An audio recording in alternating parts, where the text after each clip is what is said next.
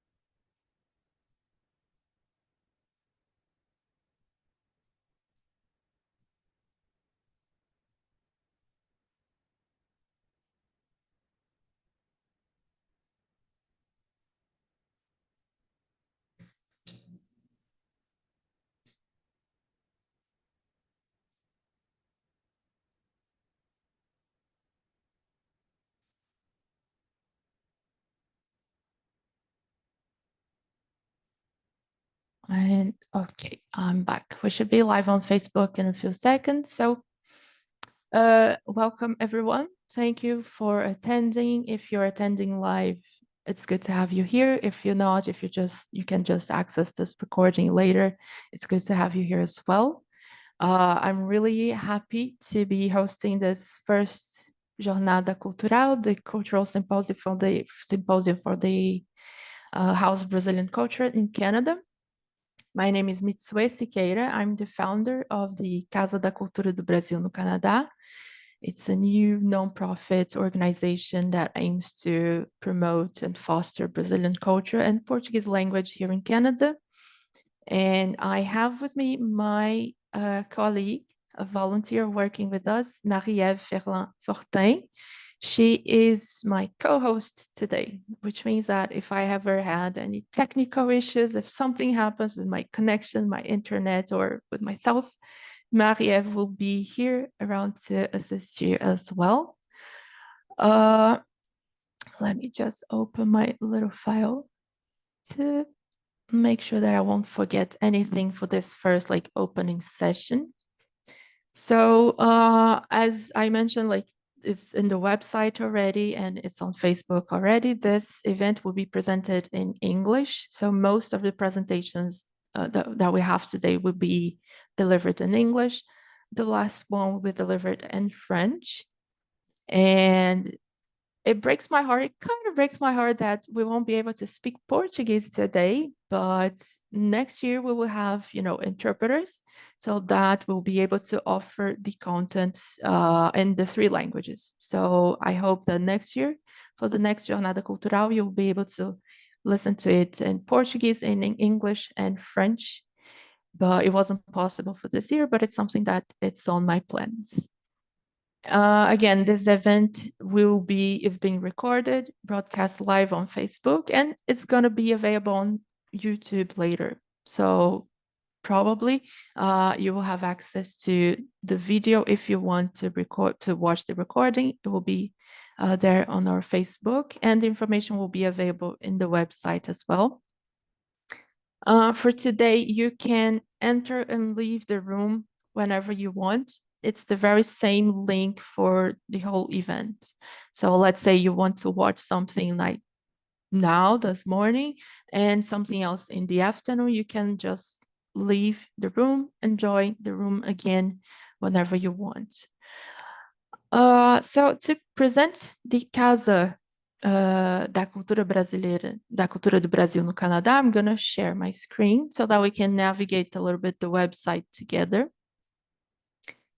And let me share it, screen.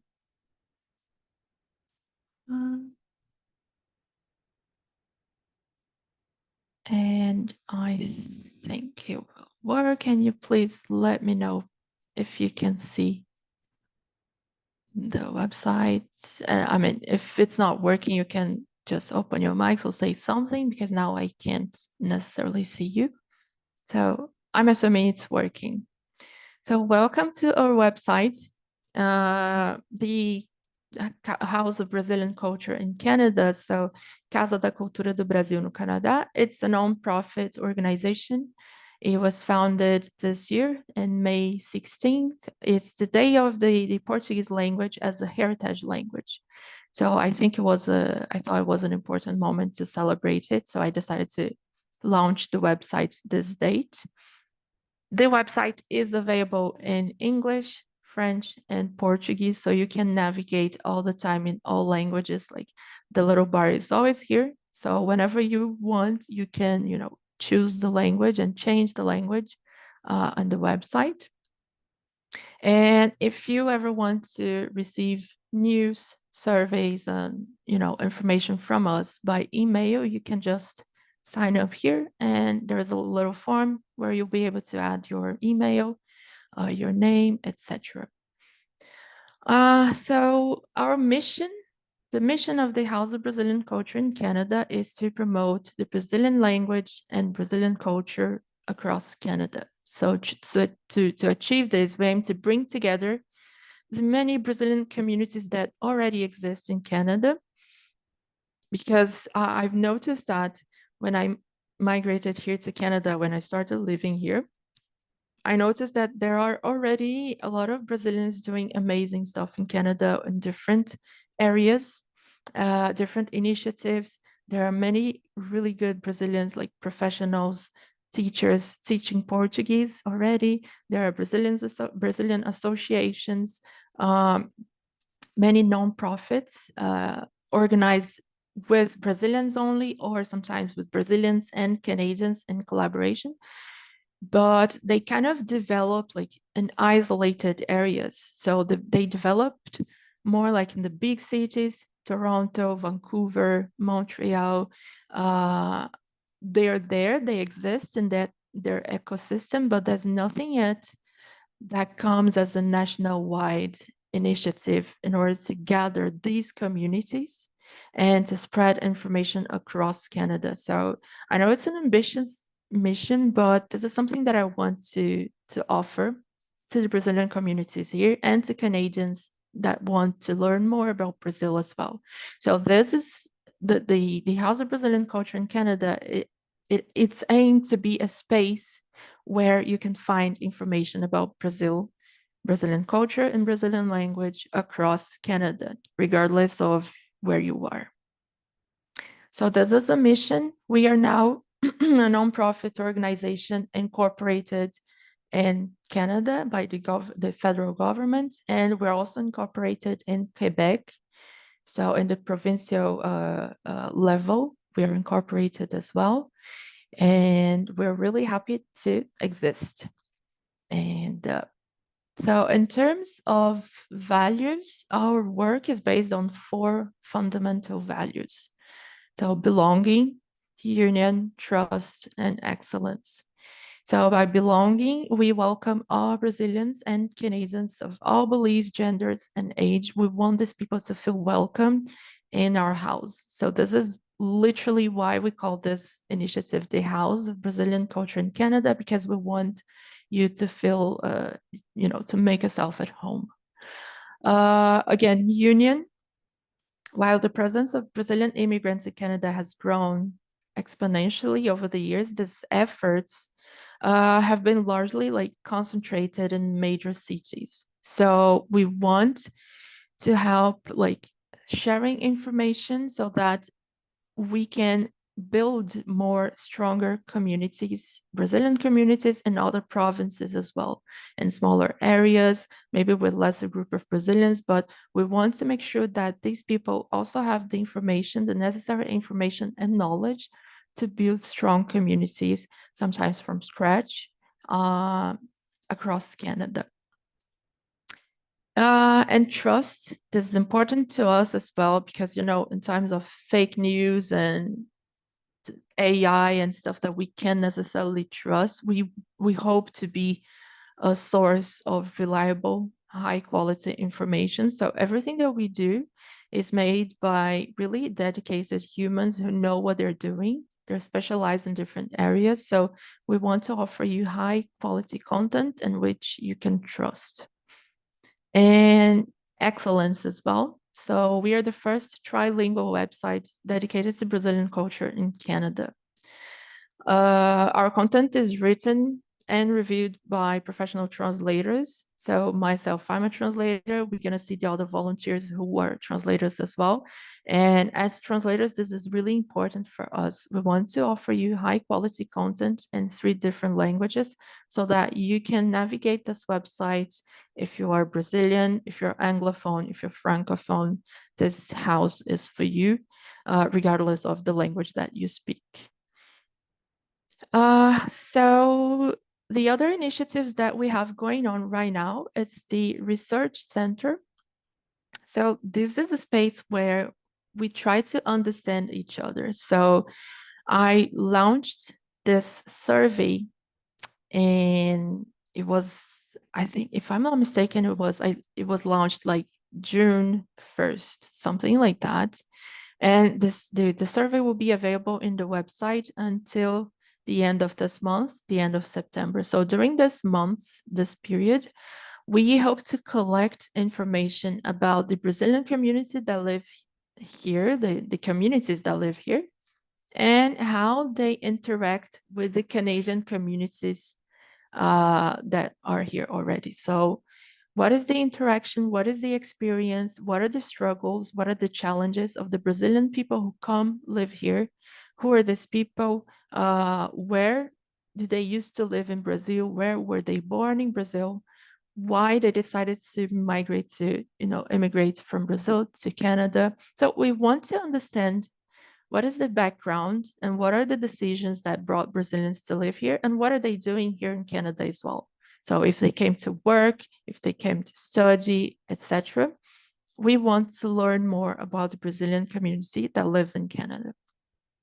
And we also want to know about the experience of Canadians welcoming the Brazilian communities here. So we have 2 different research. We have different surveys. So one is if you're born in Canada, and the other one is for Brazilians, if you're born in Brazil and if you currently live in Canada. So we hope to collect as many responses as possible. And this survey is kind of divided in different sections. So the first section is more like to gather geographic, demographic information about Brazilians and Canadians. So how old are you? What is your gender? Where do you live right now? Where do you used to live in Brazil? The second part is more like linguistic. So what are the languages you speak? What is your native language? And what is your relationship? What is your connection with the languages, the different languages that you speak? Where did you learn them? And the third part is more like an analysis of sentiments and feelings regarding certain aspects that might be challenging when we start living in a different country. So how do you feel about, have a good performance at work, have a good performance at studies, finding a place to live or having a regular source of income, etc. So basically the survey tends that our goal is to analyze this kind of information. And based on this kind of information, we will create like specific reports. And the results of this first round of surveys will be available in the website as well as of October. So by the end of October, we're going to publish all the results that we find.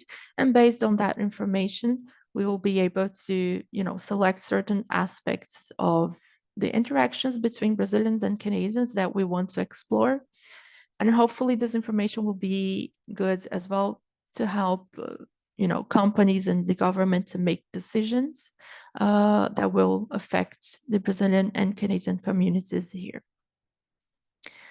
So this is the research center. The cultural symposium is this event that is happening today. I'm going to get back to it later.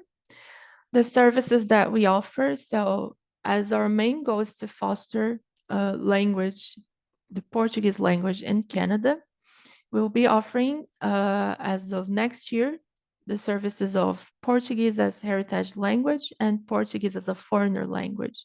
So the courses, these are courses, the syllabus will be available in January next year, and you will be able to see what are we able to offer and what, which kind of courses you want for your profile, for yourself, for your family.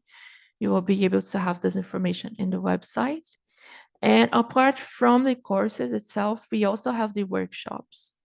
So the workshops, they're gonna happen like once a month, and they're gonna have like different themes as well. The same way as for the cultural symposium today.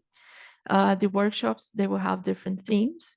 And we hope to invite Brazilians who are specialized on those areas so that they can offer you content about music, about literature, about theater, about politics. And based on those contents, based on this content, we will be able to, of course, practice Portuguese and practice our learning in the language in a specific context. So the team, so none of this would have been possible without our volunteers. We are currently a group of 7 volunteers in total.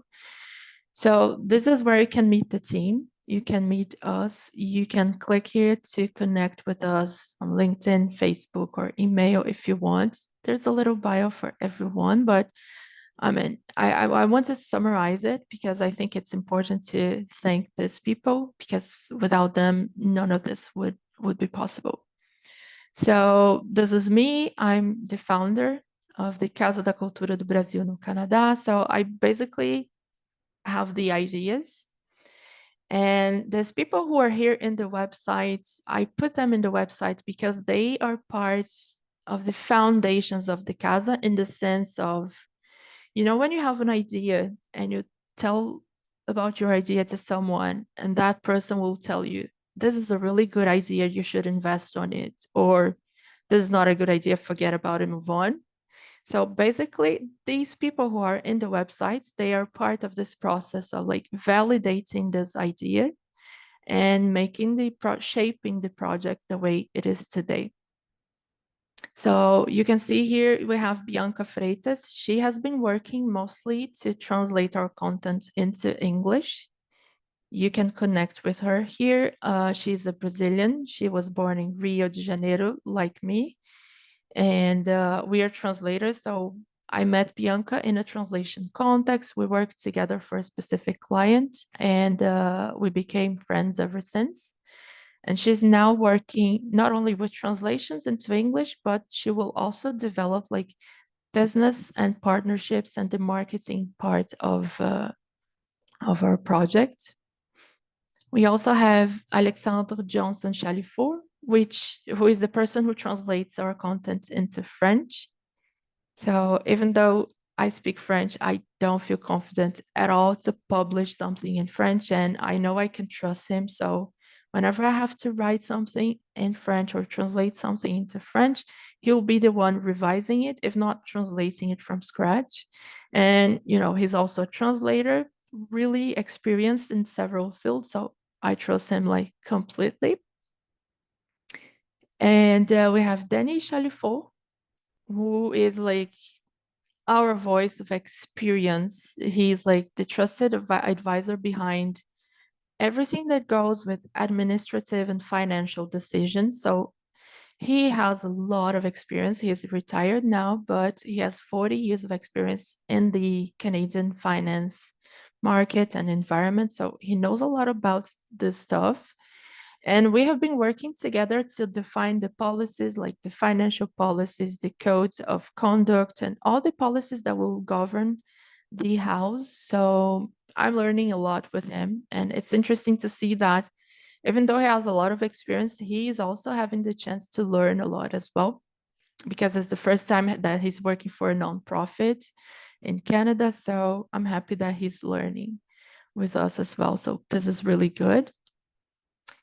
So apart from these people who work with us on a daily basis, we have our inspiration. So we have Anne Johnson, who is our inspiration in Canada, and Adriana Borgert. our inspiration in Brazil. So these are two like inspiring people that I had the chance to interact with in different levels and different moments of life and different areas of my life. So, and she is like the Canadian person that, she embraces the immigration, and she's always happy to learn more about not only Brazilian culture, but she's really open to learning about new cultures and speaking new languages. And she always shows this interest about knowing more about you as a person and your background, your country, where do you come from, what is your story, what do you guys eat, what is the parties that you celebrate, etc. So she's always super open to that, and I find it really, really inspiring in that sense. And our inspiration in Brazil is Adriana Borghetti. She is a professor. She was my professor when I studied at PUC in Brazil. I studied Portuguese as a foreigner language in Brazil, and she taught me like linguistics. And she's the person who is also like, who is always like, even though I completed my course like last year, she is constantly writing to me to make sure that I'm still studying Portuguese. And she's constantly saying, like, don't give up. You should dedicate more time to that because you're really good at it. So she is my inspiration for that reason. She's always around, and it's the same for Anne as well in different levels of my life in different areas, but I love them both really, really. And yes, they are really inspiring people. So apart from these people who are in the website, we also have the volunteers who are not in the website yet. So I wanted to highlight the work of Thais Rodrigues. She's Brazilian, she's living in Brazil, and she's working with us with our design strategies. So everything that you go on Facebook in terms of design and arts that we published, it's probably made by Thais, or she's probably assisting us with something. She's a designer. She has the good eye for everything, for the detail. I'm not the best person to it, so it's good to have her around. We also have Josiane Ribeiro, who joined the team recently to be our bookkeeper. So she has a background in accounting. And she's a Brazilian living in Montreal right now. And even though we didn't work much yet because she was like onboarded like last week, I am really excited to have her in the team. And I know that we're going to be, learning a lot together because I don't know much about accounting. And she's excited to be working for a nonprofit as well for the first time. So there's a lot of learning coming for both of us. And finally, we have Marie-Ève, who is here, who is my co-host today. And Marie-Ève is a Quebecoise, and she studies international relations in Quebec. She lives in Quebec City. And she will be working more closely with me to develop like the surveys and the research. So we want to highlight the important aspects of our surveys and see interesting data that we can develop to create more specific surveys and research in certain areas that involve, Brazilian and Canadian society. So Maria will be around to help with that. So I would like to, thank you very much for being part of the team, for having trusted in this idea, because again, none of this would be possible without you. And finally, I would like to show you more or less how it's going to work, like the cultural symposium today. So whenever you need to access the program, you just have to go to the website and you can click Cultural Symposium. You're going to fall in this page here. So as you can see, we're going to divide the topics and the presentations in different axes, thematic axes. So the first one is Tarsila do Amaral. Then we have Juscelino Kubitschek in the morning here for those who are in Montreal. Then we have a little lunch break, and we're going to be back in the afternoon for those in Montreal with Carolina Maria de Jesus about literature, Paulo Freire about teaching, and Luis Gonzaga for music. And finally, the closing keynote session is going to be presented in French. Here you can see the access, the times, start time and end time. So if you ever get lost for some reason, you lost the information somewhere, you can just go to the website. You're going to have the agenda here. The program is here. The link to access this room will be the same link throughout the event, throughout the day. So you don't have to, we won't have like different rooms or different links for the different sessions. Everything is going to be presented in the same link. If you accidentally close the window, you can simply click here. Here's the meeting ID, the code. So you can leave the meeting and join us again whenever you feel like. It's fine. The information is here in the website. So the opening session is what is going on right now.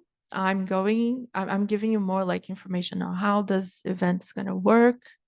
And then you have Tarsila do Amaral. Natalie Mello will be presenting her research as well. She has a published research. She's going to be showing more to us about it. And in each of the definitions and in the program, you will always see a summary of the presentation of the topic that the presenter will be discussing with us, their biography with a little picture and the links. If you want to connect with them specifically, you can click the links, see their work. This is something that I strongly recommend you to do it, because these are people like Brazilians that come to Canada who are doing an excellent job in different areas. And I really recommend, if you want to learn more about Brazilian productions here in Canada, Brazilian culture, you should definitely follow these people and see what they're doing. So there's a little description of their biography here. There are links to the work, and there's this little form to share your feedback. So you can simply, it's the same form for all the event. So you can select which presentation you want to assess, and then you'll have options to, give your feedback about the presenter, the speaker itself, themselves. You will have an option to share your feedback with us, as well as organizers of the Jornada Cultural. So the information is all available here. I think that's pretty much in terms of organization. You have all the information here, just in case. Let me see if I have something else to highlight. I'm gonna stop sharing my screen. And I'm gonna check my notes real quick, just to see if I'm not forgetting something. Okay, so I have a few more notes about the program itself. So there is a 10-minute interval between each presentation. So let's say Natalie will stop, she will end her presentation, we'll take a 10-minute break, to drink some water, eat a little something, then we can come back. You don't necessarily have to leave the room and join again. You can simply close your camera if you want, close your mic if you want, take a little break, and then you can come back. The presenters will let you know before the presentation if you can ask questions during their presentation or at the end. They will let you know if there's a moment at the end for that, or if you can interrupt them. Feel free to open your mic if you want to ask a question, or you can also write your question. I'm going to be reading the comments. I can interrupt the speaker if you don't feel like comfortable doing it. If a presenter has if a speaker has connection issues, does not show up for some reason, technical issues, internet is failing, etc., no worries about it, because you won't lose the content. We will contact them after the event. We're going to record a session with them, and the content will be available anyway on YouTube and in the website, so you won't be losing anything. And finally, there's a Brazilian saying, there's a Brazilian phrase that goes, it's really common when you visit someone for the first time, especially for the first time, when you go to their place, they will probably say something like, não repare a bagunça. So, não repare a bagunça. I'm going to write it in the chat. So this means like, don't mind the mess. Like, please excuse the mess. You know, it's not perfect. My house is not perfect yet. I didn't clean everything necessarily. So don't mind it. Please, não repare a bagunça. And I'm saying that because, you know, this is the very first time that I'm organizing this event. And we may have technical issues. There's a lot of lessons that we need to learn. So please excuse the mess. So if you have any feedback, anything, any concerns, any suggestions, we'll be happy to hear from you by email, on the feedback form or anything. But I'm taking this as a learning experience. We will learn. And yes, exactly. Like Natalie said in the comment, as a good Brazilian, I'm sure your house is sparkling and you say that anyway. So even though your house is perfect and everything is absolutely amazing, you will always say that because it's like, não repare a bagunça. So that's pretty much the feeling. That's pretty much how I feel right now. We're trying to offer you the best content, but at the same time, we're learning and there's a lot to learn. So yes. That was it. I hope you enjoy the event. And Natalie, you can let me know if you're ready. And are you Yes, I am around? ready, but I can wait for it. It's up to Okay, you. perfect. So before you start, I forgot a really important detail. I'm going to share my screen again to introduce Tarsila do Amaral, which is the personality that represents the axis of visual arts. So I'm going to share my screen again. And then, Natalie, I'm going to give you the control so that you can share your screen and then you can start presenting as well. So just a second. I'm going to share it again so that you can see my screen.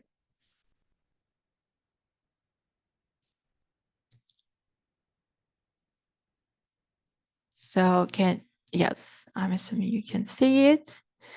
So this lady is Tarsila do Amaral. Can you still see her picture? Because I'm changing windows here. I'm assuming you can still see her picture. So perfect. So Tarsila do Amaral, she was born in São Paulo. She was an artist. She was a pioneering Brazilian modernist artist. And she was best known for the vibrant, bold paintings that blended like European modernist styles with Brazilian cultures and Brazilian landscapes. She played an important role in the Semana de Arte Moderna in Brazil, the Week of Modern Art in 1922. And Tarsila do Amaral kind of helped to define the modernist movement in Brazil. So her most famous work is called Abapuru. It was created in 1928 as a birthday gift for her husband. Her husband who happened to be like the writer Oswald de Andrade. He was an important writer for Brazilian literature as well. So they happen to be, you know, a power couple in terms of culture and art in Brazil. And this name, the title Abapuru, it comes from the Tupi-Guarani language. It means man who eats people. So this is a reference to the idea of cultural cannibalism in Brazil. It's called Brazilian anthropophagia. And this movement, the Brazilian anthropophagia, it's a metaphor for Brazil having to devour, to eat European influences in order to create its own unique cultural style and cultural identity. So Tarsila do Amaral was a really important, she played an important role in that movement in Brazil. And my suggestion is that I'm gonna put the word abapuru in the chat so that you can Google it when you have a moment, because it's an interesting image and you probably have seen it before somewhere. And I'm hoping that the reactions will be like, if you go there and if you Google it, it's gonna say, oh yes, I remember I saw it before. I didn't know it was from Tarsila do Amaral from Brazil. So now you know. So that's why we chose Tarsila do Amaral. I think she's one of the best like Brazilian personalities to represent illustration, visual arts in Brazil. And I decided to invite Natalie de Mello because I know she does an amazing job. She's gonna show a little bit of that amazing job that she does here today. And I also want to thank you, Natalie, because she's the one creating our logo.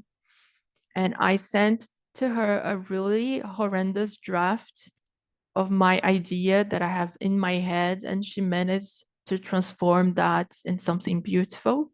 And she helped to shape our brand, to create the brand of the Casa do Brasil, da Cultura do Brasil no Canadá. So I'm happy to have her here.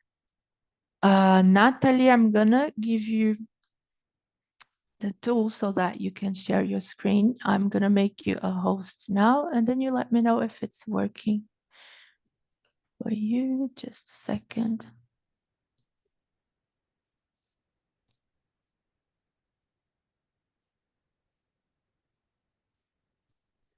Okay, let me try.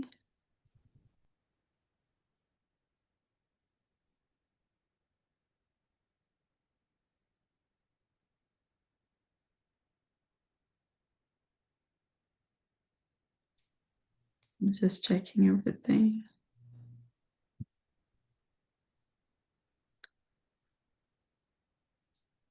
So perfect. So you're the host now. So you probably have more options when you click share.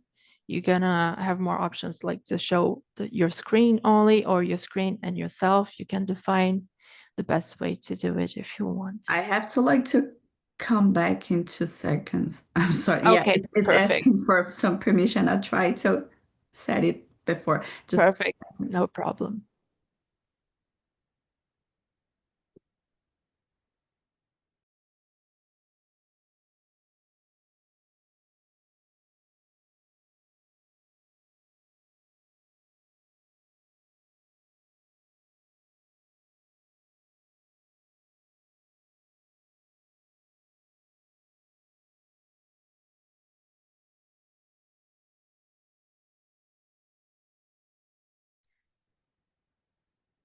okay. Now I think you need to allow me again, Mitsui. And there you go. Okay. Just a second. Make host. Perfect.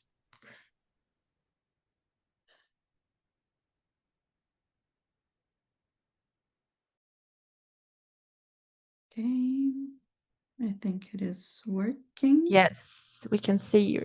Okay. Okay. Okay. I think you can, I believe you can see my screen, right? Perfect. Yes.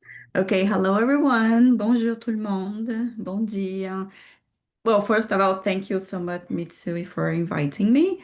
Thank you, everyone, for being here and the ones who are going to watch the recording later.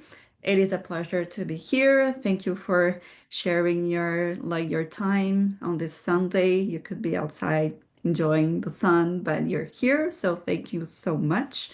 And it is such an honor to be here to represent Tarsila do Amaral. I wish we had time to show her work and talk about her. She was an amazing artist from Brazil. We have like so many talented people in Brazil, but today we're gonna talk about something else. So I'm gonna talk about a little bit about my work and make you reflect a little bit about some things. So I'm gonna start with something and then I'll talk about myself later. So my presentation is called You Belong Here, Connecting People Through Nature and Illustration. I still remember the time when I couldn't find a mere bread yeast at the supermarket. The French labels looked like hieroglyphics. People passing by, life moving forward, and my feeling of loneliness only increased in these icy lands that had just welcomed me. In a constant state of solitude and frustration, I decided to run away from this overwhelming atmosphere and explore the Canadian woods. Well, hello. Now I'm going to talk about myself. My name is Natalie D'Amello. I am an illustrator, also author and graphic designer. I've been here in Canada for more than 9 years. I lived in Sherbrooke, Quebec for almost 8 years. And right now I live in Ottawa, but I'm constantly going back to Quebec. I live with my family here, my husband and my kids. And I studied architecture in Brazil. I worked in the field for 10 years. And when I came to Canada, I decided to make illustration and arts my profession. It's something I did before, and right now I do as my work, as Mitsui mentioned a little bit before I started talking. So let's do this. Like, this is a practical workshop. I'm gonna ask you to do something. So if you have a pencil and a paper, I'm gonna ask you to draw something. It is okay if you do not have anything right in front of you. You can just think about it, and it's okay. The idea is just like make you think about something. So if you have time, if you feel comfortable, grab a paper. You could even use your phone and draw something. Well, I'm an illustrator, so I always try to make people draw. The idea is not like make a pretty drawing, it's just the exercise. So I'm gonna ask you to think about a moment from your childhood, like a good moment. Yeah. I hope you have like a good memory in your mind, and make a quick drawing about it. Like starting now, I'm gonna give you like less than 1 minute. It's very, you can use like stick a little men and women, like it doesn't matter. So think about a good memory from your childhood and try to think like who you were with, where were you. There's no like right or wrong answer, just think about it. And if you don't have a paper while I'm talking, you can draw or think about it. Yeah. Think like it doesn't matter if it was here in Canada or back in Brazil, it doesn't matter where. Like I believe we all have good memories from our childhood.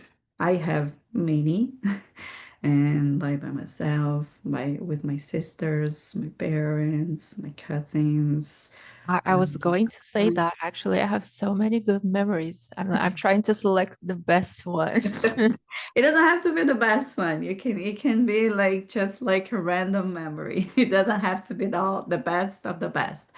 It can be like any memory. So 30 more seconds before we move on.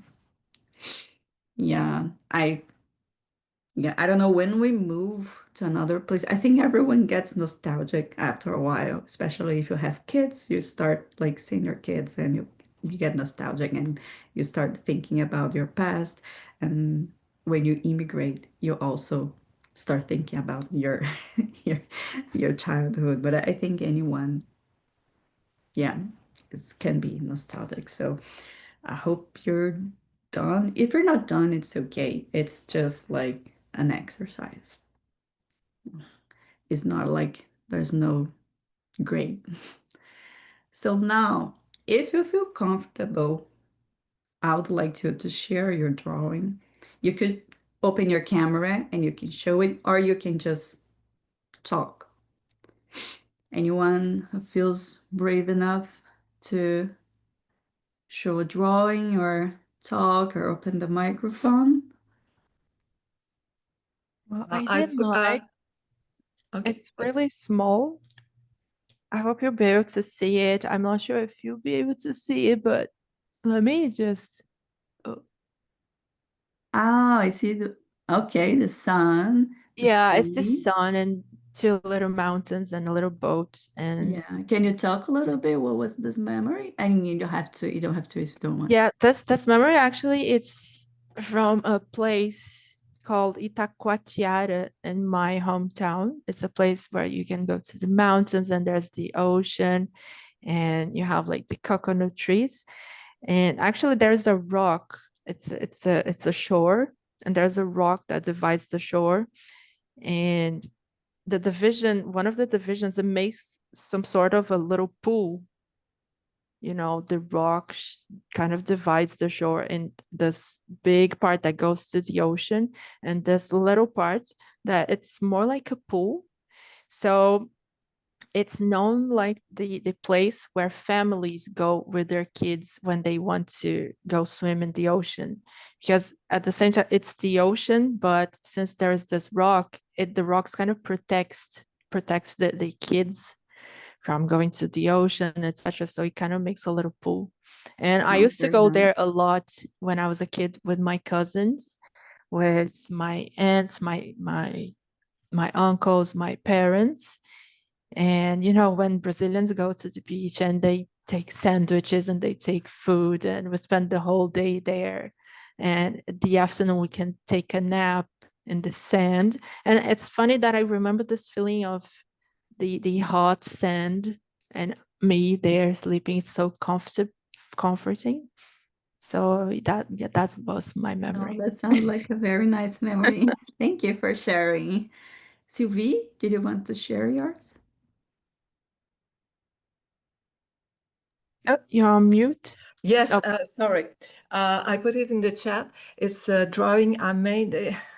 I think it's interesting. I made it yesterday, and it's kind of a memory, not a childhood memory, but a memory of my two journeys I made in Brazil. All the tropical colors, because I went during summer and I was flabbergasted by the colors of the trees.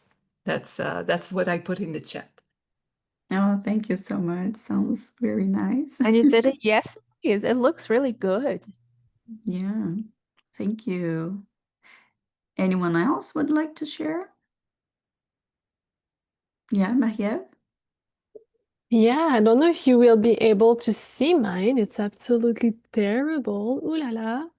No, the Oh, a background little is bit further, one. yes. Oh, Oh, okay. So, sorry. That's a path. It was actually my first hike when I was very young. I felt like it was maybe 3 hours, but I was tiny, so maybe that was like 20 minutes. But that was the first time experiencing nature and wildflowers and like seeing a pond that's not an organized like little lake trip or something. So yeah, that meant a lot to me with a friend and her mother. no, thank you. Thank you for sharing. Sounds, yeah, so many amazing memories. I feel like writing about them. They're all so nice. Anyone else would like to share? Oh, yes, maybe. It's okay. So thank you for sharing your memories. Like they're very inspiring. So as you know, I don't know if you've noticed, but all of you shared memories related to nature. And during my, let me see here. Yeah, so this is the foundation of my project. I did a master course in illustration like 2 years ago. And I ran workshops like similar to what we did today.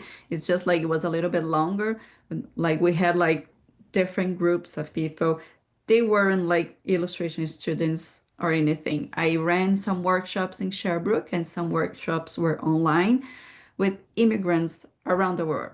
Like in Sherbrooke, it was at this the community center where I did my francisation, my French course. So I ran this workshop and people would draw, but they like literally had no idea what the workshop was for. So it was like they didn't have the content, like the context. So and most of them like drew everything like related to nature. Even the other like other immigrants, like people who migrated to other countries, not just Canada, they also drew things like all the memories were related to nature. And in these workshops, after we shared the drawings, we started talking about the memories and why were they important, why were they so nice, why did you enjoy the moments, and so through the drawings we were able to talk. So the drawings allowed people to talk, and yes, more than 80% of people, there were, I think, almost 40 people, and more than 80% drew a memory related to nature. I did like a whole document about all the workshops, all the data. And so, despite, aside from the data, we also had discussions. And what I noticed in these workshops, in this illustration, like very simple sketching workshops, is that people, when they were young, they were very, very close to nature. And it's part of our nature to develop ourselves in contact with nature. Even if you live downtown, I'm sure like everyone as a kid will play with the rock or with something from nature.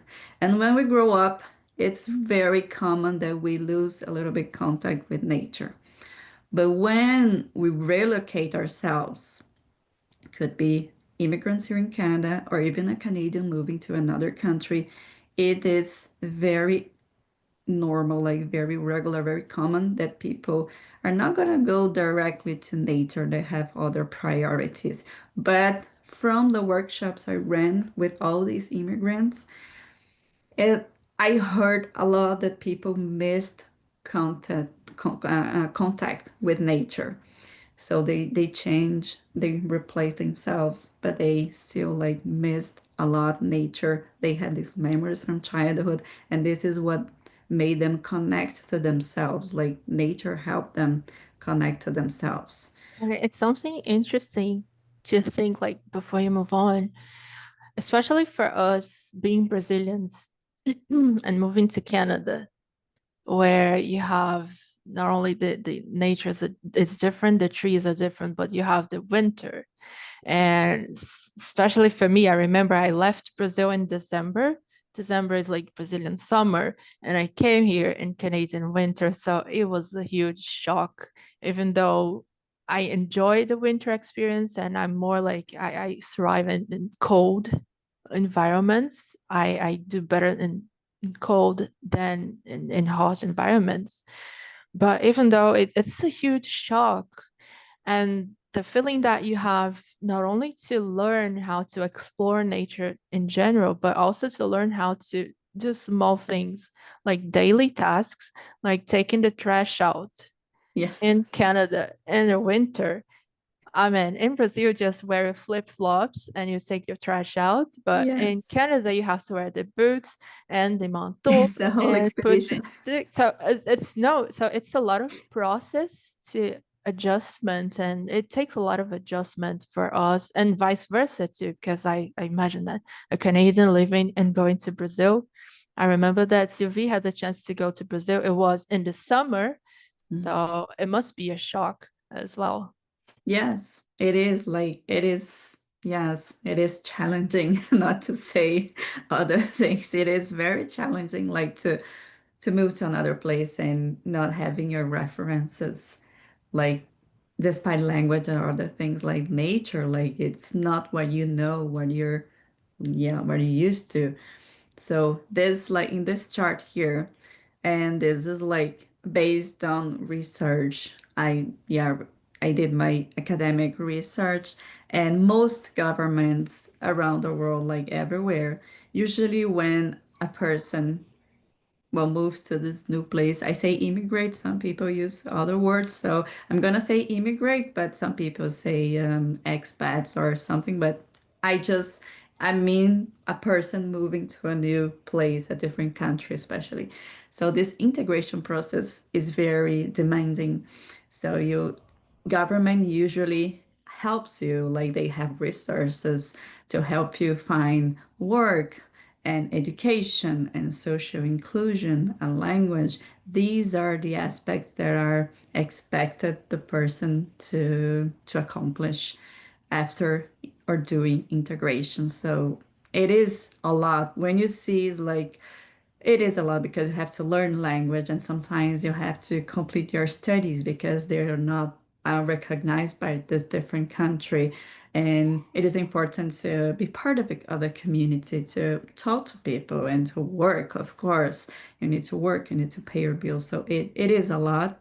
So you're there in the middle of all that. And where's nature? Like nature is not part of this, all these steps, these integration steps. Like you don't see anywhere like, oh, you have to to be nature. No, it's something like it's additional. It's not part of the process. And after my research, and I always believed, but after my research, I see and other researchers, they also agree that nature should be part of this process. Nature, it doesn't matter like the meaning of nature because nature can mean different things for each person. It could be just a little park in the middle of the town, or it could be the mountains, it could be a national park. But nature can be different things. So it doesn't matter what is your meaning of nature. Nature can bring like can improve life quality, can help with the stress relief, and it is also like culture discovery. Through nature you can discover about the country. I discovered a lot about Canada, Quebec, through nature. Yeah, you go, you see the maple leaves and how people cultivate, for example. Just giving examples, you can discover like so many different things. And a feeling of freedom. I have to say, when I am in nature, I feel like I feel free, free of all, from all the stress and those demanding, like all what I have to do. So nature can bring all these benefits, and it's like many academics, many researchers, they agree with this. They've been discussing. And But again, as a Brazilian living in Canada, I remember that one of my shocks, let's put it that way, is to see how the country changes through seasons. yes, Because you have in December, January, February, you have the scenario that is completely white and the sun is not there every day. The sky is sometimes white, the sky is sometimes gray. And then all of a sudden, March, April, May, you have poof, flowers coming out of nowhere. And they come out so colorful and it's so vibrant. And then you have the summer where everything's so green. And now you have the fall where you have different colors and the trees are green and yellow. And so this for me, I remember as a Brazilian, we don't see that transformation in Brazil. Even though Brazil is really vibrant, Rio de Janeiro, where I lived, is like you see the ocean is so blue and the sky so blue and the trees are so green, but that's pretty much how it looks all year long. it It is the doesn't same change much. Brazil. It's amazing, but it's amazing all year long. Whereas in Canada, you have like completely different scenarios and it changes really fast. So it's interesting to see, how nature behaves in different parts of the planet. Yes, yes, it is. It is indeed. I felt like I was in different countries like throughout the year. So it is very demanding to adapt to these different scenarios.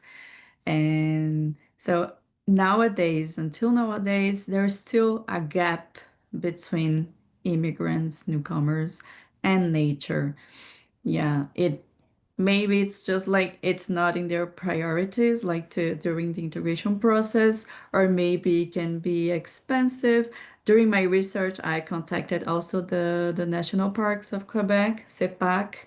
They made an amazing research about They interviewed many immigrants. It was some years ago, so they shared their research with me. It was very nice of them.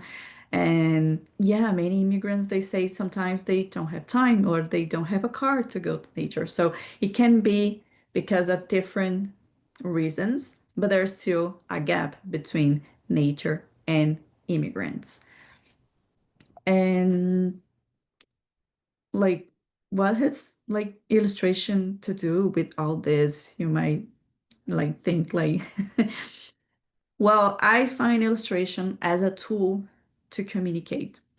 So I use illustration to talk about this subject. It is very important to me. Being in contact with nature helped me a lot during my integration process. And I use illustration and art to talk about it. So recently, my research from a master course was published by an academic journal. So in this journal, you will find all about my research, and it's out there. It's like worldwide. So I'm doing my part as an illustrator talking about this. So this is how I try to help in this matter, to connect people and to raise awareness, like to talk to people like, hey, this is important. Like, nature should be part of the integration process, and to show people like how nature is important. And so I illustrate about nature. I always put illustrations like a nature in on my illustrations. I like to to show this strong connection I have with nature and try to transmit to other people. So now I'm going to talk a little bit about my work. As I already started talking, nature is my biggest inspiration for my work. As I said, I'm an illustrator. I mostly illustrate for kids' books, but I also work with different institutions in Canada and out of Canada, in the UK, in Brazil, and nowadays in the US. So here is a little bit of my illustrations. So as you can see, they are very colorful. So Brazilian like colors, they inspire me a lot, even if the like what I'm illustrating is not happening in Brazil. I like to bring my background to my illustrations. So yeah, I have a question, because every time I see an illustration from you, I think like, how long does it take for you to create something like this from scratch, mhm. more or less? It is a good question. It really depends.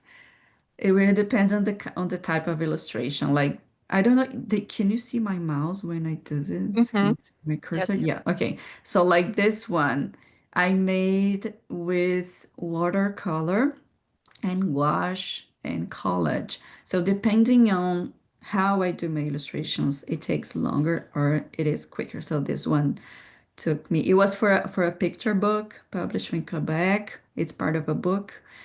It took me maybe more than 3 hours.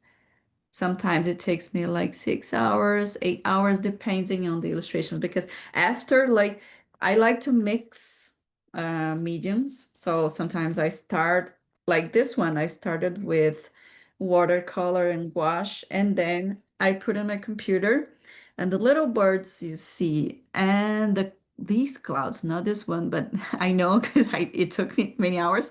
The little birds and these clouds I made digitally. I made over the illustration I made. And I don't know if you can see my screen, and maybe I should get rid of my blur. Yeah, I have the book here, and it is on the book. So it takes a long, a long time. Some illustrations are quicker. I think none of these illustrations took me less than 4 hours. Like, they take a lot. These illustrations with photos I did for material, like the educational material in Brazil. It's a Canadian school in Brazil. It's called Maple Bear. So I worked with them to do some academic educational materials, and we mixed photos and illustration. And it it's not because it's photo that is quicker. No, it took me also like 3 to 4 hours or more to make each illustration. I do some testing and I try different. If the color is not so good, sometimes I change using my computer. This is So something that it probably, if I lived not far from you, if I were your neighbor, I would just go to your place and see you doing from scratch because I find it really so magical that this can be created out of nothing. So in my mind, I always had this curiosity to see like how do you come from a blank page to this in 3 hours, in 4 hours? I find it absolutely amazing. I'm Oh. obsessed with your work. Thank you. And that's a good question. I also have another workshop I run sometimes. Maybe in the future I can run with you. It's like how to get out of the blank page because sometimes it is hard. And for me, like I've been illustrating for many years, and it is hard to just start from a blank page. So I have a workshop that helps like how to like not start from a blank page and start with something else. So that's another thing we can talk in another day. But yes, it is. Yeah, it's not easy. And recently, we're talking about illustrations. Recently, some people ask me, what's the difference between art and illustration? Like, what makes something illustration and what makes something art? It wasn't part of my like what I was going to say, but I just thought about it, and many people ask me that.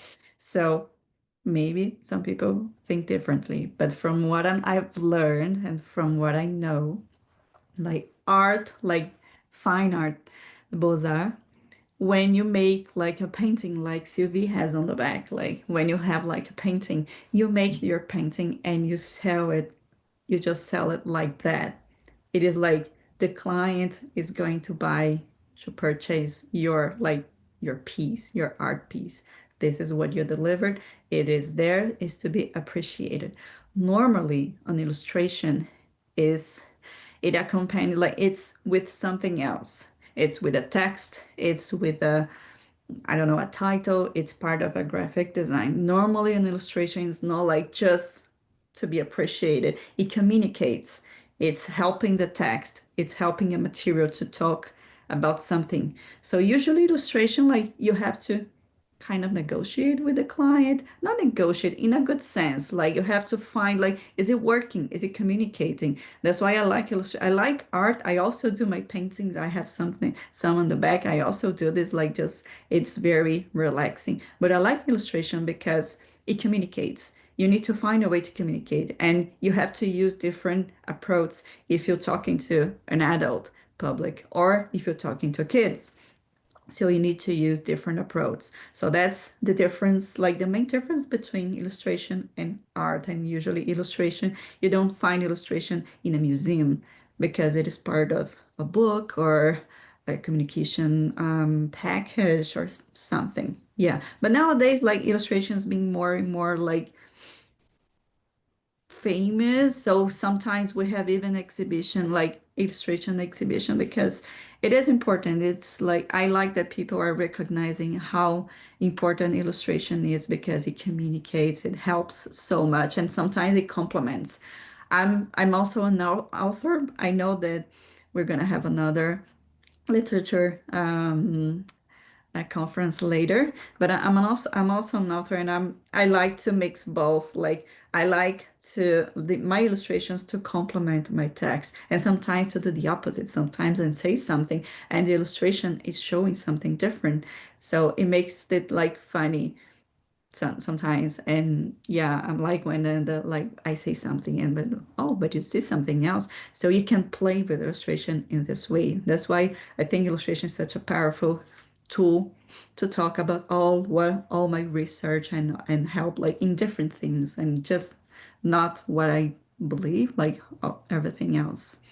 And So I'm also assuming that maybe the internet helps in a way of making illustration more accessible to people, more popular. So, but of course, you have a better visibility on all of that. So, how do you see that? Is it a positive influence or?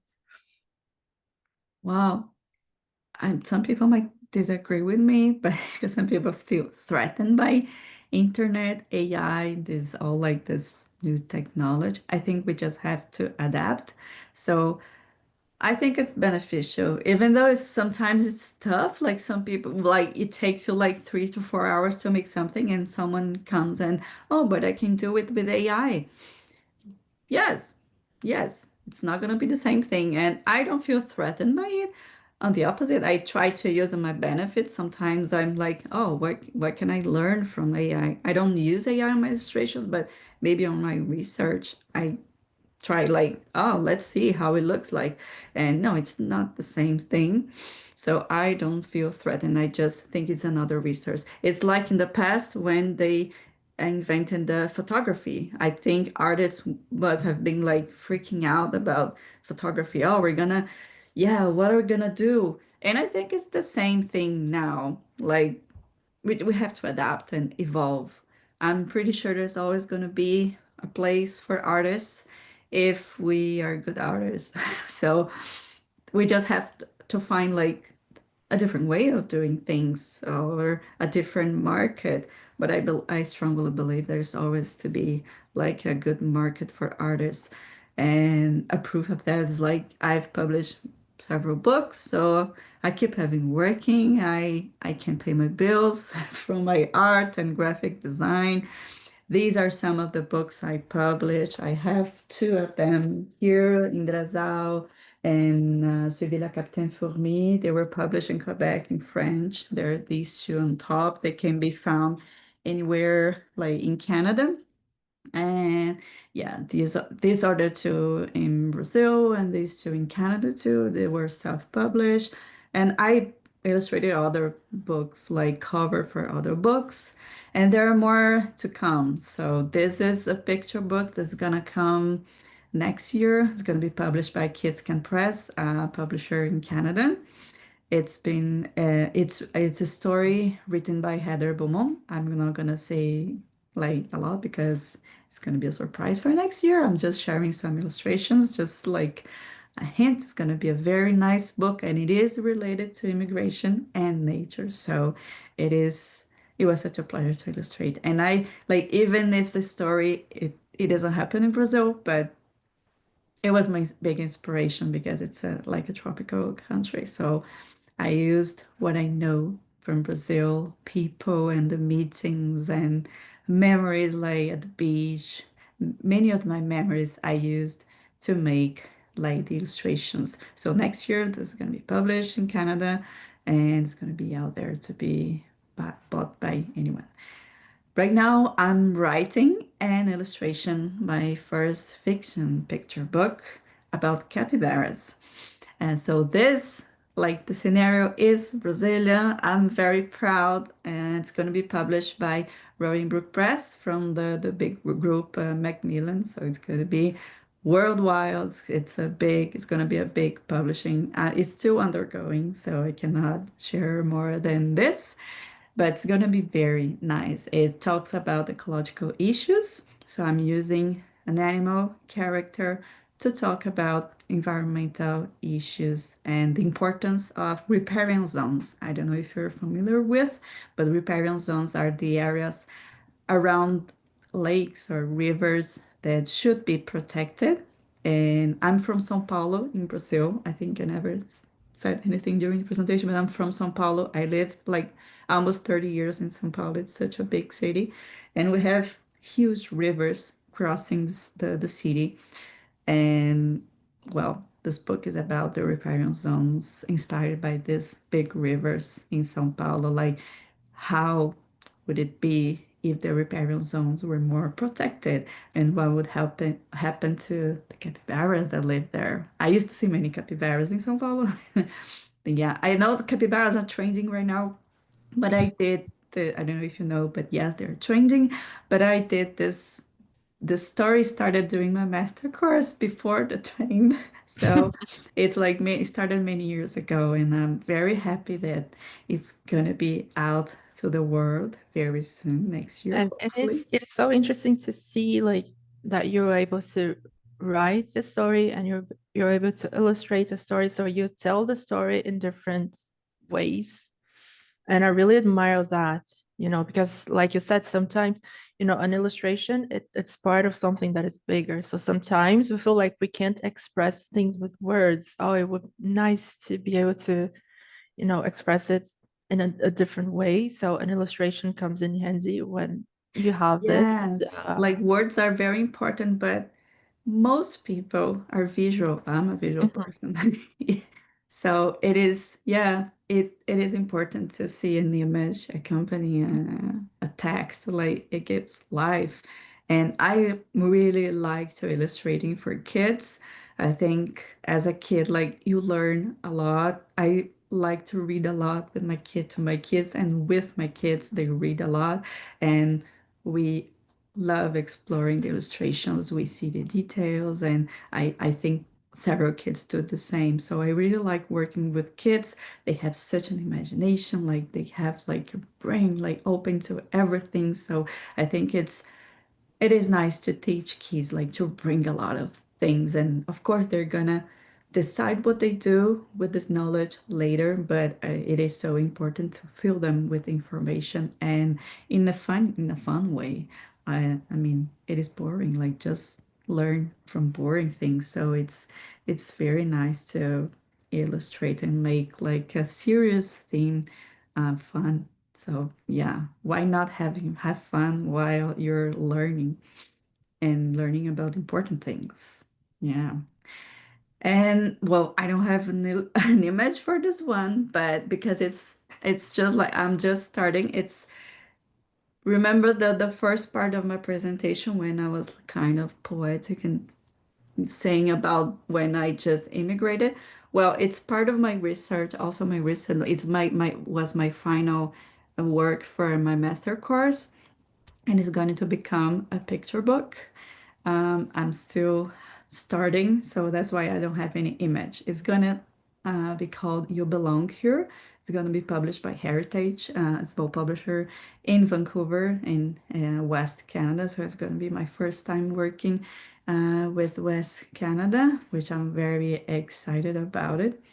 And this is like just the beginning of I'm writing the story and illustrating. So and the story is gonna show a human character, a child. I'm not sure it's gonna be a girl or a boy or just a kid. I still haven't decided. And this kid is going to be with a bird, and the bird's gonna be the common starling. I'm a bird lover, so this common starling is the kind of the bird where you see when you see the agricultural fields and like those clouds of birds flying all together. They're the common they're this type of birds, and they are originally from Europe, but many years ago someone brought them here and they adapted super well to Canada. So some people say they're from here, they're Canada. Some people consider them as local species, but they're not. They're immigrants too, and they adapted to Canada. So I'm gonna play with this relationship. Like, in this kid, the main character is a recently arrived, like a kid from another place. So the kid's gonna have this relationship with the birds and the bird with the bird, and they're gonna talk, and sometimes you don't know who's talking, like if it is the bird or the kid. And this is just the first two sentences of the picture book. I'm going to maybe they're gonna change after when once the book is ready, but I'm gonna read it for you. You don't know me yet. Maybe you've seen me around here, but we never had the chance to meet. I came from overseas, from a far away land, where the sun warms up our hearts and the spring breeze smells like summer. So it's gonna be like a little bit poetic, and I think it's gonna be very nice. So I'm very excited about it. And to finish my presentation, I think we have time, and then we can talk about it. I didn't have this slide before. I thought because I did this animation, I also do a little bit of 2D animation, and let's see if it works here. I did I worked a lot during my master course. I did many projects, and this picture book's gonna be inspired by this animation because this is how I started like feeling more connected to Canada. It was my way. Like everyone, like you will find your way, but this was my way. I had to, like my masterclass, they asked us to make observational drawings, which means you see something and you draw. And it was during winter. And my master course was with a university in the UK. It was an online course. And well, it wasn't like it is not hot in UK, but it's not so cold as Canada. So they could go like most students were in Europe. So they were outside and at a bar or walking in the park and drawing. And I was like, it was January. It was super cold here. And I was like 3 months we had to draw during 3 months. I was like, what am I going to do? Like I and the teachers were like, it's okay, you can draw something at home. I was like, this is going to be super boring. I'm not gonna draw like my water bottle or I don't know, my plants inside my house. They're like so sad. So I decided like, no, let's embrace it and let's go outside. So I love going outside. I love winter. And I know it's long and cold, but I do like winter. But I decided to draw outside. And I'm going to play this little animation. It shows a little bit what happened to me and how I started connecting to nature. Let's see if it works. If you can't hear anything, it's okay. It's just like to show you.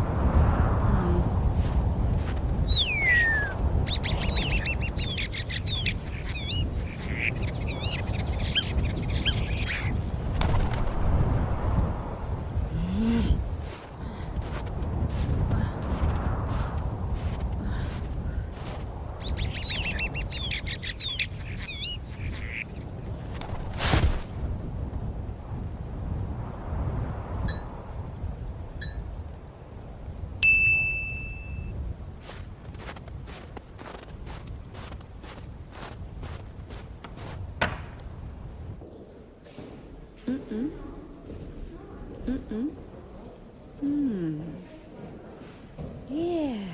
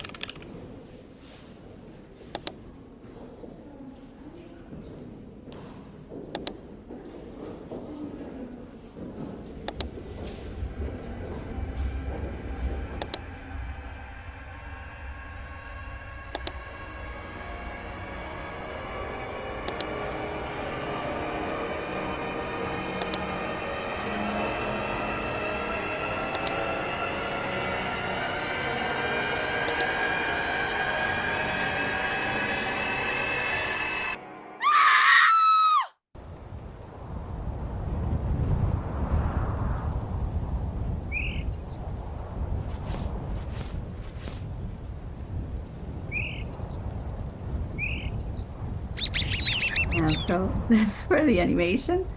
Yeah, this is exactly like almost exactly what happened to me when I was exploring nature. This is how I found out about this common starling when I went to the museum, and then I discovered about the bird, and I started discovering more about nature, and it became a whole project, which I enjoyed a lot. And I hope we're gonna see in the next years the new picture book and more about my work. And I hope you enjoyed my presentation and you're going to be a little bit inspired and maybe go out and enjoy a little nature if you can. If you cannot, just watch some videos and enjoy life. And this is my work. And thank you so much. Thank you very much for having presented it. And I have a question, and it's the same question again. So how long did it take for you to create this little animation? Because it's really complex. You have so many illustrations and the sounds and Oh yeah, many days. Many days.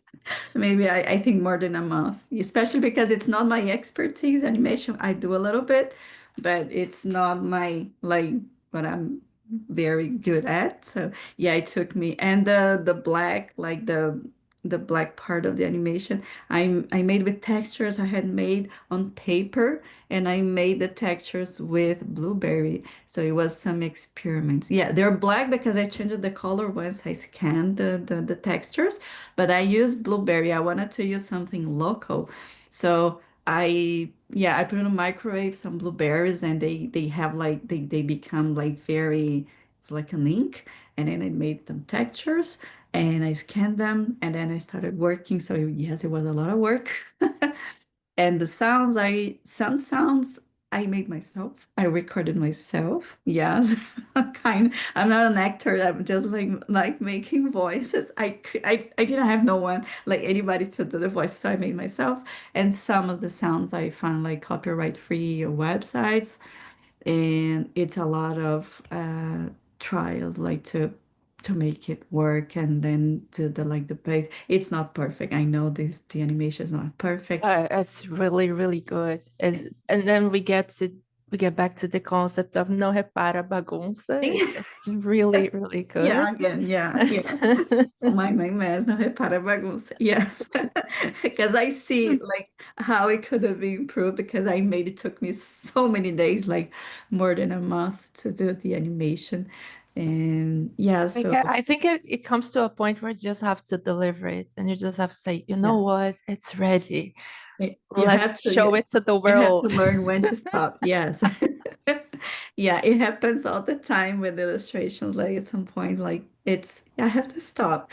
So yeah, but I've been learning like to know how to stop, because I use it to pay my bills. So yeah, I need to.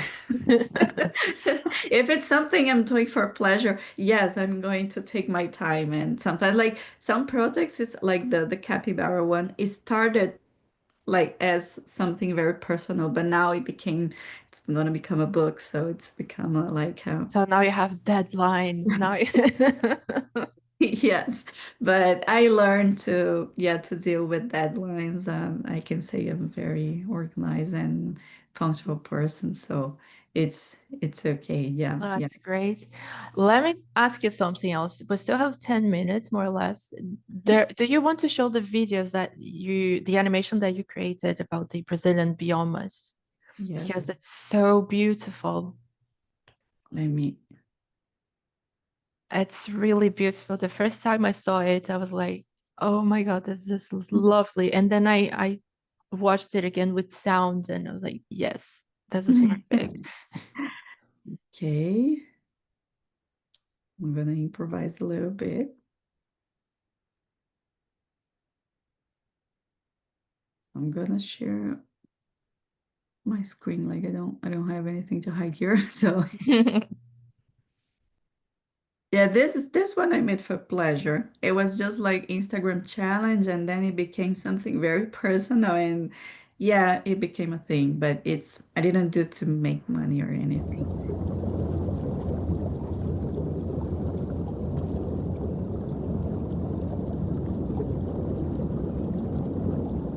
Yeah, we have different biomes in Brazil. This is Pantanal, is a very unique forest. I've never been at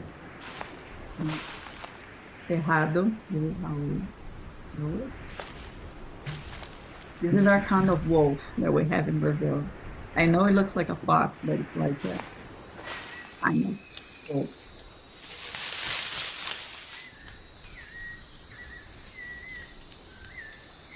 Yeah, our deer is lost. This is the biome where I come from, and also the tree is included in the forest. And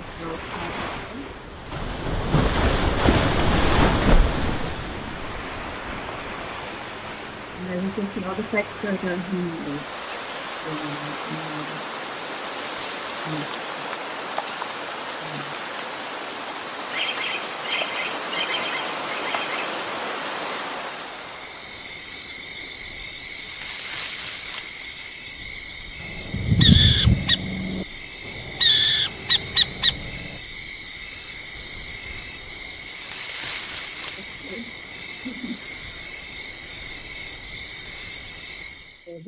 Yeah. And it's impressive to think that you made it for fun. It's like, oh, I'm gonna do it for fun, and then you create something like my last this. semester in university, which means I'll be using Grammarly a lot. It's an AI writing partner that It's my computer, sorry. Your YouTube. Yeah, YouTube started something else. But and it's so beautiful to see because in like what 30 seconds or maybe less than a minute, I don't know, you're able to show so much about Brazil. Because like I was saying, in Canada, whereas the country changes from season to season, Brazil doesn't change from season to season, but it changes a lot depending on the region that you are. Yeah. So I was born and raised, and probably you too, we were Mhm. born and raised in Mata Atlântica, but I've never been to I've been recently to Amazonia for the first time. It was like 2 years ago, and I was like flabbergasted. It's a completely different country. It's a completely different routine. The nature is totally different, and I feel like we as Brazilians, maybe I'm wrong, but I don't feel like we explore much our country because we travel abroad. We want to see Europe. We want to see other countries. But I don't know many Brazilians who have been to Amazonia and who have, I've never been to Amazonia. It yeah, is like my dream to go there in Pantanal. I've never been. And sometimes I think it's also expensive for us Brazilians when we are there with our Brazilian money. It is expensive. But like at some point I wanted to go visit Pantanal and then it was the same price to go to Argentina or something. And I sadly, maybe I decided to go to Argentina to something like another country. But yeah, it is expensive to travel when you're but right now I have my goal that when I go back to Brazil, I want to go to Pantanal and take my kids. Of course, my husband's afraid of the piranhas, but yeah, so but yeah, I still have a lot to learn from my own country. Yeah. so whenever you want to go to Amazonia, let me know. I Yeah. have tips. I know the places. I know the people. Well, that's good to know. Yeah, and it wasn't, at the end of the day, it wasn't that expensive because, I mean, you have to do some research, of course, so it takes time. But now it's another good thing about internet is that you have influencers, and influencers, they share those discounts. So, oh, if you give this discount to this company, they're gonna give. So it ended up being cheaper than I thought. But it's on my list, my to-do list. The biomas that I don't know yet are Pantanal and Caatinga. I've never been. So I'm like, no, I have to do this before I die for sure. To make sure that I know my country and I've been there and I saw it because Yeah. it's really a life-changing experience. Yeah. It's magical. And I do hope to know more about my own country next time I go. So who knows, it's going to become another picture book and I'm going to illustrate about it. I hope so. I'm sure it will because it's really inspiring. And let me know once your book is available because I'm gonna buy it. I'm a huge fan. Yeah, thank you. And It's gonna be based the on what first I know book. from Sylvie, I think Sylvie will probably follow you everywhere because she does art and illustration, and you know, you saw her illustration here. It's like, wow. So yeah, I will probably become like friends. Yeah, it's gonna be my pleasure. If anyone has any question or comment, I'm open to answer or if And if you guys don't have any questions now and you think about it later, Natalie's information is available in the website. So you can find her on Instagram, Facebook, and you can add her there and you can, you know, exchange information later if you want. yes. So Thank you very much, Thank you again. Natalie. It was really nice to have you here. And I wish you all the very best for your new projects. I'm sure that next year will come with a lot of new illustrations, new books, new stories. And you can count on us, you know, whatever you need, a space to express your art or anything, will be around, you know where to find us. Thank you. Likewise. So good luck and congratulations on the initiative of creating Casa da Cultura do Brasil no Canadá. It's I'm very happy that you did it. So thank you again. Perfect. Thank you very much. So we can take a little break now. The next session is starting at 11 a.m. So we will have like 20 minutes to take a little break. Unless Marie-Ève and Marcelo, if you want to start a little before, or we can keep the time, the schedule. I mean, it's up to you guys.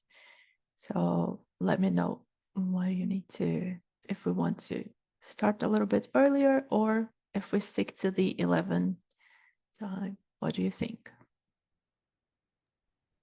I think we need a bit of a consultation. What do you think, Marcelo?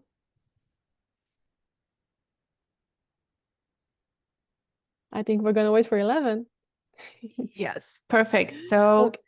I'm gonna close my camera. I'm gonna pause the recording now, and we're gonna start it again at 11. Okay? See you soon. Bye-bye.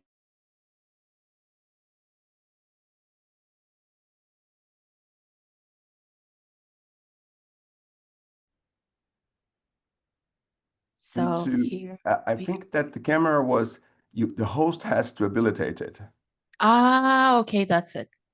I'm gonna do it right now. Share.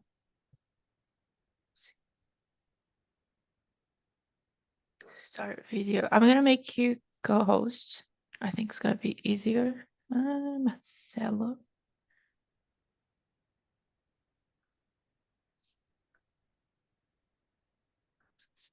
Oh, Yeah. now I see you. Perfect. Amazing. So we are recording again. We're live on Facebook. I fixed the little IT issue that we have. And I'm going to share my screen real quick so that we get to see who Juscelino Kubitschek was. I'm going to read a little summary about who was our 21st president, the 21st Brazilian president. Juscelino Kubitschek, he has this last name that is a foreign last name, but he was born in Minas Gerais, so he's Brazilian. And he was, I think he's known mostly for his really ambitious plan to modernize the country. So famous, I remember I remember I wasn't alive, but I know that his slogan was 50 years of progress in 5. So 50 anos em 5. And his most known iconic achievement was the construction of Brasilia, the new capital city built from scratch with Oscar Niemeyer, the unknown Brazilian architect as well, in the middle of the country. So he wanted to have this idea of building up a city in the center of Brazil to make this new place to be the capital of Brazil, which is Brasilia, which it actually happened. And I think that his presidency, the time that he spent there, it symbolized Brazilians' push toward development and integration. So it was a moment where we had a lot of progress. It was really fast. Everything happened really fast. It's a period marked by rapid economic growth, industrial expansion, major infrastructure projects as well. So there was a lot of transformation during his time in presidency. And I think that overall he is remembered as a visionary and a charismatic leader who brought modernization and optimism to Brazil. But at the same time, on the controversial side a little bit, it came with a lot of debt as well, increased national debt at the end of his term.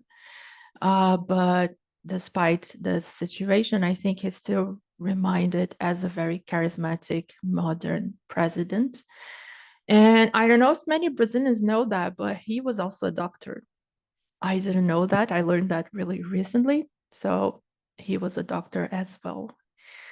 So that's why we chose to have this personality, Juscelino Kubitschek, to represent the axis of social, social knowledge and science, politics, politics, science, and everything.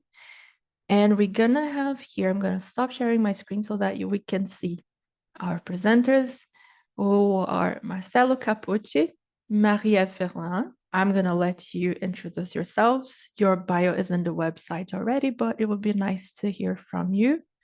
And thank you very much for being here. Okay, so hi everyone. Thank you all so much for joining us today on this first conference of Juscelino Kubitschek. So I'm going to start with a quick introduction to our team, and then I will be joined by Professor Marcelo Capucci, like Mitsu said, and there will be a question period at the end. I think Mitsu will also monitor the question on the Facebook Live. Awesome. Okay, so my name is Maria Ferlin. I'm a last year student in International Studies and Modern Languages at Laval University in Quebec City. Last spring, I had the opportunity to spend a semester at PUC in Rio, and it has been really enriching. And that's where I started collaborating with Mitsu on the House of Brazilian Culture in Canada's project. When she offered this opportunity to present during the Cultural Symposium, she suggested drawing inspiration from the following quote by Georges Clemenceau: "Brazil is a country of the future, and it will remain so." A quote with a great start, but not the most optimistic ending. It prompted me to reflect on where Brazil stands right now. And when speaking of Brazil with fellow Canadians, the same question was raised quite often. Is Brazil an emerging country, a third world country, or like a second world country? Because third world is too lowly or too much. Or is it a semi-developed country? But what do those terms actually mean, and how do they reflect on Brazil? The concept of development as a way to classify a nation was born just after the Second World War. US President Harry Truman described much of the world as underdeveloped areas in need of modernization and economic assistance, reasserting the idea of linear progress with the not so implicit subtext that the more like the US a country is, the better, more advanced it is. Western industrialized countries were considered the developed model, while most of Asia, Africa, and Latin America was portrayed as being behind. Later on, the term evolved to developing countries in hope of ridding the negative connotation, as it implies potential and movement. In the early 50s, there's another classification that emerged. The French anthropologist Alfred Sauvy theorized the term third world for the first time. In this theory, the Cold War is the differentiating element.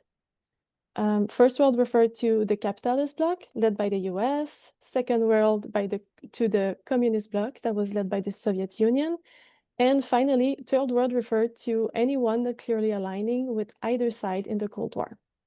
It represented most of the world being independent from the ideological superpowers of the time.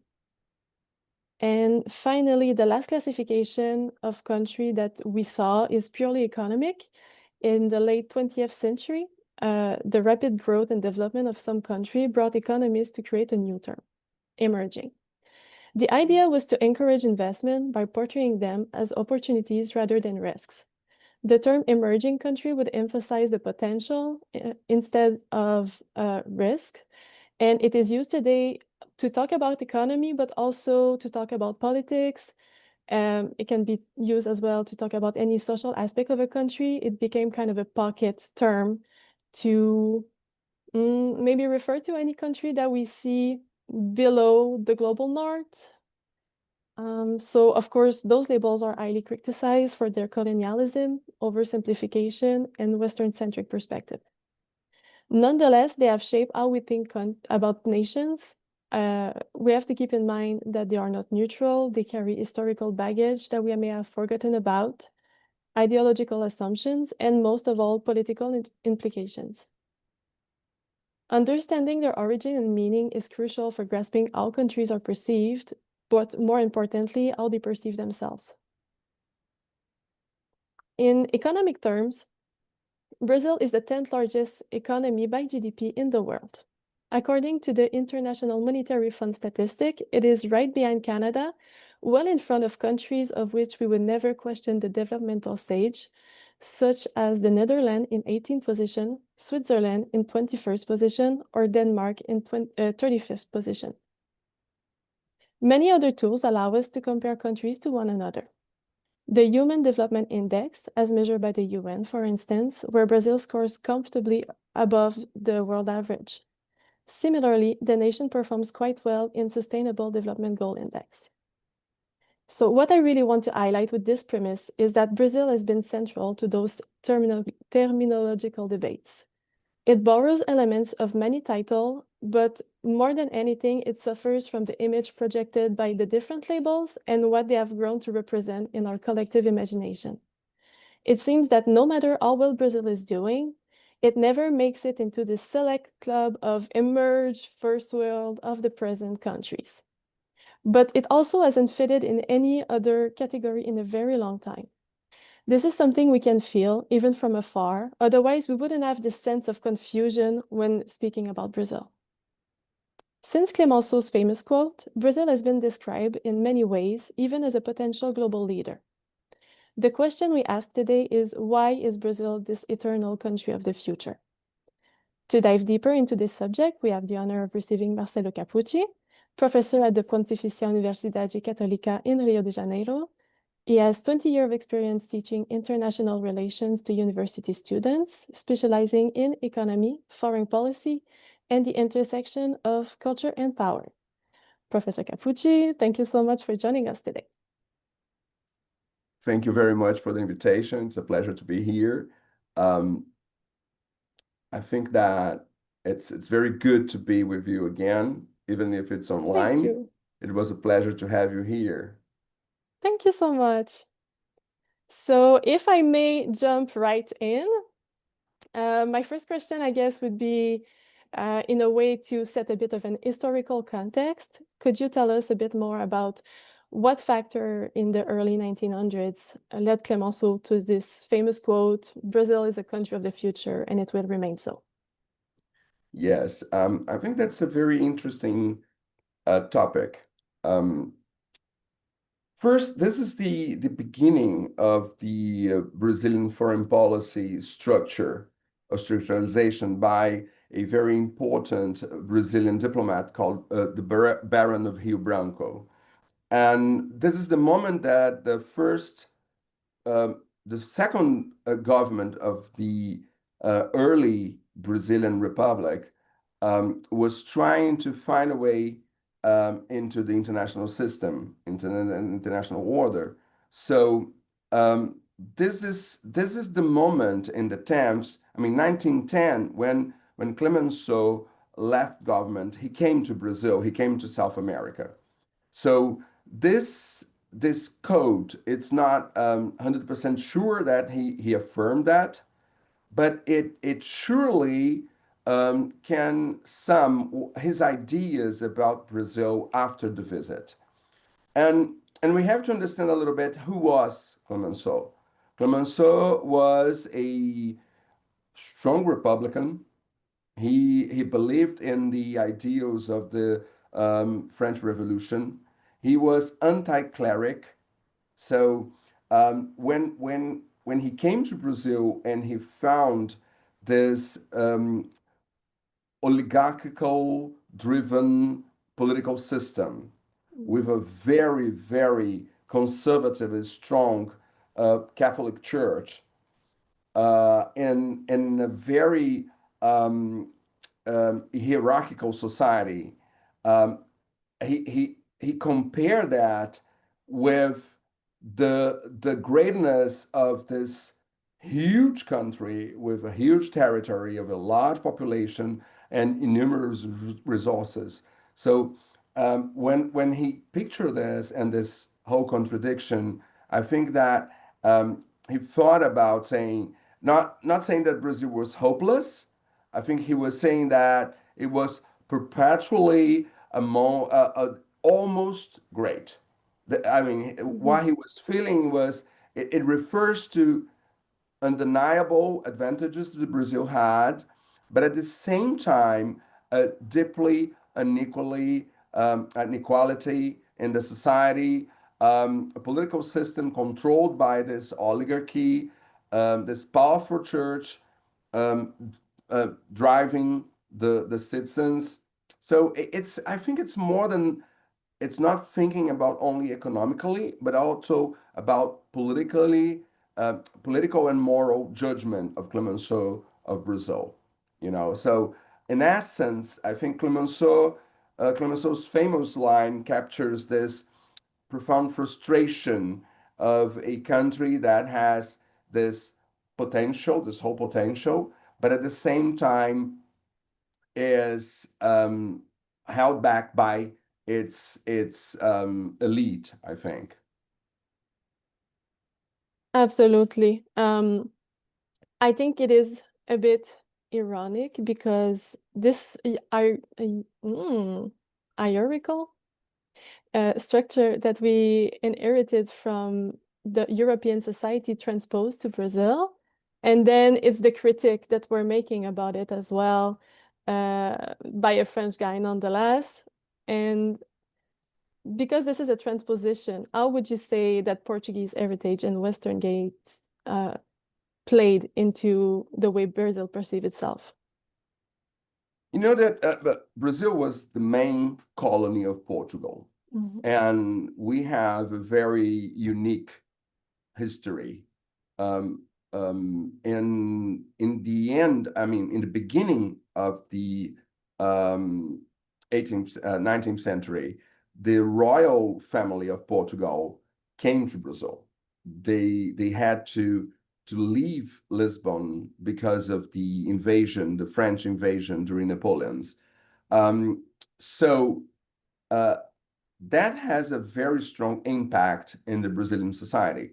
I mean, Brazil was not only a colony of exploitation, but it became a united kingdom to Portugal.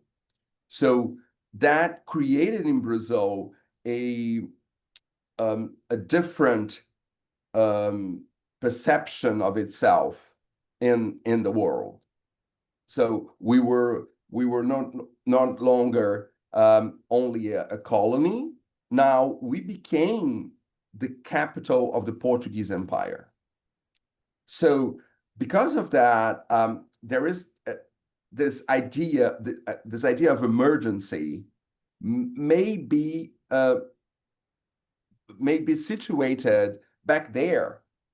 We were emerging as the capital of an empire. So it makes the Brazilian elite at the time think about themselves as center, not periphery. Although economically we were still a one piece of this whole machinery, colonial machinery, it hasn't changed structurally, but the perception of this elite now is that they were in the center. So in a way, I think that this concept of emergency, it's completely colonial because it defines, well, it is defined by a Eurocentric view, checklist of development. So emerge in the case of Brazil is now related to a fundamental question. Do we accomplish all the checklist that was established for a developed country or an emerging country?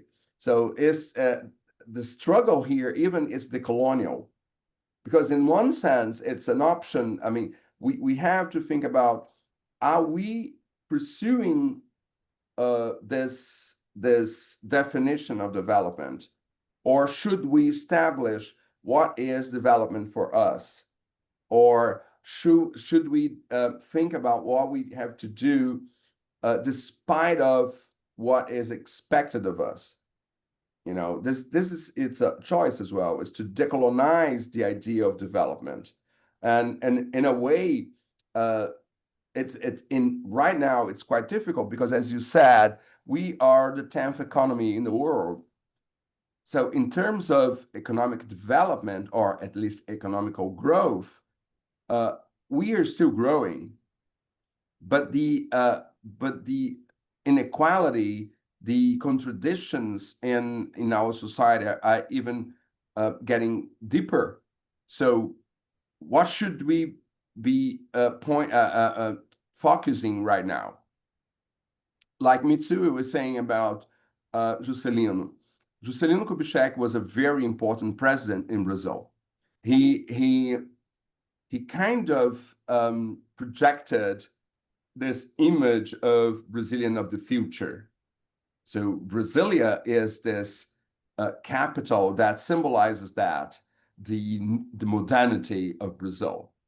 However, Juscelino didn't address the contradictions of the Brazilian society. That's why he is considered to be one of the populist presidents of Brazil. He has this commitment with development, but development was concentrated in a image of modernity and in the economical growth of the country. However, labor, the education, health in the country, these were not really implemented. So in a way, we had probably done 50 years of industrialization in 5 years of his mandate, but the problems of the society were still there. You said in class that Brazil has always governed with a sense of greatness, with the sense that something great was gonna happen. And as we talked about Juscelino Kubitschek, this means also investing in economic growth, industrialization. Did this also come with some kind of prudence that you need to be careful a bit about how you're aligning yourself? It's really difficult. Brazilian self-perception of itself, it's kind of complicated, because we do have this idea of a mud complex, what we say in Portuguese, the vira-lata complex, that we somehow we are not entitled to development because, or to reach the upper level of development because we were a colony, or we are second best, or we are not good enough, etc. So there is this idea, but at the same, but this idea is it's psychological, because we think about that when we compare ourselves to the other metropolis, the European metropolis, to the United States. At the same time, and this is very contradictory, Brazil is very proud of itself. When we think about the greatness of the country, about soccer, about resources, about what we achieved. So internally, there is this pride, but at the same time, when we look and we compare to others, we have this complex of inferiority. So it's kind of interesting that right now, the idea of alignment, it has to be, or it is being reconsidered and reinvented, because for a long time during our foreign policy, we were aligned to the US. And sometimes ideologically, sometimes pragmatically. And right now, I think one of the ways of Brazil to think about breaking with this cycle of almost getting there is to align itself to other revisionist countries, to align itself with countries that are trying to change the international order. So probably this will also have to be accompanied with a change of our national self-perception, moving from this narrative of a deferred potential to one of actionable, inclusive, sustainable progress. That is what I think we are looking for. And you answered a bit this question, but what does it mean for Brazil to be emerging today? So it would mean a change into the alignment style. It would mean a change into the global order inside the country. What could it mean to be emerging today? It's funny because emerging country, I mean, this classification is very related to financial markets.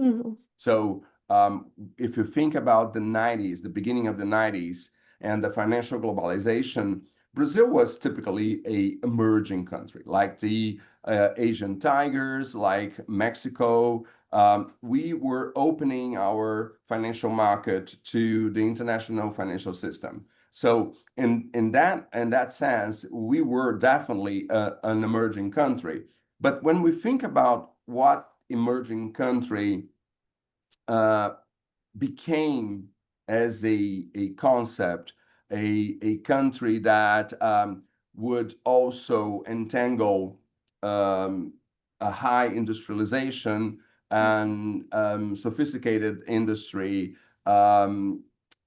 also developing stable institutions, etc. When we look at Brazil, we see that we are an emerging country in terms of this economical aspect, but the other aspects of this, we still have to work them. I mean, this is a structural problem of Brazil. When you look at the infrastructure of Brazil, there is something that we usually call the Brazilian cost. The Brazilian cost is the problem of this lack of infrastructure in Brazil, from decent highways or a very good infrastructure in harbors or in electricity or whatever. So when we get there, there is a cost that is related with infrastructure that holds us back. So this is basic.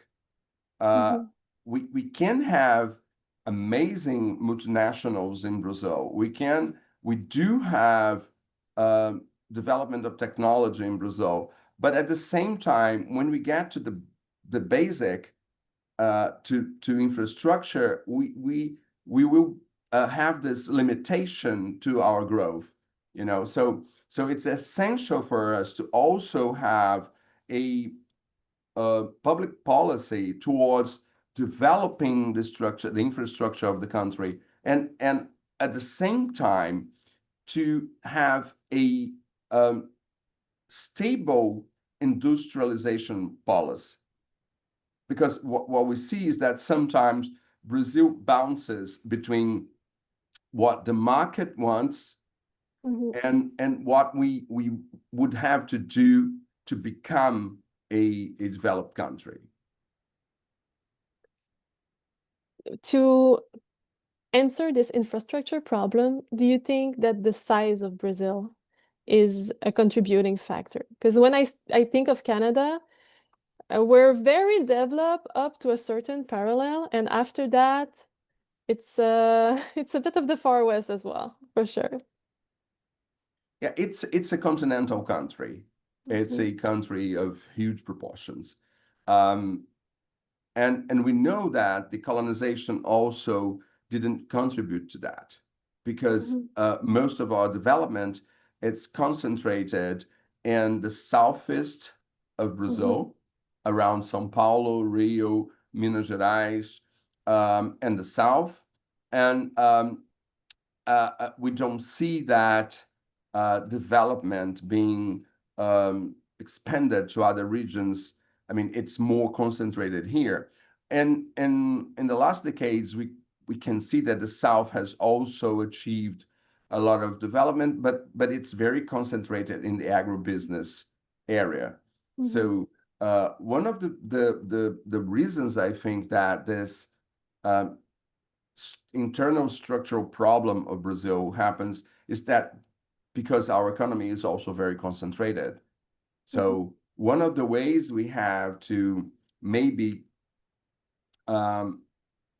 create the forms to develop the country is also to spread that development. When Juscelino Kubitschek changed the capital to Brasilia, one of the main reasons to do that was to bring development to the interior of the country. Brasilia is in the very geographical center of Brazil. So in the beginning, back in the 60s, there was nothing there. So today we see that we managed to bring the population towards the interior of the country. But that doesn't mean that around Brasilia we have industries. You see, the effect was in terms of occupying that region, but it doesn't really mean that we were successful in bringing the economical infrastructure of from the southeast to other regions. So I think this is one of the goals that we have to pursue, is to spread our economical infrastructure to other regions as well. And if I can make a parenthesis about this thing of the distribution and the geography of Brazil, one of the questions in this survey that we are doing, we've been collecting a lot of data. We collected around 200 responses from Brazilians so far. One of the questions is, where were you born in Brazil and where you used to live? So most of them, around 60% of the Brazilians who come to Canada to live in Canada, they come from the Southeast and the Northeast. So combined, these two regions, they're really like Atlantic, but combined, they represent around 70% of the immigrants that come from Brazil to Canada. Of course, this is still a small sample. We're talking about only 200 Brazilians, but still, it shows that for some reason, these people, they have more conditions or they have more means to immigrate, to start a new life in a different country, in Canada in this case. But it's interesting to see how this development and how these regions were developed like differently across the Brazilian geography. But it's something for us to develop together, Marie-Ève, for the coming studies. It's something that I would like to observe more closely. Absolutely. Thank you, Mitsu. Yes. So thank you so much for this answer. I might be bouncing you back and forth a bit here, but you also mentioned the place of the agribusiness. With the industrialized revolution of Brazil, what would you say now is the importance of agribusiness in the current Brazilian economy? Unfortunately or fortunately, the agribusiness it's crucial to Brazil. I mean, in terms of what it represents in our trade balance, it is a very significant part of the trade balance of Brazil, the exports of Brazil. But at the same time, also it represents our greater vulnerability, because we are completely dependent on the prices of commodities in the international market. So that's our vulnerability. If we had, I mean, before this before the emergence of China as this our major market, we had a industrialization policy that was changing the structure of our exports. So we were transiting from this country of commodities to also a country with industrialized products. What happened was that the prices of commodities were so inviting, seducing, that the agribusiness, I mean, the investments in the country were transferred to the agribusiness instead of the industrialization. So what we watched was a deindustrialization of the country. And because of that, we became more vulnerable to the prices of commodities in the external market. So if we forget the Lula era, when Lula was first elected, and his second mandate, and then Dilma's mandates, we see that Brazil was in the rise. The Brazilian economy was in the rise. We were perceived as this country of the future, and finally we were getting there. And it was real. It was real, but it was driven by external conditions. And then when those external conditions changed, when the prices of commodities they were getting lower, I mean, they were decreasing, we felt that in the Brazilian economy. So that rise all of a sudden disappeared. And we were facing a lot of problems internally, because the real problem is that if we don't have a foundation, economical foundation that can survive external crises or external oscillations, we will be facing this constant forth and coming in the Brazilian economy. So the agribusiness is fundamental. I mean, we need that, and we are the larger producer of many commodities: coffee, sugar, how to say that, soya beans, etc. But at the same time, we have achieved developments in the airplane industry. For instance, Embraer is an amazing company. So why don't we develop those, that area? Embraer is a product of a public policy, a governmental. It starts as a state company. So this is about industrialization of Brazil in a stable way, and not just being running after what's happening in the international market. So I think that's the problem. Agribusiness is crucial, but we do have to have a investment in the industry. Yes, during my time in Brazil, there was a bad cocoa harvest, and it was all over the news, really highlighting the impact of, because it's the price of commodity on the global market, but it's also the ability to produce, and you never know what can happen with this for sure. Is there any avenue that you think, any market specific that could be developed more in Brazil? Like you spoke about aviation. Is there any other ones that you can see quickly? The aviation is one that is being addressed, but the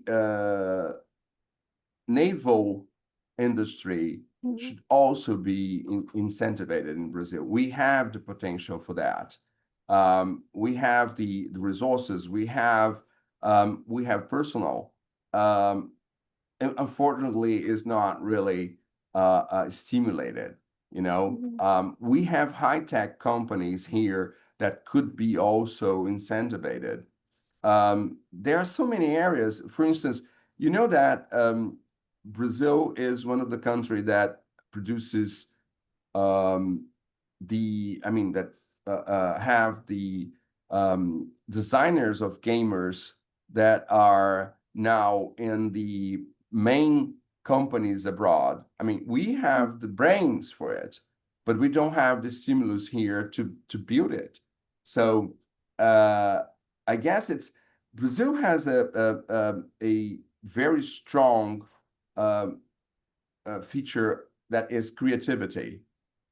The Brazilian designers are amazing. So why not explore this? You know, this is areas that should be incentivized in Brazil. I love that answer. That creativity is the key. I see time flying, so I'm sorry I'm gonna drag you on another subject again. Brazil has been very important for ecological transition in the early 90s. It conceptualized sustainable development for the first time. How big of a challenge is it right now for the country to both balance being a green leader and growing economically? The history of Brazil in environment, it dates back even to the 70s when we first participate in the first international environmental conference in Stockholm.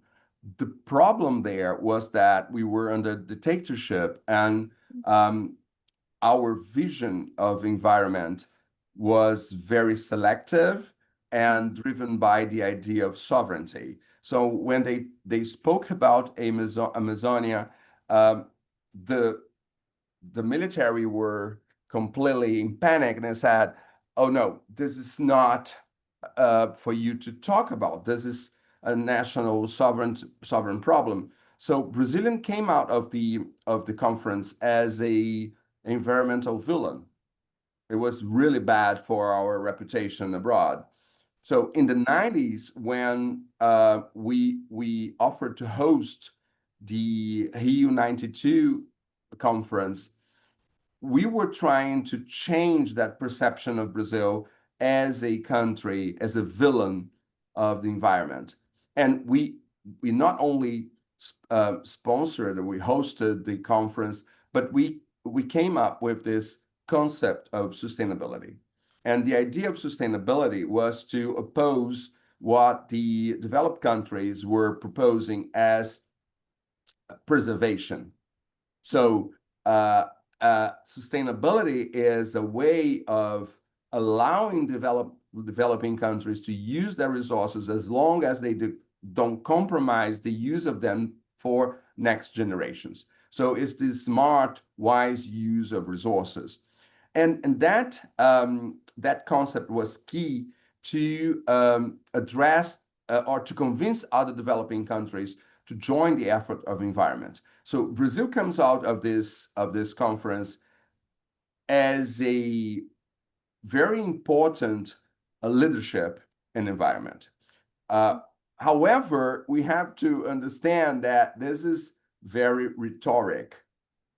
This, in some way, was on the speech, but not necessarily was converted in actions towards decreasing the deforestation of the country, decreasing the enlargement of the agribusiness in the country, etc. And recently, in the last government, we went through 4 years of completely the demolishment of what we have done in environment, not only towards the compromising the rights of the natives of their areas, the problem with the deforestation increased, even the infrastructure that was built in terms of the institutions that were built to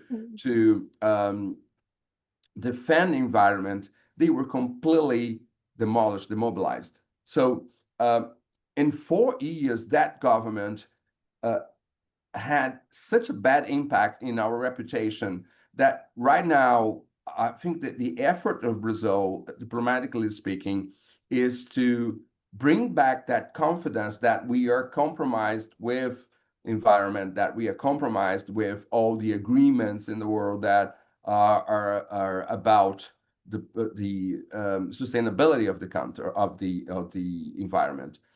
And this is quite difficult because, again, as we were saying, we have the agribusiness as a crucial part of our economy.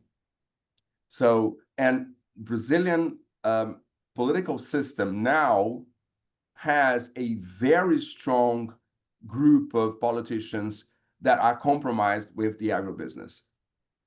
So when we think about what we have to do in terms of changing our technology for green and sustainable technology, clean technology, when to invest in the maintenance of the forests and etc.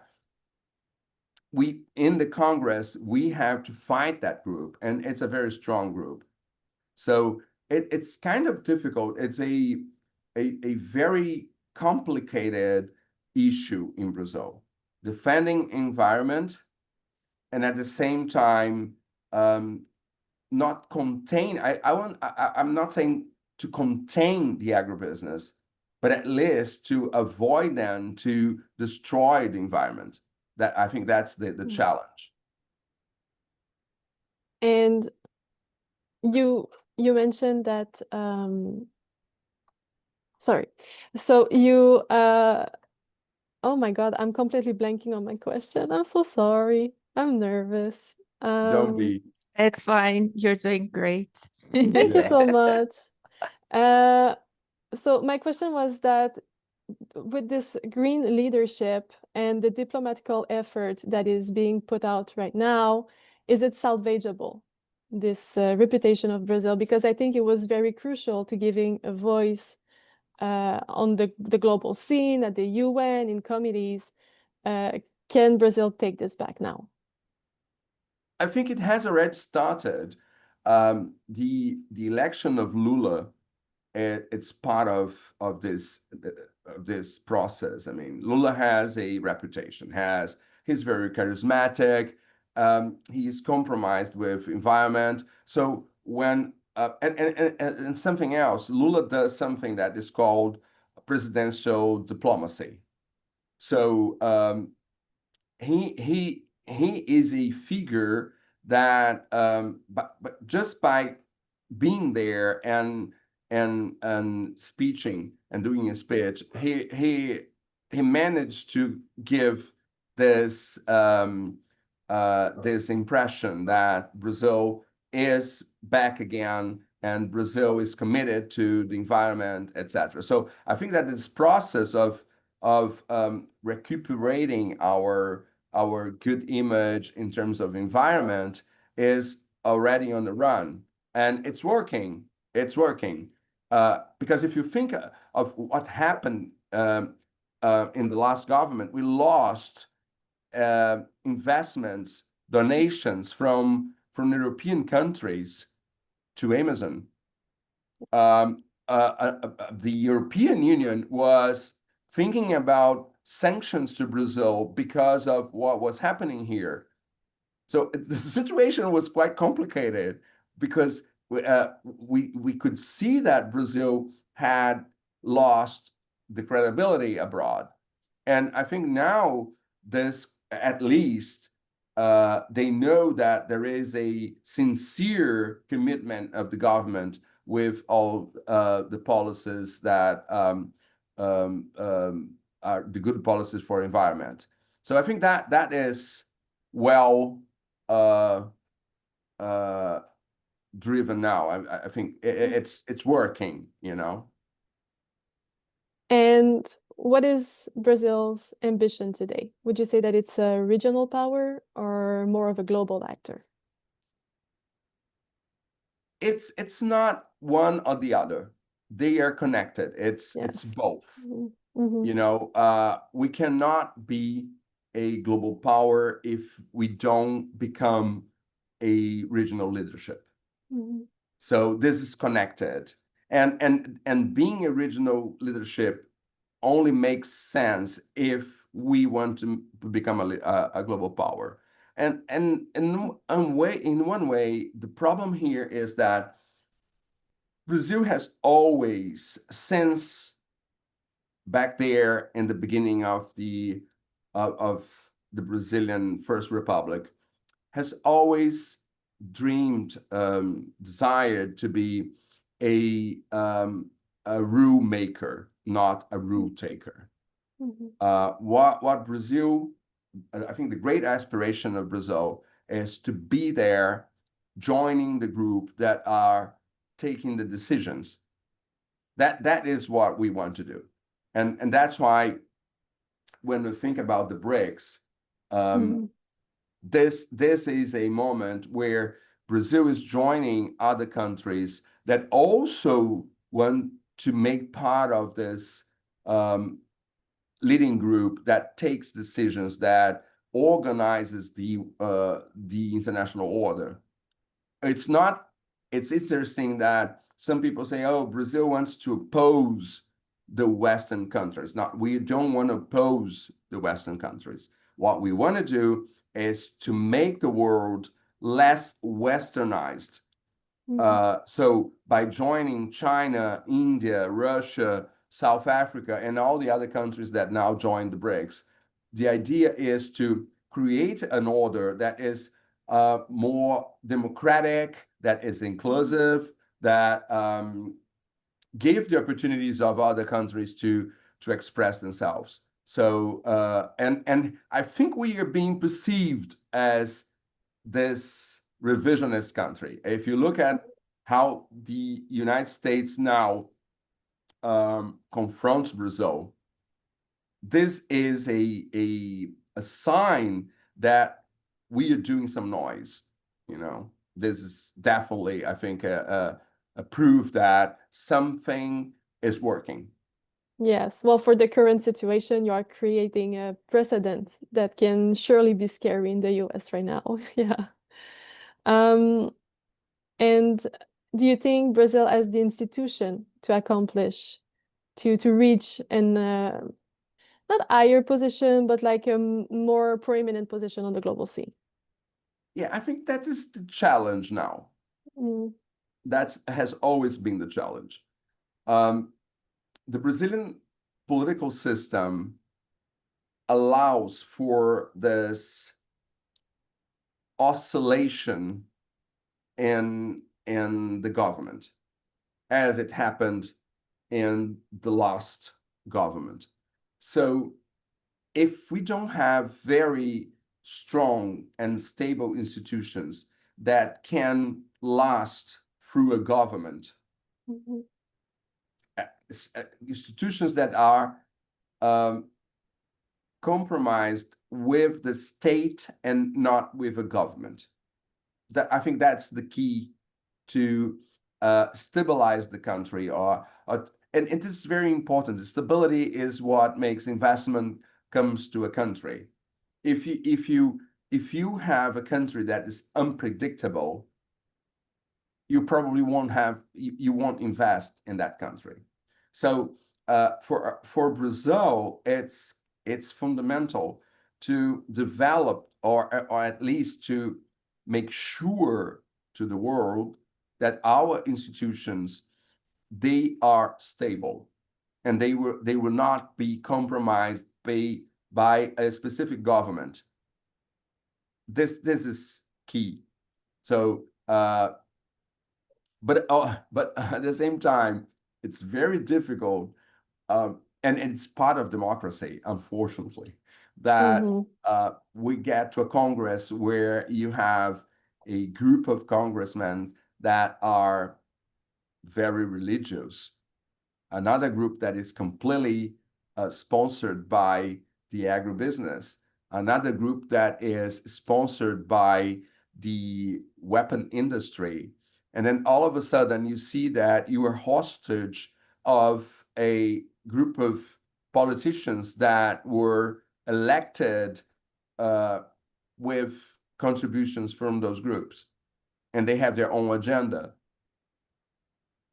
Yes. So, and the irony is that this is democracy, unfortunately. I don't remember who said it, but democracy is the only system that comes with the tool to destroy it. Yes. And this is like, this is a very hard question. How do you create those institutions? Because even when we think they're stable, as we're saying in the US, they're never that strong. There's always a vulnerability to it. I guess my last question for you, as the time is flying, would be, what do you see in Brazil's future? I'm going to let you interpret that, long-term, short-term, some final words. What really surprises me is that things are changing very fast. So I just give you an example. 10 years ago, I would never imagine that we were doing right now transactions in PIX. It's so easy. It's so, and everybody's doing that. I mean, even the beggars on the street now, they realize that we don't have cash anymore. So can you make me a PIX? And I was like, yeah, for our Canadian listenership, PIX is like Interact Transfer. Yeah. And so this is it's changing very fast. And I'm mentioning this because right now Brazilian companies are avoiding dollar for their foreign transactions. This is a major change in the Brazilian economy, and it's not something that Brazil is doing. It's a project of the BRICS to avoid the hegemony of dollar. So as you can see, this change is in course. It is happening as we speak. And I think it probably will happen faster than we expected. So I think that the challenge now for Brazil is that if we are definitely changing our access from the US to China, we have to make that transition in terms of not becoming a satellite of China, but becoming a real partner. So I think that is the challenge, is how we negotiate that change. We cannot be just subservient to China. We have to be a partner. So, and I think we're kind of establishing that relationship in good terms. So I guess I'm very optimistic of Brazil, as long as we still have a government that is not tied to the Middle Age. So as long as we don't have that, I think we have a future. I love that. Thank you so much. Thank you for the invitation. It was a pleasure. Thank you. Do we have any questions? I have so many questions. I won't ask them all. It's just that this conversation has been so I'm learning a lot because I don't come from this international relationships. I don't have this background. So I'm a Brazilian. I read the news. I know what's going on, but it's nice to hear it from a perspective from someone who's studying it. So it was really nice. I learned a lot. So my first, it's not a question actually, it's a comment. It's a very personal experience with our complex of inferiority, the complexo de vira-lata that we have, and then you mentioned it before. So I remember when I came here to Canada, especially in Sherbrooke, I saw many Brazilians in positions of power, and like many Brazilians making decisions, like big decisions collectively. Like an example is Fernanda Luz. We're going to be meeting her at the end. She's going to be delivering the ending keynote session. And Fernanda Luz is the deputy mayor from Sherbrooke, from the city here. She was elected as a city councillor a couple of years ago. And it's funny to see that she happens to be from Niterói, from my hometown. And I was like, you are too, Marcelo, really? So yeah. I'm here in Niterói. So you see, Niterói is everywhere. And I was like, I cannot believe that there's a city councillor, there's a deputy mayor in Sherbrooke. She's from Niterói, she's Brazilian, she's a woman, and she is here, and she's doing an excellent job. So at first I was shocked to see it, because I was like, there is a pride sense of it, like I'm happy to know that a Brazilian is here. But at the same time, I was surprised, because I had this image of, Brazilians, when they go abroad, they become like cleaning ladies. They can't, they're not good enough to reach those positions of power or those places. And I have many other examples of Brazilians here. They come to study, they come to do their masters, they are researchers, they are professors at universities. Here in Sherbrooke, we have 2 Brazilians who are professors in the University of Sherbrooke. So I remember this feeling of, I'm really proud, but at the same time, I was surprised, because I was like, oh, can we do it? Are we good enough? So this is my comment. And my question, which doesn't necessarily have an answer, but it's something I was wondering, like, what would like George Clemenceau think if he came to Brazil today? Like, would he say the same thing that he said when he was here in 1911? Or maybe he would have a different perception and he would say something else. So it's a question to be like in the air, because I know there's no right answer and it's really hypothetical. But I would like to, invite you to have this reflection with me. Marie-Ève, you did a really good job, by the way. It's your first time doing Thank something. you. But yes. But yeah, that I was it. appreciate These it. were my comments and questions. Oh, I think that there is a optimistic answer to that and a pessimistic one. Some would say realistic. I think that Clemenceau could be well impressed with the diversity of Brazil right now. So he would find a completely different country, a country where the hierarchy, it's not so harsh, so well defined as in the past.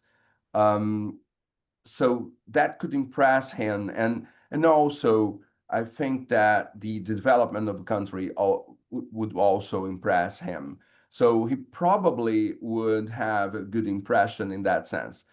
At the same time, I think he would reaffirm some of his ideas or impressions, because today, although the Catholic Church doesn't have the same impact in society as it has in the past, the evangelical churches in Brazil are now a very, very strong group. So maybe he would confirm that idea, being unclerical as he was. And at the same time, although we are not anymore a oligarchy commanded by the barons of coffee, the agribusiness is still there, and it's very strong. So in a way, some things have changed, some are still the same. That's a really good answer. It makes sense. I'm gonna think about it like a lot. It's like food for thought. You gave me so much food for thought, and I think that I should start studying public relations at PUC with Marcelo, who's in Niterói. And it's like, where are you in Come over Niterói? here.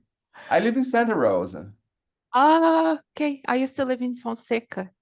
All Oh, my family is from there. And Fernanda Luz, she used to live in Icaraí, I think.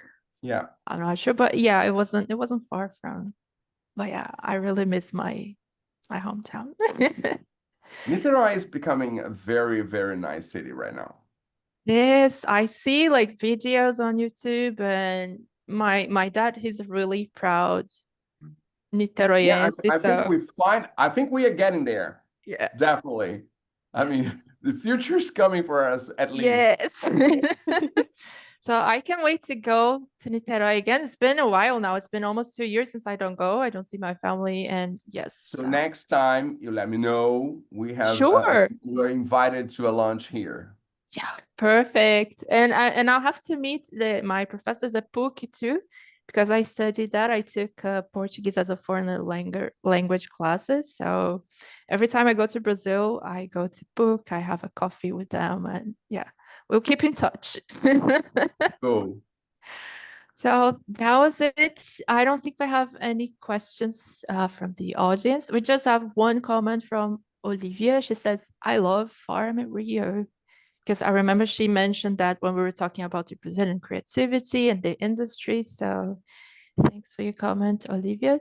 And of course, if you have any questions, if you think about anything later, you can always go to the website, and the contact information from Marie-Ève and Marcelo, it will be there. And that's it. Thank you very much for attending. Thank you very much, Marcelo, for your time, Marie-Ève, for your organization. You Thank you did so an much. amazing job. It's your first time presenting. I know you were anxious, but like you rock. So Thank okay, you so much. was Thank you, great. Marcelo.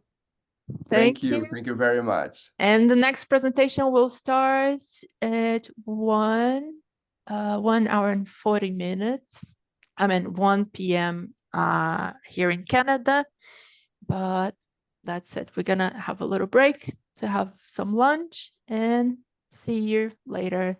Bye See bye. you soon. Bye bye. Recording.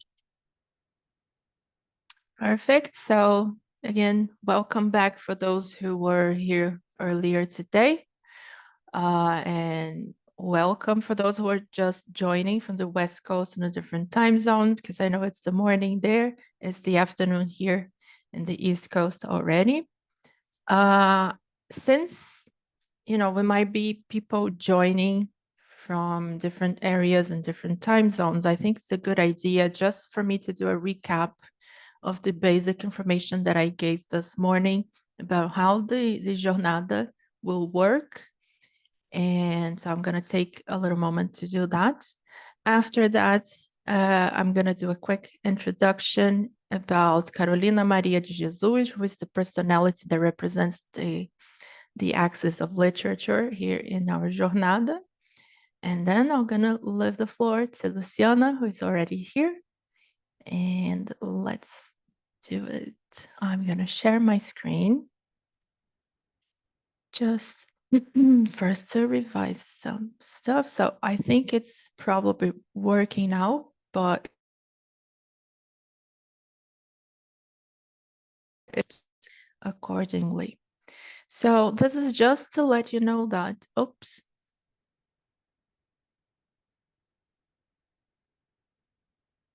Okay, are we still on? Oh, that's weird because I got a weird note, but apparently everything is okay. Good. I'm gonna share my screen again. And there we are. So this is just to let you know that all the information about the Jornada the Cultural Symposium is available online. You can just access the website casadaculturadobrasil.com. And you can choose the language here. Since we'll be presenting in English for this part of the presentation, I'm going to switch the language to English. And here in the website, you can find a lot of information about the House of Brazilian Culture in Canada. You have, the mission, you have access to our values, the teams, the volunteers, the amazing volunteers who have been working with us, people who inspired us in our journey. And we also have information about the services that we'll be offering as of next year. So the courses, all the workshops, and everything that's about to come. You can also read more about the research that is currently going our aim is to collect data about the relationship and the interactions between the Brazilian communities in Canada and the Canadians here in Canada as well. So we have two options. If you were born in Brazil and currently live in Canada, you have a form. And if you were born in Canada, or if you're not born in Canada, but you're a Canadian citizen, not Brazilian, you can also use this form and let us know a little bit more about you and about your interaction with the Brazilian community here. And if you want to know more about the Cultural Symposium, we also have this little button here. If you want to receive news, surveys, and information from us, there's a little form you can fill out. And just to let you know that in the Cultural Symposium here, you have access to the program. So the program is where you can find the link to join this room, and you can simply click here. If Zoom requests you a meeting ID or a code, the information is here. So we're going to use the same link for all presentations. So let's say if you want to participate on this one, but then the next one you're busy and you want to come back later, it's fine. You can simply leave the room and get back when you're available again. There's no problem. This meeting is being recorded. This whole day actually is being recorded. We will make all the presentations available at a later stage on YouTube and in the website as well. And here you have the schedules. So this is like Montreal time. Make sure to, here's the information. So make sure to follow it so that you don't get confused with the time zones. And so here you have, the axis, the thematic axis, and the times in Montreal time, Eastern time. And now we're ready to start the axis Carolina Maria de Jesus that will be presented by Luciana Gomide. So in each of the axes, as you can see, there is a little summary of what is the presentation about, the language in which the presentation will be delivered, and you also have the contact information for each presenter. So if you want to, keep in touch with them, follow them on social media, check their websites, buy their products, you can just access their information here. And you can also share your feedback. So each person will have access to a form, and you can share feedback, constructive feedback, suggestions, ideas, not only with the presenter themselves, but also with the organization of the Jornada. So this is pretty much how we're going to work in terms of program and links and access and everything. There will be an interval, a 10-minute interval between each session. So at the end of this session, we're going to close the room again for, take a little bio break, drink some water. Let me see what else I have to show. The presenters, of course, each presenter will let you know if they prefer if you ask questions at the end of their presentation or if you can interrupt them. You can ask questions in the chat all the times if you want, but the presenters will let you know if you can open your mic and intervene and have a question or say something. And if a presenter has a connection issue, problems to log in, or if the presentation can't be delivered today for any reason, don't worry about it, because again, we're going to schedule a training, a session with them at a later stage, at another date. We're going to schedule it, and you'll have the content available on YouTube anyway. So this is pretty much how the event works. And now I would like to do a short presentation about Carolina Maria de Jesus. She is the she's representing the axis of literature, and here in our event. I'm just gonna close my camera real quick, stop sharing real quick so I can close it and share it again. Okay. So Carolina Maria de Jesus is like, I'm a huge fan of her work, and she was born in Minas Gerais. She's a Brazilian born in Minas Gerais, and she was one of the first Black woman in Brazil to gain like national recognition for her work, for her literary work. Carolina Maria de Jesus, she had a deep and practical connection with paper, both as a means of survival and as a means of self-expression. So for those of you who don't know her, she used to live in extreme poverty in Canadá. It's a favela in São Paulo. And she used to collect paper, scrap paper and cardboard and other recyclable materials as a way of living, as a way of making a living. So this was her main source of income. And this work basically sustained her and her 3 kids, and also gave her a lot of access to like discarded notebooks, newspapers, books. So this is how she started like having this contact to literature, literally through garbage and trash.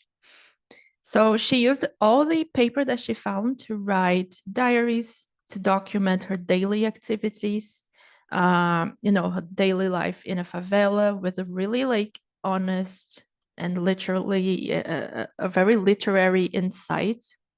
So she will give details about how hard it is to be a Black woman in Brazil, a Black woman in a big city like São Paulo, a Black mother, and having to feed like 3 kids. And she gives a lot of detailed descriptions about how is it to feel hunger and the frustration of not being able to give food to your kids. So it's like a really deep connection to these people, to this marginalized people that live in Brazil. And she managed to represent their voices in a very human and honest way. So all these writings eventually formed the basis of her main groundbreaking book. In Portuguese, it's called Quarto de Despejo, and it's been translated into English for Child of the Dark and into French as Le Dépotoir. And this is the main like great book that she wrote, but she wrote many others. But this one, Quarto de Despejo, it remains being the one that is mostly translated abroad. And it became actually an international bestseller. It was translated into more than a dozen of languages and remains her most widely translated and studied work. And on a personal level, I had the chance to meet one of her kids.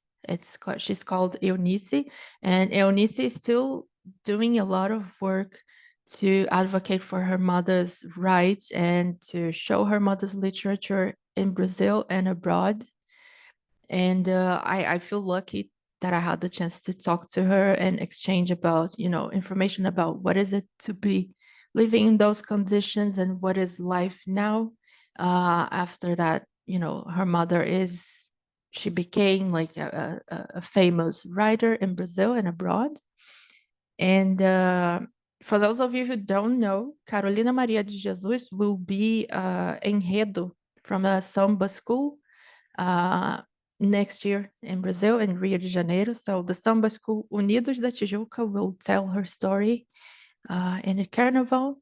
So I can't wait to see that. So yeah, as you can see, I'm a big fan. And I'm gonna stop sharing I'm going to stop talking and I'm going to give Luciana the chance to introduce herself, to show us her work in the literature field in Canada. So thank you very much for having joined us. Luciana, go ahead. Hi. First of all, I was just thinking here how precious and special it must have been for you to have met her daughter. That must It have. was like, it was a big thing. I bet. That was definitely very special, and I feel honored to be invited and talk about literature and how it carries her name. So thank you so much. Let me share my screen. Just hold on, because you should be able. Oh, now you see everyone. There you go. Perfect. It's Do you working. see my presentation? Is that working well? Yeah. Yes. Okay. So first, feel free to interrupt me at any time if you have questions, and you can send them using the chat tool. And Mitsui, if you will kindly read them to me, that would be great. Sure. And I would also like to thank you and thank Casa da Cultura do Brasil no Canadá for having me and inviting me for to take part in such beautiful initiative. So I'm very happy to be here today.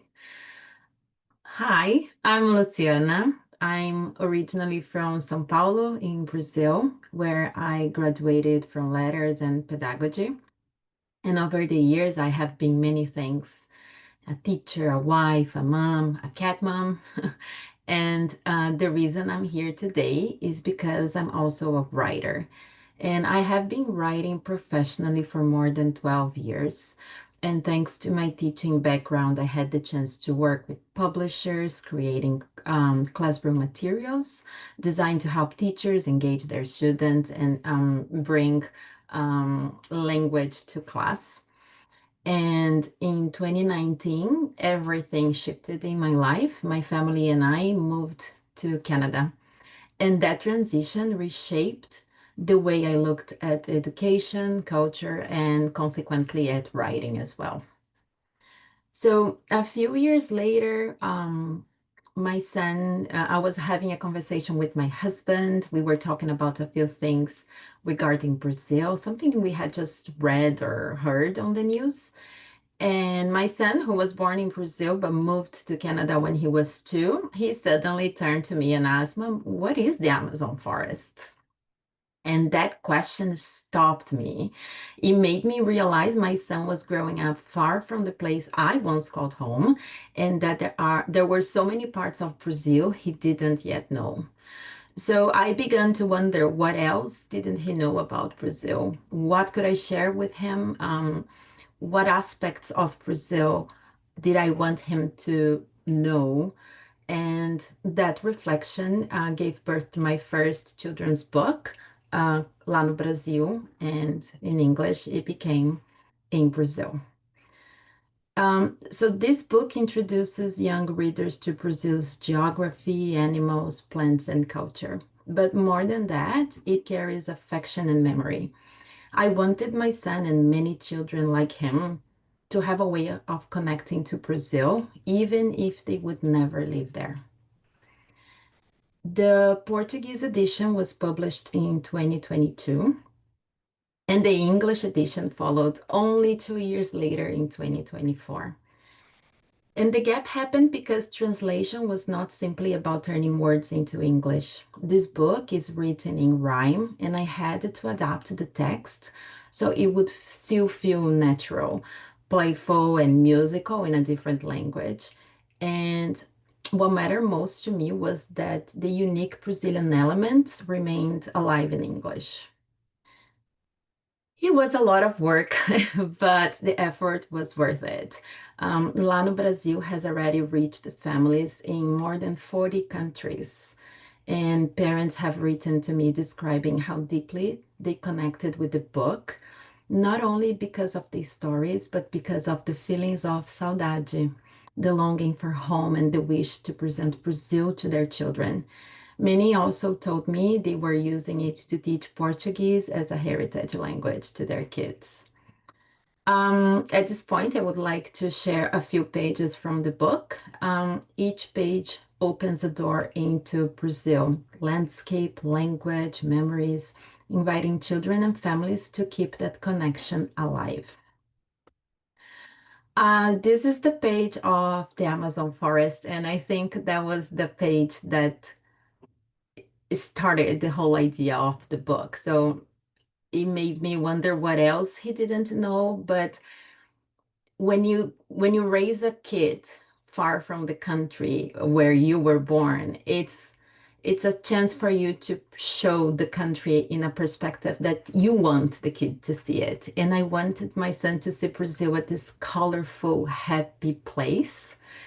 I love this page. I love the animals, and I love that many families tell me that sometimes it's just a game naming and finding the animals. And I love how Guaraná, they say it's like this little eyes, it's Guaraná, and then they get the chance to go to a market and find Guaraná and drink it and taste it, you know. So it's a way of connecting beautiful parts of our culture that my kid does not have the chance of experiencing.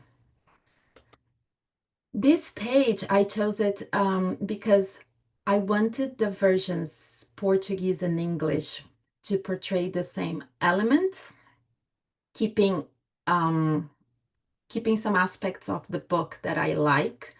So, for example, on the background, I kept the word in Portuguese, even in the English version. So you can see here at the bottom, saudade, it still remains, even though the text is in English. So for me, it was very important that the book had some sort of pedagogical aspect, probably because of my teaching background. So I did not want to find any sort of translation or equivalent here. I want the words to be kept in Portuguese and try and explain it using rhyme. So saudade is a feeling held close and tight. If you feel it too, you shine with Brazilian light. And of course, in Portuguese, we have saudade é coisa de quem o Brasil carrega no peito. Se você também sente, é porque de Brasil você também é feito. So it's not equivalent in terms of words, word per word, but the general meaning is the same. And that's why it took me so long to have an English version of the book. And this is something interesting to notice, that because as a translator, sometimes I see my colleagues saying, oh, I would like to translate children's book because it's easier. It's just a few words here and there, and you can do it in one day. But I'm like, no, it's not. It's so complicated because, like you said, it's not like conveying the literal meaning, but you have to find a way of making it work in a different language. And it's not about the language only, it's about the context itself, because language, English in Canada is something, in the United States is something, in Australia is something else. So it goes way beyond, it's a lot of layers of complexity. Yes, exactly. It's not, I don't have the example here, but in one of the pages, of course, I mentioned brigadeiro, and there is no way I'm gonna put chocolate balls. Chocolate balls are not brigadeiro. Brigadeiro is something else, right? So I really kept some of the words in Portuguese because I wanted kids to also learn a little bit from the book. So even if they don't speak Portuguese, if they hear the word saudade, they will connect with the language. So, and also a few other expressions. So there are a few parts of the book where kids experiment with language, and I have one here. And the page is about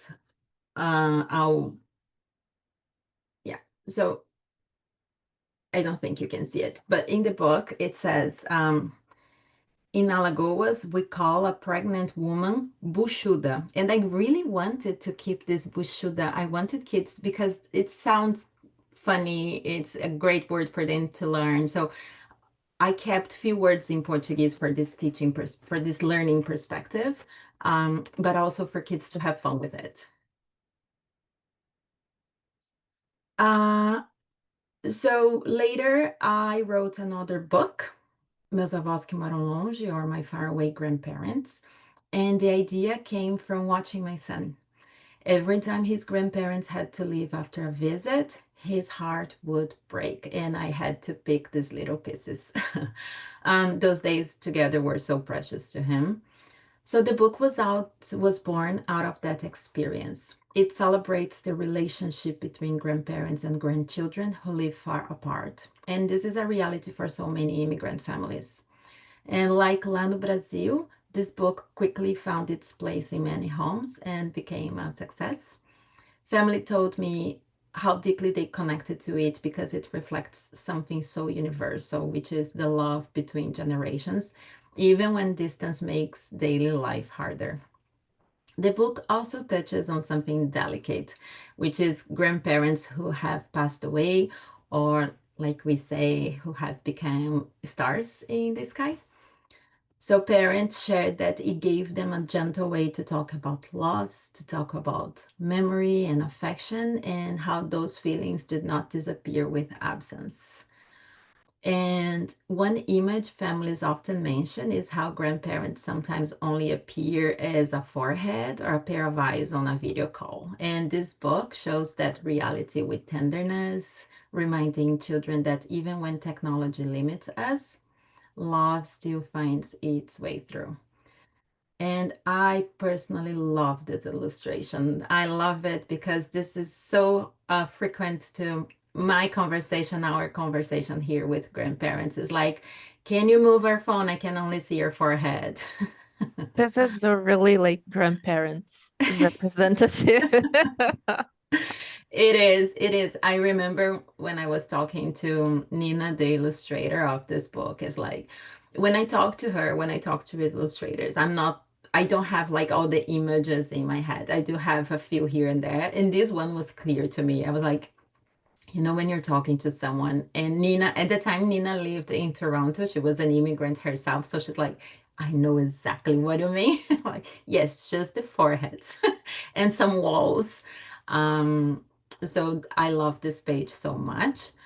And I also really wanted for this book, because the book Lá no Brasil doesn't have a character. It's just like doors to Brazilian culture, language, geography, and things like that. And to my faraway grandparents, I asked Nina to have a child. I did not want a girl or a boy, but I wanted children to be able to identify themselves. So it was a little bit of work for her, but we just went to this more neutral childlike look without focusing on having a boy or a girl character. And that was very, very important to me.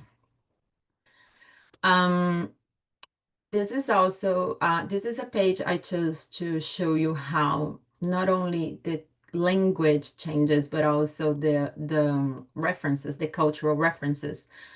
So while in the Portuguese version, we have a water filter that is a classic, right? I remember growing up and going to my grandma's house and finding this one. Here we changed to a kettle. So this made it more North America in a way. More English based than, of course, having this and have the gas magnets on the freeze, you know, on the fridge. Another thing that I personally love about this page is when she was illustrating the book, I had this idea of saving, and I asked my son to write this, and she used his handwriting in the book. So this is what my son wrote in Portuguese, and that's his handwriting at the time. He was in grade 2, and this is his drawings. And this is also his handwriting in English. So I thought it was very, very special in a way to be able to keep this moment like and cherish forever.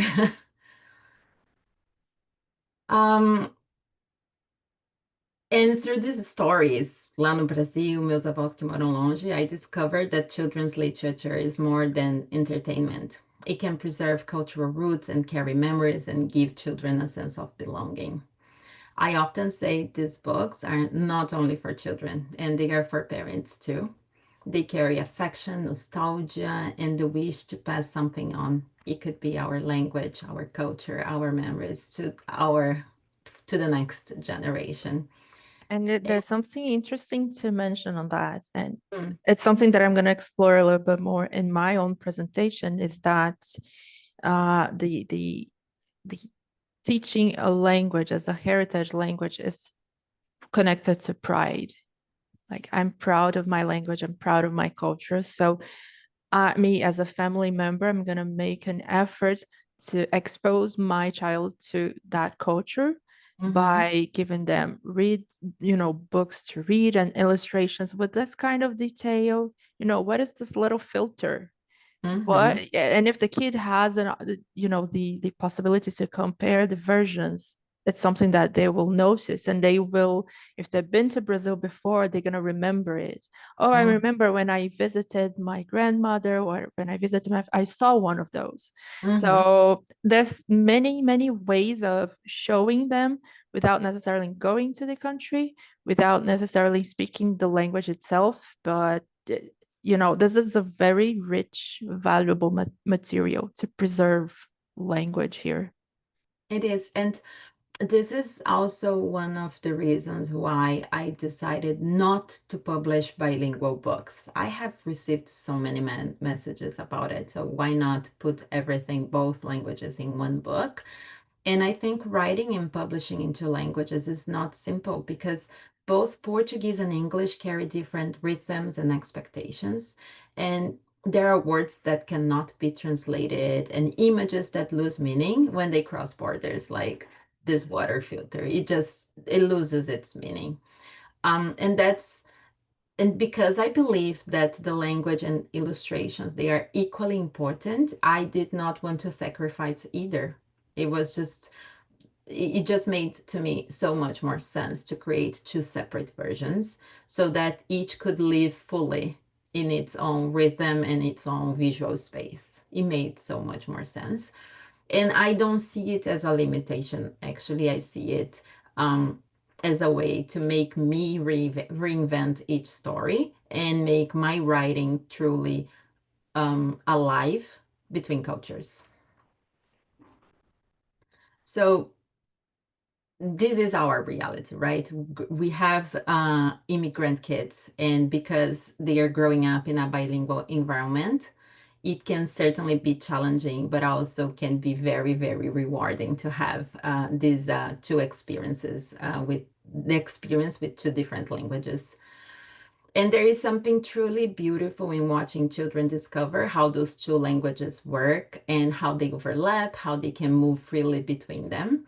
And this process is not only educational, but it's also playful, creative, full of joy, and it reveals how children build bridges between cultures every single day.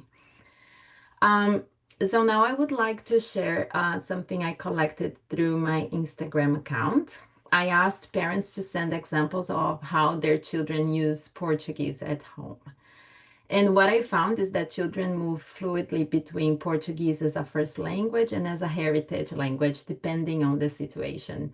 So many parents told me about the ways bilingualism shows up in their daily lives, and their examples illustrate just how alive and dynamic a heritage language can be. And sometimes children mix Portuguese and English, or whatever the language is, in the same sentence. Sometimes parents insist on speaking Portuguese while the child answers in English or whatever the local language is. In other families, they have created their small rituals, like we only read bedtime stories are only in Portuguese. And these examples, they show something important, because Portuguese in this context is a heritage language, not just a second language, because the second language is what we learn at school with grammar, with tests, with a structure. And the heritage language is by definition a language that is part of a child's cultural and family background, something that we pass down through parents, grandparents, or our community. And the heritage language lives inside the family. It carries memory, affection, identity, It's the language children use to say I love you to their grandparents or on a video call when they only see their foreheads. It's the language of family recipes, the language songs and childhood jokes. So that is why it is so important to me that my son speaks Portuguese. Of course, English is the language of his everyday life here in Canada, but Portuguese is what connects him to our roots, to his grandparents, to his cousins, and to the culture we come from. And he makes sense of the world in a way that he does know why he eats rice and beans for lunch every now and then. So for me, preserving the heritage language is not about resisting the new country. It's about keeping the ties alive. It's about having him understand that even when distance separates us, the words still build a bridge back home. So let's have a look at these examples. I love this one. It says, calça socks é meia calça para minha filha. E eu que não sou doida de corrigir. I just love calça socks so much. Pish means peixe. It's the connecting fish and peixe. Pish. Não sei se vale, mas o Liam chamou peacock de Brazilian chicken. E aí fiquei imaginando uma galinha com aquelas fantasias de carnaval, which is another way our brain connects our culture, the Brazilian chicken. The child wanted to say something was everywhere and said tudo where. Meu filho sempre fala que está doente de alguma coisa quando está cansado e não aguenta mais, porque ele traduz literalmente do inglês. Eu acho tão engraçado. Ele fala: mamãe, pode me ajudar aqui porque eu já estou doente de fazer isso.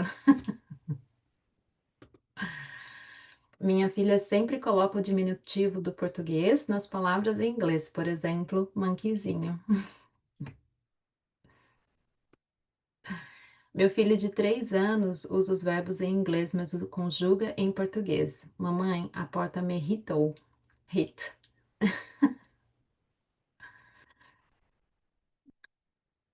Resfriado em francês é rhume. Não quero mispronounce it. Minha pequena de 4 anos queria dizer que estava resfriada e disse: mamãe, acho que estou com um rumo. Sabe como é? Português é cheio de vogais mesmo. Vai que cola só colocar um O no final. It's just so beautiful to see how they play with the language, and how they adapt it. It's very special to me seeing these kids experimenting with both languages. And just for you to know, Natalie just made a comment that her kids say let me see. My kids say para o meu selfie. Para o meu selfie. I love it. My son just recently said he was talking about a book, Hitchhiker's Galaxy, Hitchhiker to the Galaxy, and he wanted to talk about the dolphins. So he said, dolfinho, and I just love it. I did not have the heart to correct him, and now everyone here at home, we just refer to golfinhos as dolfinhos because it's it's very special.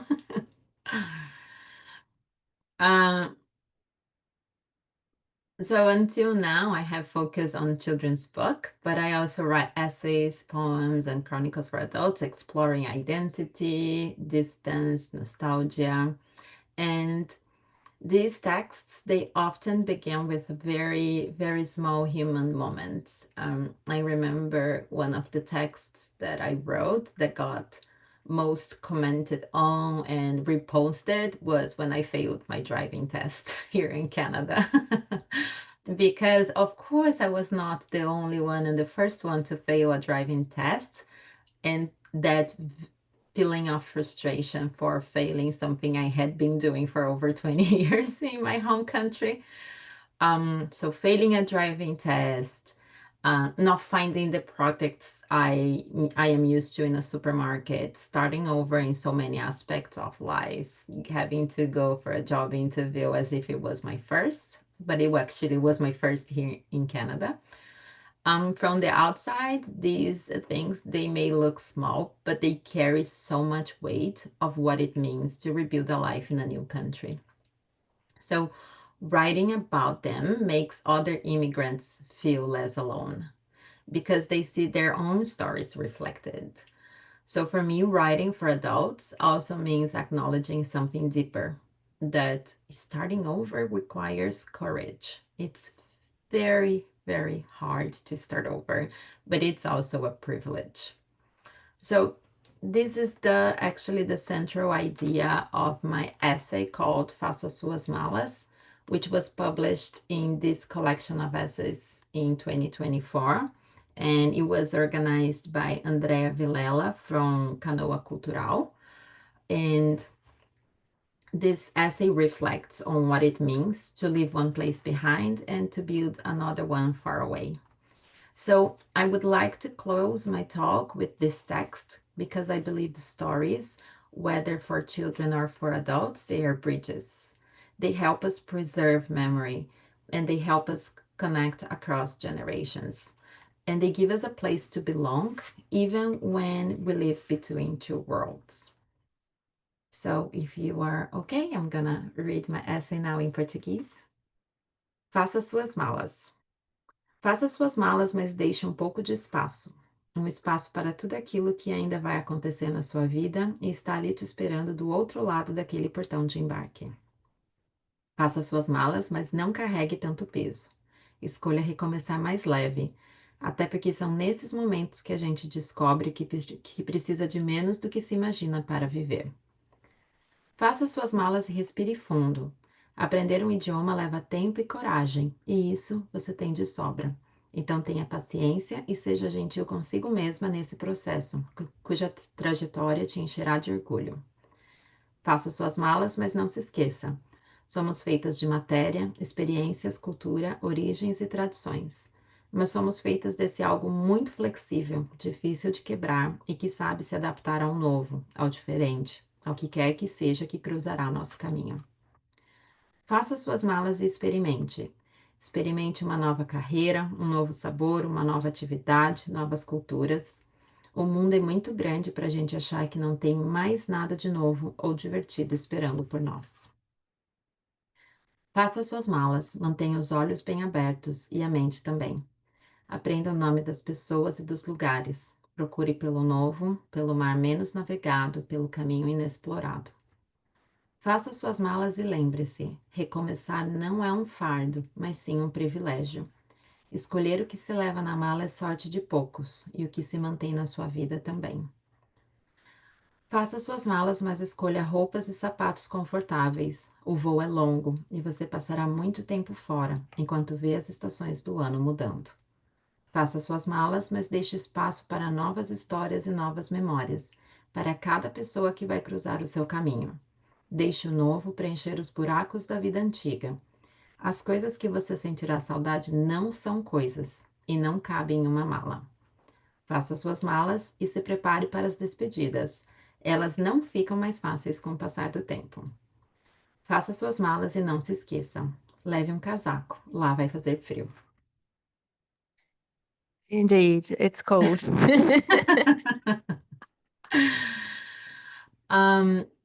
To me, stories, they are bridges. They carry us across distance, across language, across time. And that's why I write. I write to make sense of where I belong while I live between two worlds. Thank you so much for having me today, and thank you for your time. And thank you for having read that. It's really, I got emotional, I would say, because I can relate, and I can relate mostly to the part when you say, be kind to yourself, be nice to yourself, because it's not easy. And I remember when I first came here, having this feeling of, I can't do anything. I can't speak the language. I can't go to the grocery store and find what I need. I can't walk in snow because, you know, taking your trash out in Brazil, again, I always give this example. It's like you wear flip-flops, you go outside, you take the trash out. But here in Canada, it's like you have to be careful going down the stairs because there's ice and you can fall, and you have to wear boots, you have to wear coat and gloves. And so it's like, it's a lot to learn. It's a lot of process. We have this big picture of, you know, language and winter and everything, but it's always it's also in the small clothes, the small things, like the clothes you wear. And I remember there was a funny thing that happened to me when I came to Canada. I couldn't open the light in the bedroom because, you know, the light switch is different in Brazil, and here is like it's round, and I was like, what am I supposed to do with it? I don't know how to do it. I don't know how to open the light. And I felt so stupid. But then it's so natural because, you know, we have to relearn a lot of stuff. Yeah. And it's not an easy task. And we forget to be kind to ourselves, because this is something I always talk and mention to friends, is that would you, if I came to you with these situations, would you be kind to me and say, hey, that's okay, you're learning, it's hard, it takes time? Or would you insult me? Because we are so much kinder to other people than we are to ourselves. We give other people permission to make mistakes. We give other people permission, time to learn. We don't allow ourselves the space or time to do any of those things. And I don't know why we do that. But it's definitely a reminder. I wrote this book. I wrote this essay based on all the conversations I had during those years with lots of women, immigrants, lots of women, especially because my perspective is our lives change the most when a family moves to Canada. This is a family immigrates, let's be very broad. This is my perception based on my experience. Of course, when I came to Canada, I was already married. I don't have a different experience, but from friends I've seen, most of their partners, the men, they continue to have the same structure in a career and work. And for us women, we get the biggest load, and we have to adapt, and we have to learn more things in a way because they're working and doing the work, and we do not allow ourselves any room for mistake and we are constantly reminding ourselves the struggles we have in terms of learning a language and passing a driving test. Oh, I cried so much on that day. And after writing and sharing about it, I learned that I was not alone. Feelings are universal. Fears are universal. What makes us happy is universal. So this is something we need to remember. We feel sometimes it's just happening to us and we are very alone, but we are not. And I remember there was this day I cried so much because the lady she was a receptionist at some place, I don't remember exactly where. She asked me my name in French, and my brain melted. And she was like, quel est votre prénom? And I was like, Jesus Christ, what is my name? And I couldn't. And I felt so incompetent. And my boyfriend was next to me and he was like, it says, say your name. And I said, oh, okay, that's my name. And the lady was looking at me, and the conversation didn't go well that day. So that, you know, I was like, Jesus Christ, what is my name? And I came back home crying. Because it's a lot of information. It's like, wow. I was watching an episode of Modern Family in which they have a Colombian woman living with this American family, and they were making fun of her accent or something, and she just turned to them and say, do you know how smart I am in my language? I just love that so much. Exactly. And it's funny to think how the language shapes our personality too, because it's another thing that I observed about myself is that I'm an introvert period, but I became even more introvert because I'm a perfectionist. So if I have to speak and it's not perfect, so I won't speak at all. So what happens is I realized that for my first months that I spent here, I had people trying to interact with me, talk to me, and I would be like monosyllabical because, you know, I don't know how to phrase the sentence. I don't know what is the best vocabulary to use. So I end up not participating in a conversation. So I saw myself in this place where you have people interacting among themselves, and I was like comfortably there listening to them. And once they look at me and they ask, "What do you think about it, Mitsue?" And I go like, "Yes," you know. And I tried because I remember that I was trying so hard to phrase a sentence, a perfect sentence in my head. And when I was ready to say it, they changed the subject. And I was like, "Oh, damn," you know. So it's not the same speed, it's not the same train of thought. But then I realized, like, dude, I have to say something and it's not going to be good. It's not going to be perfect. But otherwise, I won't say anything and I won't make progress. And, you know, and being a learner, it comes with a lot of vulnerability too. So it's part of the learning process. Making mistakes is part of it.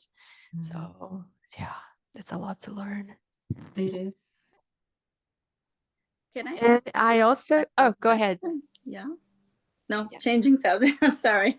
Is it open to ask questions? Yeah. Yes. Hi, Luciana. Hi, Natalie. How are you? Good. How are you? Good. Well, first of all, I'm a big fan of your work. I have 2 of your books. So, Oh, yeah. thank you so much. Yeah. I would like to ask a question like regarding inspiration and how like your work is evolving regarding like because my work is also like my immigration process inspires a lot my work, and I imagine you too. But after a while, like I don't know, I've been here in Canada for more than 9 years, and of course we adapt. It's never going to be the same thing, but like the hardest part is over, and maybe it is the same for you, maybe not. And my question is how, like, where do you get inspiration from, like during like this new step of immigration, and how is your works going to evolve? Like you made like 2 picture books, and I know our kids inspire us a lot. Like the way they see the world and the way they do things. So my kids inspire me a lot, and they're growing up. So do you plan to write like for older kids, for teenagers, graphic novels, adults? Like how, yeah, starting from the change of like immigration process and like the future of your work. Like, First of all, thank you so much for your support. I love to knowing that you have my books and you have read them with your kids. And definitely what has made me write about those themes was my whole experience as an immigrant mother. And I think I have always been very aware of these small details in a way. You know, I like to look over to what is happening around me. And I decided to write, for example, lá no Brazil, because my son asked me about the Amazon forest. I decided to write I decided to write my faraway grandparents because, like I said, my son cried so much, and I had to pick these little pieces of heart that were left when grandparents left. So I like to write what I know and what I live and what I experience. I feel like nowadays, I've been here for 6 years and a half, and even though sometimes I do have this feeling of I used to have this feeling of not belonging, and it's very good, and I can tell you that I don't have those feelings anymore. I feel at home. It took me a while. It took me a lot of writing and process, but I'm home. And so I don't see myself writing about immigration like I did in the past. This is something so resolved to me in a way that it's more of a life experience than something that inspires me nowadays. So even my writing has changed, even to adults. I have felt, for example, much more the need to write about growing old than to writing about immigration, because I'm experiencing changes in my body. I'm experiencing changes that I want to connect with other women in these themes. So as for my adult writing, I have been feeling this need to connect on those other subjects. In terms of children, I think the same happened. This year, I published a new book called Squarehead, because one of the struggles I have had with my son was these discussions around a healthy screen time limit. If it was up to him, he would play video games and watch TV all day. I am more of a strict mom. We do have lots of rules. And this book also came from this experience of me. Oh, you have it. Yes. There you go. This book came from this conversation. So how can I help him establish a healthy relationship with what is a video game today and is what is going to be a cell phone and social media in the future?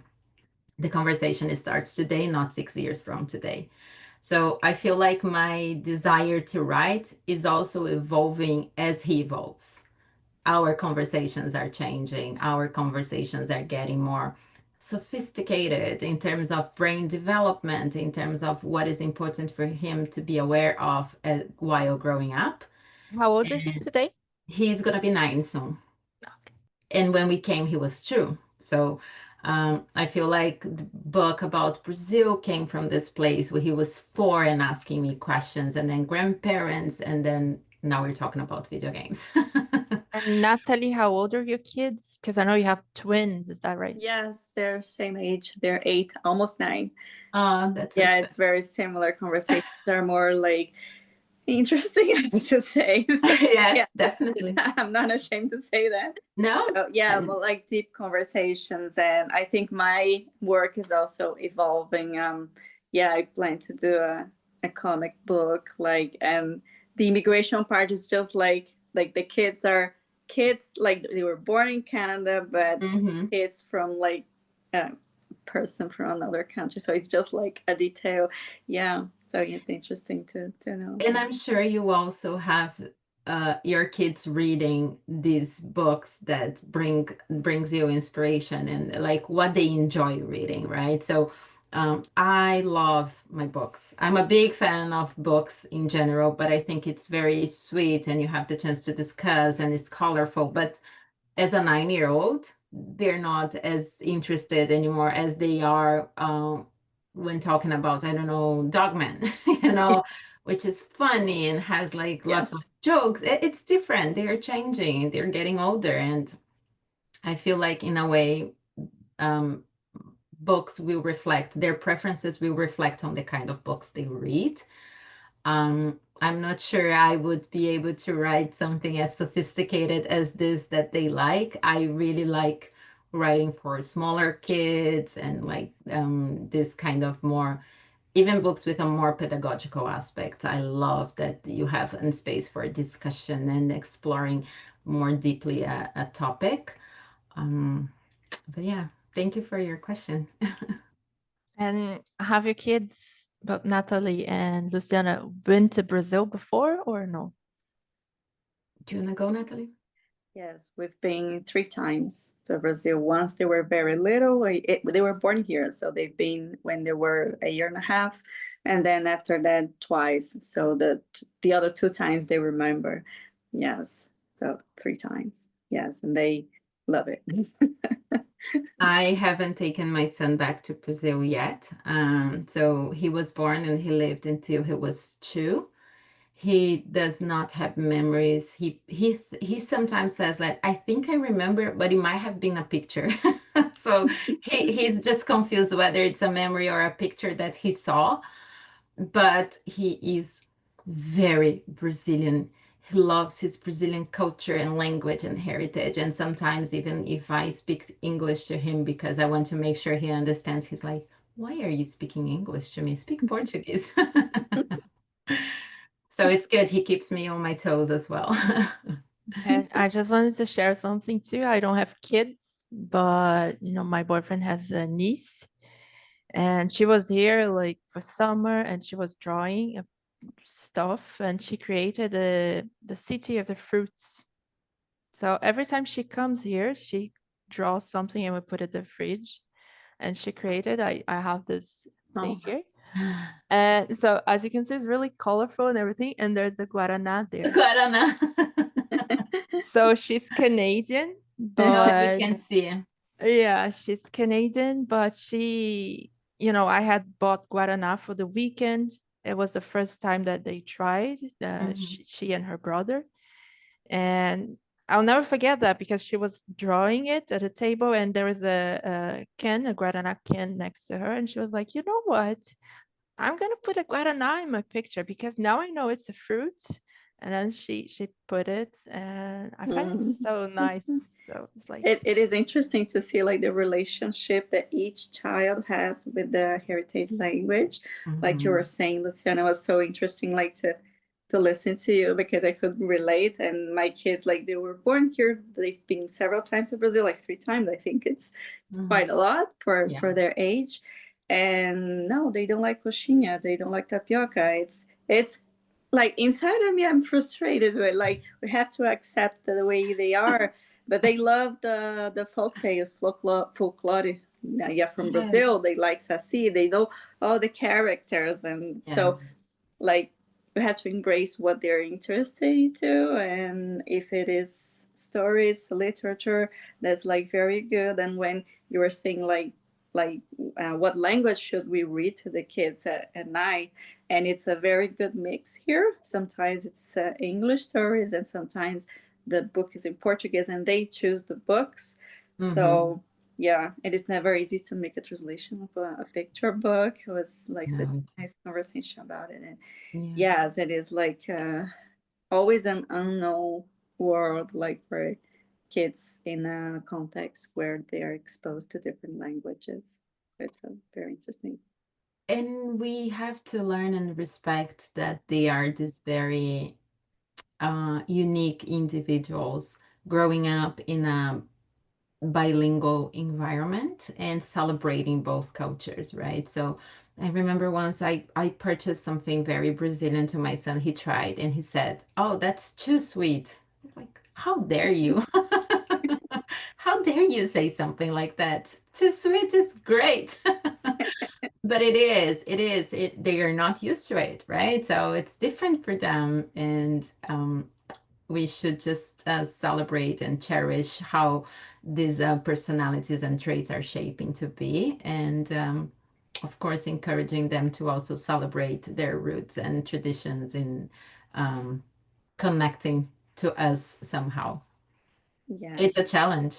it's a challenge. It is like, yeah, I tried like not to force them to speak Portuguese, so they feel comfortable like mixing languages at home. But they're very proud of Portuguese. They tell all their friends like, "Oh, my mom speaks Portuguese." Like, so it is nice to see like how language can be fun. Absolutely. And this is exactly what I'll be talking about in my presentation. So, I mean, if you guys want to stay, it's gonna be like just a continuity of this conversation anyway. But I wanted to thank you so much, Luciana, for being here. Thank you, Natalie, for your presentation this morning and for being here now as well. I don't know if you have the chance to work together, Natalie and Luciana, but you definitely should, because you two, you're excellent. And I would love to see a book of you two working together. So yeah. We are already connected through Instagram. Yeah, I hope so. So yeah, let me know whenever you have a book to be issued or something. I'll be the first to buy it because I'm a huge fan of you two. Thank you. Thank you. I will have to me too. I'll have to leave soon, but I'm certainly going to watch the whole presentation later. Perfect. No problem. So thank you again for your time. Thank you, Luciana. If you watching online, live on Facebook, if you have any questions that, come up after this presentation, you can always go to our website, write to Luciana on Instagram, on her social media. And thank you very much. I see you all in 7 minutes. I'll be back in 7 minutes. I'm going to open the camera again. So let's have a little bio break, drink some water, and thank you very much. Bye-bye.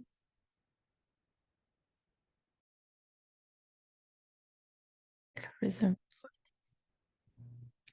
And I'm going to share my screen because we're ready to start the next presentation. That is about exactly how languages shape our personality here in Canada.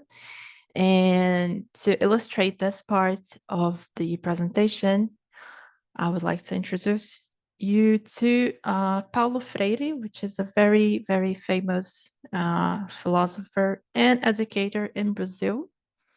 He was best known for his influential work in critical pedagogy. His most significant achievement was the development of the pedagogy of the oppressed, a groundbreaking approach that emphasized dialogue, critical thinking, and the empowerment of marginalized communities through education. So Paulo Freire, he challenged the traditional teacher-student dynamics by always advocating for a more participatory, learner-centered module of education. And his literacy programs helped educate a lot of impoverished adults in Brazil and other developing countries. And he was known for linking always education with social justice, political awareness, and etc. So his ideas continue to shape the educational theory and practice worldwide. And he is probably one of the most famous, or if not the most famous, pedagogo that we have in Brazil. So I think it would be a good idea to use him to illustrate this part of this axis of our jornada. And now I'm going to open my camera because I realized I closed it, and share my screen again so that you can see my presentation. In 1 second. And here we go. You can see it. There's something weird or wrong, just let me know. So yes, we're going to be talking today about advocates for the Portuguese language in Canada and how languages shape our identity. So I'm going to try to do everything in 1 hour. I think it will be, we'll have enough time to discuss and to go into the details of my experience. And I would like to hear from those of you who are here watching live about your experiences as well. And if you're not watching live, you can just share comments with me later and share your feedback as well in the website or on Facebook. So this presentation will be done in different 2 parts. So part 1 is going to be, I'm going to talk a little bit about my connection to the languages I speak.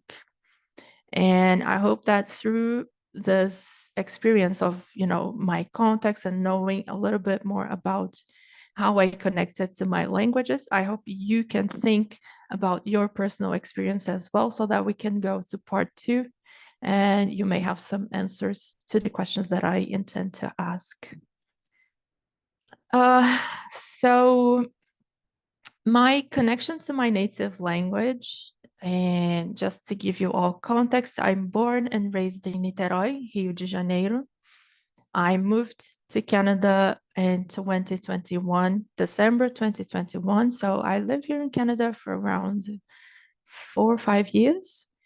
And I'm a working class kid, and I'm the first of my family to get a university degree. So I studied language and literature at Universidade Federal Fluminense in my hometown. I studied Portuguese and English because you have the option to have a foreigner language in college as well. So I got English as my foreigner language. And since like an early age at home with my family, I was highly exposed to like non-standard Portuguese. So by non-standard Portuguese, I mean the things that you will never find in a grammar book, in the dictionary. So it's basically Portuguese that the people, the non-educated people say and use in their daily lives. And by non-educated, I mean people who haven't attended university, who have never had formal education. So I was highly exposed to that. I come from a family, I don't have brothers or sisters, but I have cousins. And we used to live in the same area, in the same neighborhood. So basically my whole family lives in the same neighborhood. And I was always with my cousins. I had a really intimate contact with my family, not only my parents, but my uncles, my aunts, and my grandparents as well. So this is, just to explain you guys more a little bit about my context. So in that context, I realized since an early age that the grammar that my family used and even the spelling, sometimes if we had to write something, we would not follow like the standard Portuguese that you see in the books. So one example that I find really interesting is that our use of plural has been changing over time. And I think it's not only with my family, I see other people as well using that. So one example is a menina vai para a escola de ônibus. So this is a sentence that means the girls go to school by bus. But I noticed that, people, uneducated people, they usually use the plural only, the plural mark is only in the first part of the sentence, where the other words, they remain in the singular. So this is a difference that I still preserve it in my language, and I still use this non-standard version, let's put it that way, when I talk to my family, to my friends, or to my personal connections. I feel like this is a way that, expressing the language that I spoke to my family and the language that is closer to me, even though it's Portuguese anyway. And another example, now not talking about grammar, but talking about spelling, it's that every day I used to ask for a benção, a benção, vó e benção vó. So every day before leaving my house to go to school or whatever, and every time we got back from the school or anything, we would ask for the blessings of, my grandfather, my grandmother. So every single day in my life, when my grandparents were alive, I would leave the house and say benção vó, benção vó. And when I remember, there was this time that I had to write it, and I wrote it, but I didn't use the standard Portuguese to do it. I just wrote the same way that I pronounced it. So these are, the little differences that I started realizing when I got to school, to university as well, that it was the first moment when I realized that the language that my family speaks is not necessarily the one that we find in the books and grammars or in the dictionaries. And another important part of my connections to my native language is the African and indigenous influences. So again, my grandparents were Black and indigenous. I come from a religious family, and religion in Brazil is kind of a controversial, a topic, because Brazil has a lot of synchronia religiosa. So in the same family, you can have a Catholic person that goes to a different church or that follows an African religion. So I came from a religious setting, but not necessarily Catholic only or African only or indigenous only. What I saw in my family was a mixture of these influences. And of course, these influences, they also reflect in the vocabulary that we use. Apart from this element that goes with religion, something else that I noticed is actually, I realized that I didn't start recording. Let me just double check. Did I? Okay, it's recording. Perfect. I'm gonna share it again.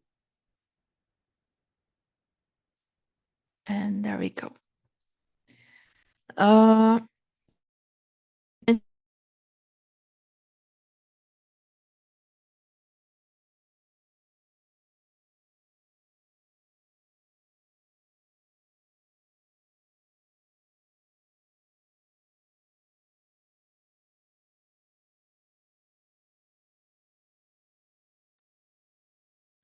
Oops, can you still hear me?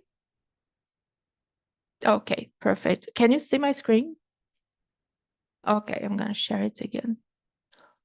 Zoom decided to, okay, perfect. So, all right. So as I mentioned, like religion was an important part of my family's vocabulary. And so there is a lot of African vocabulary from our religious part. My hometown happens to be a traditional territory of the Brazilian First Nations, the nation Tupinambá. So literally everywhere I go in my hometown that is called Niterói, you can find an indigenous name. So the places are called Itacoatiara, Piratininga, Itaipuaçu. I put other places here from different parts of Brazil as well, but Niterói, many neighborhoods in Niterói are called, they have indigenous names. So I was really exposed to the indigenous vocabulary since an early age as well. And that kind of shaped the way that we use Portuguese. And, you know, many words like from an African origin, you have Umbanda, Macumba, Cachimbo, Exu, Orixá, Caboclo, Iemanjá. And then you have other words as well. They're not necessarily related to religions, but to religion, but you have Cafuné, Dengo, Muvuca, Cuíca, Moleque, Fubai, Quitanda. These words and this vocabulary has a huge influence in the person I am today and in the Portuguese that I speak today as well. So my contact with a foreign language happened from a decision that my parents took when I was a teenager. I was about to become a teenager. I think I was 10 or 11 or something like that. And my parents decided, like, my kid needs to study English. And this is the first time, I mean, when I think about the situation now, I see that the main reason why they took that decision was she needs to study English because this means she will have more opportunities in the future. And by opportunities, they meant it will be easier for her to find a job. She will be more qualified if she speaks another language. She will have access to things that we don't. She will be able to travel. She will be able to function in a different country. And this will open more doors to her. So I studied, I started studying English as a teenager. I took classes at high school, and I also took classes in private language courses because I was a teenager in the 90s. And the 90s in Brazil, I mean, the schools, they didn't have really, I mean, at least the school I studied, it didn't have a super solid program for teaching foreigner languages. So studying English was basically one class per week. It was 40 minutes of English per week. So it's not necessarily something that prepares you to the future or to go abroad or to wherever. So I remember that my parents felt the need to pay for private language courses and take me to classes so that I could be exposed as much as possible to a foreigner language. So this is the context where I started studying it. So I was around 9 and I completed my course when I was maybe 12 or 13. But the problem for me when I studied English in Brazil was that I was like, okay, now I think I know how to speak the language, but what am I going to do with it? Especially because I come from Rio de Janeiro. If you see the Brazilian map, Rio is not necessarily close to any border. So we don't necessarily have this conscious of the utility, the functionality, or what are you gonna do with it? What are you gonna do with English in Rio de Janeiro? For me, for my context, for my family, it didn't make sense that I knew how to use it, but I didn't have a context to use that language. So that context, it came like years after, when I got my first job at a publishing house in my hometown as well, in Niterói. So, and I got this job, it was for a translator position. So I was 19, if I'm not mistaken. So I spent I had this gap in my learning because I studied English at 13, and then I finally find something to do with it when I was 19. So there was this gap, and I started using English on a daily basis, but not in an active way. So I will basically read books in English and translate them into Portuguese. So this made me realize that my parents, after all, they made a good investment, because after all, I was literally making money out of that knowledge that I had. And I started working as a translator, and I'm still working in the translation industry. It's been 15 years now, and it allowed me to know a very large, a broader context. I was exposed to a varied vocabulary, different contexts. I was able to translate about religious literature, IT, legal, software, and business and stuff like that. So I was literally using my English for something to make a living in Brazil. And I still work in the translation industry nowadays. So this is when I realized that decision that my parents took in the past, it was essentially attached to the concept of profit. So you can make profit with the language. So you can make more money. You can have maybe a better job. You can earn in different currencies, not necessarily in Brazilian reais, but you can make dollars, you can make euros. So this was my very first contact with the foreign language. And my contact with another foreign language, and it is also attached to the concept of profit. But this time it was my own decision. I got invited to work here in Canada for the company. I'm still working with them. So they sponsored my visa here.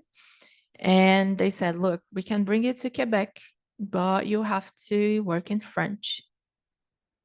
And this is when I realized, okay, I need to be able to work in French.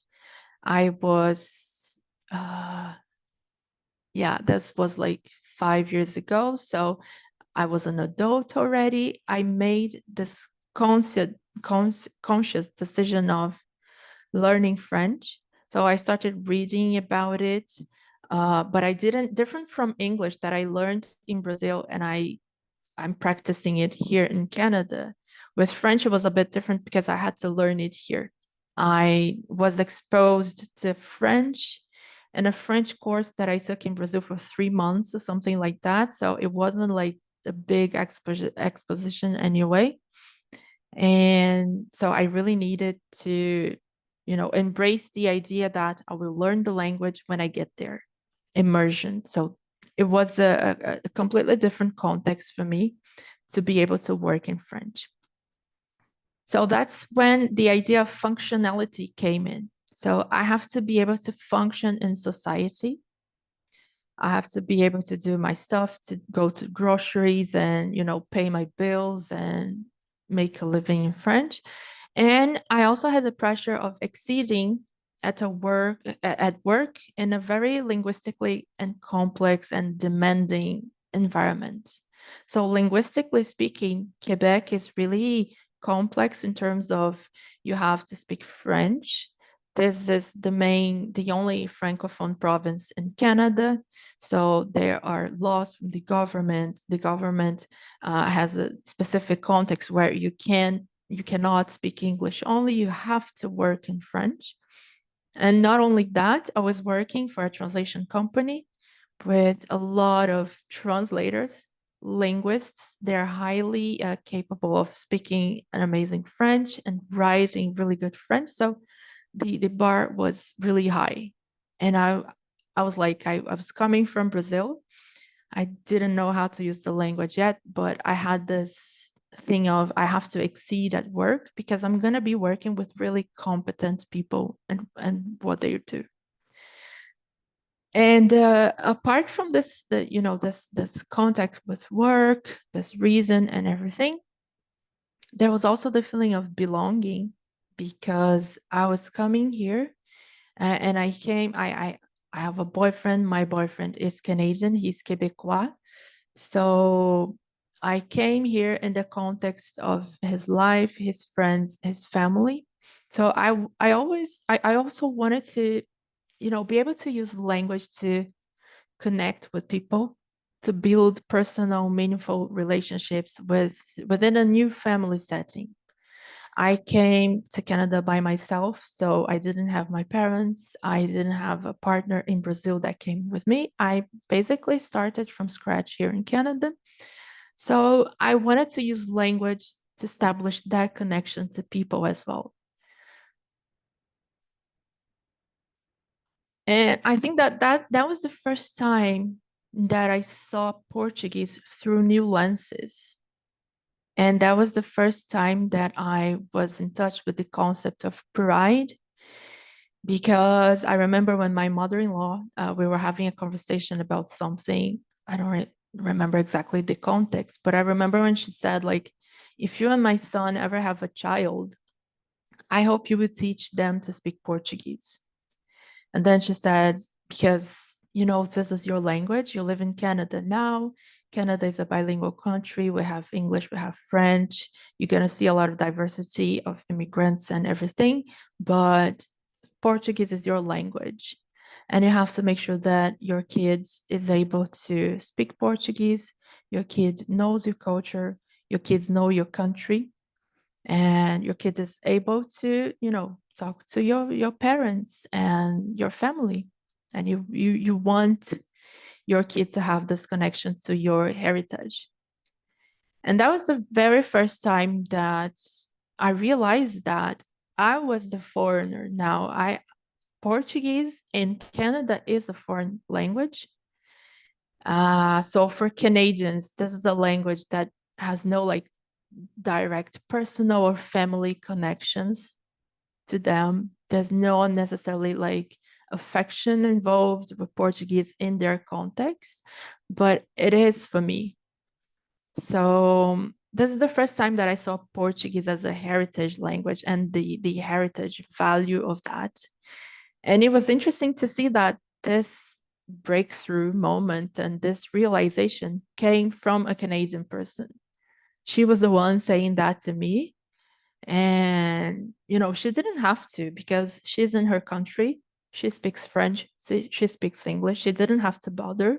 But I thought it was a really personal and beautiful moment that I had with her because she was the one saying that you have to teach them to speak Portuguese. This is your language. This is your culture. This is your heritage. And that was the first time that I got in touch with the concept of pride. And I realized that to have this willingness to share your language with your kids, you have to be proud about it. You have to be proud of who you are, of your family, of your ancestors, of your country. Otherwise, if you don't have this affection, this connection to your country, it's going to be harder for you to share this with your family, with your kids, or with the people who are around you. And so this is like the moment where I got this distinction in my head that a foreign language is a language that has no direct personal or family connection to the learner, not necessarily, the affection is not necessarily there. And whereas the heritage language is a language that holds cultural, emotional, or identity value. It's a language that is attached to who you are and who your ancestors were. So this is the moment where I made this distinction in my head. So for the second part of this presentation, I wanted to invite you who are listening to me now to think about your connections to your languages. So what about you? How many languages have shaped your identity so far, and why are you learning them? Because you might not necessarily be a native speaker of a language, but you decided to learn them at some point for some reason. And I think it is important for us to think about the languages that we speak. Why do we speak them, and in which contexts we speak them? Because this is going to determine our willingness to share this language with the next generations or not. So if there's anyone here who is live and wants to say something, you can open your mics and say anything. I'm going to stop talking for 5 seconds to give it this moment. Otherwise, I can move on.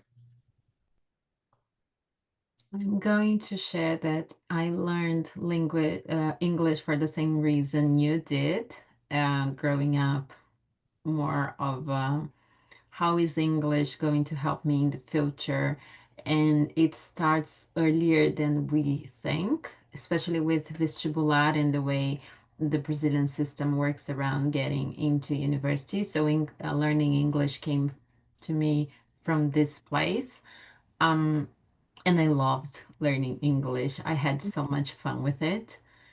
And then during the university, like yourself, my degree also had me study foreign languages, but I had both English and French. So this is a language that I learned during the university, but I don't feel like I can speak. And it's definitely a language I would love to learn, especially living in Canada. Even though nobody here on my coast speaks French, this is definitely a language I would love to learn. Mm-hmm. Yeah, and it's funny that at some point when I was in school, I learned Spanish, but I realized that the more I learn French, the more I forget my Spanish. It's ridiculous. And I had an Argentinian friend coming over, and she spent the weekend here, and she was speaking Spanish all the time. I could speak Portuguese because she understood, but every time I tried to speak Spanish to her, it wouldn't come out. It's French that comes out. So it's interesting as well to notice that some languages that we have learned in the past and we haven't been using, they might disappear because we don't have a reason to keep them alive.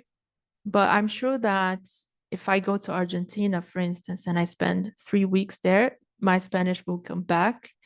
But honestly, I don't know how it's gonna influence my French. I don't know how this works in the brain, but it's interesting to see how the languages shape our identities and the contexts where we use them as well. So another example is that I speak French. My boyfriend speaks French with me all the time, but I only speak to him in English.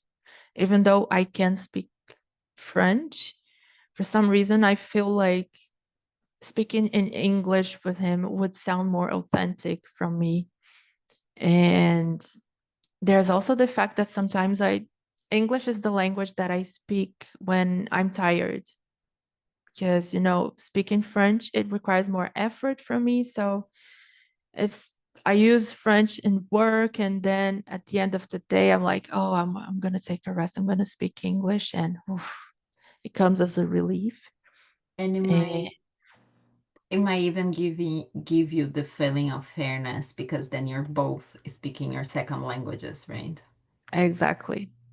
And I remember that speaking French for me made me really vulnerable in some moments of my life, because I wanted to interact with people, and people, especially here in Quebec. I remember that I had this experience of trying to speak French in Paris, and you speak that broken French, and they go like, oh my God, I'm going to switch to English because you're terrible. And when you speak broken French here, or at least this is what happened to me, people were so friendly, and they were so happy to see that you're making an effort. Again, I'm not saying that this is the truth for Quebec or France, or I'm trying to avoid stereotypes here, but this is what happened to me. So people are really friendly.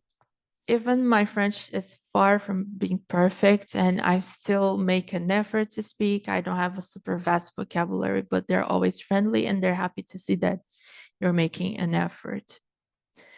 So it's interesting for us to think like how languages and how many languages have shaped our identity, and which of those languages we want to show to the future generations in our families. So this is where the concept of pride and profit comes in. And this quote, I took it from a book. The book is called Teaching and Learning Portuguese in Canada. I have the book here. I don't know if you can see them. I'm putting them in my face. So this is a really good book for people who want to teach Portuguese here in Canada. And it's a book, it's written by like several researchers in the language area. So I took this concept of pride and profit. It comes from an article called The Values Attached to Speaking Portuguese Among Brazilian Migrant Families in Toronto, Pride and Profit. So here are the authors. So you have Pedro Garcês, Cecília Dias, and Diana Bess. They are from Universidade Federal do Rio Grande do Sul, and they took this study. They selected, if I'm not mistaken, was 6 or 8 Brazilian families, migrant families living in Toronto. And they had this conversation with the parents. Most of the families, they have, it's a father, a mother, and kids, one kid or more kids.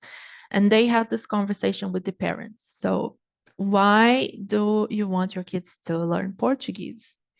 Why is it important for you, for your family? How do you use Portuguese on, your daily routines? So they, in this study, they realized that some parents, they have strategies to keep Portuguese alive. So for instance, every Monday we speak Portuguese. So Monday is the day where we speak Portuguese at our house. We don't speak English. We don't speak anything else. It's Portuguese only. Other parents, they notice that the parents have the intention, they would like their kids to learn Portuguese, but it doesn't come with an effort. So they would like the kids to learn, but they don't necessarily make an effort at home to preserve the Portuguese language.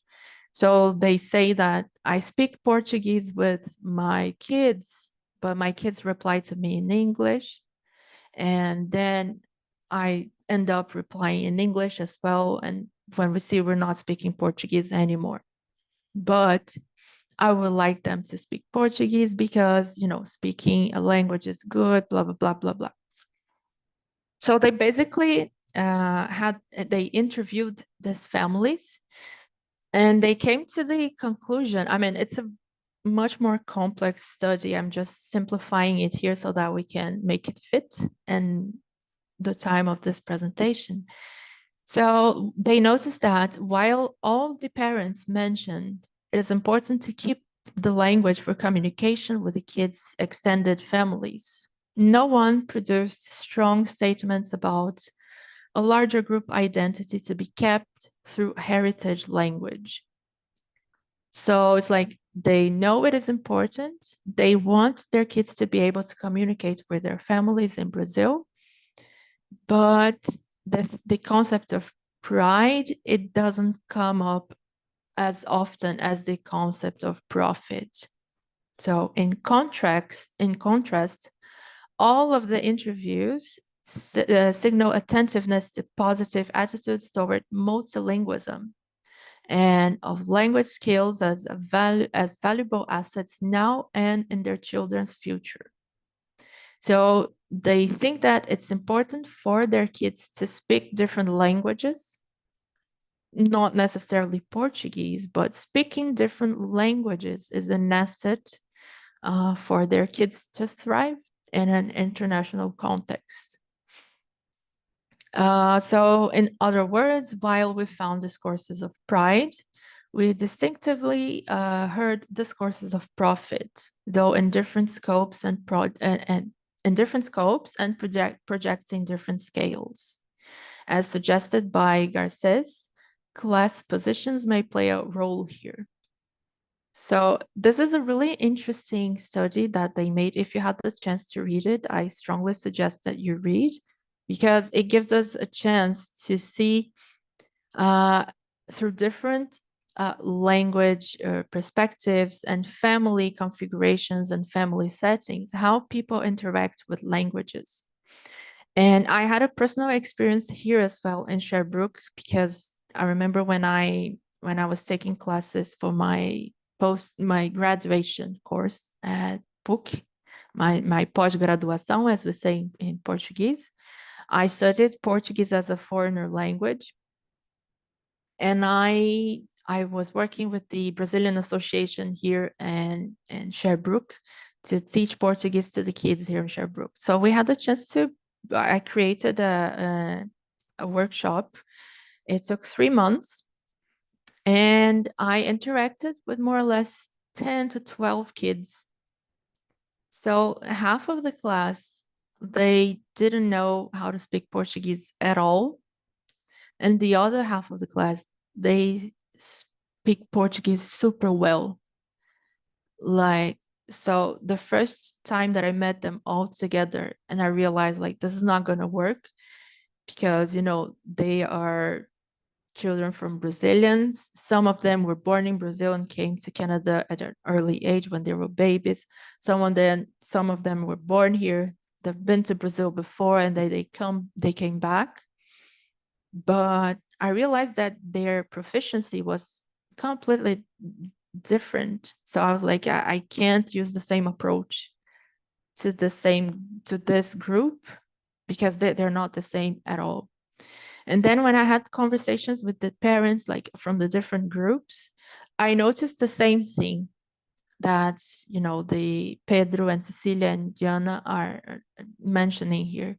It's like, I would like my kids to speak Portuguese, but, you know, we end up speaking French, or we end up speaking English, because it's important for them to speak English as well. Like, you know, here in Quebec, the kids speak French, so speaking English is already an effort for them. So speaking a third language, Portuguese, it becomes like heavier for some parents in some contexts, while in other contexts, it's something that happens supernaturally. Like, I want my kids to be able to speak to my parents, and to be able to meet their cousins when they go to Brazil, etc., etc. And this made me realize how important is the influence of the family and in the context where your language, your native language, is not the dominant language from a country. Because when you're in Canada, so the government will take measures to teach you French and English, but the Canadian government doesn't have to teach you how to speak Portuguese. So this is an effort that comes from us. And by us, I mean family. And by us, I mean these nonprofit organizations that are promoting Brazilian culture across Canada, by people like Luciana, by people like Natalie, by people like many other writers who are producing content, written content in Portuguese for kids, people who have, podcasts, radio and programs in radios and TV shows in Portuguese, organizing events. So this effort comes from the community. When it comes to a heritage language in a foreigner country, for us as Brazilians, this effort has to come from us. Otherwise, the language will be lost. And there's another study as well from the same book, the very same book. It's called A Reflection on the Challenges of Language Acquisition Outside the Portuguese Classroom. So this one was written by Evandro Rodrigues. He works at University of Toronto.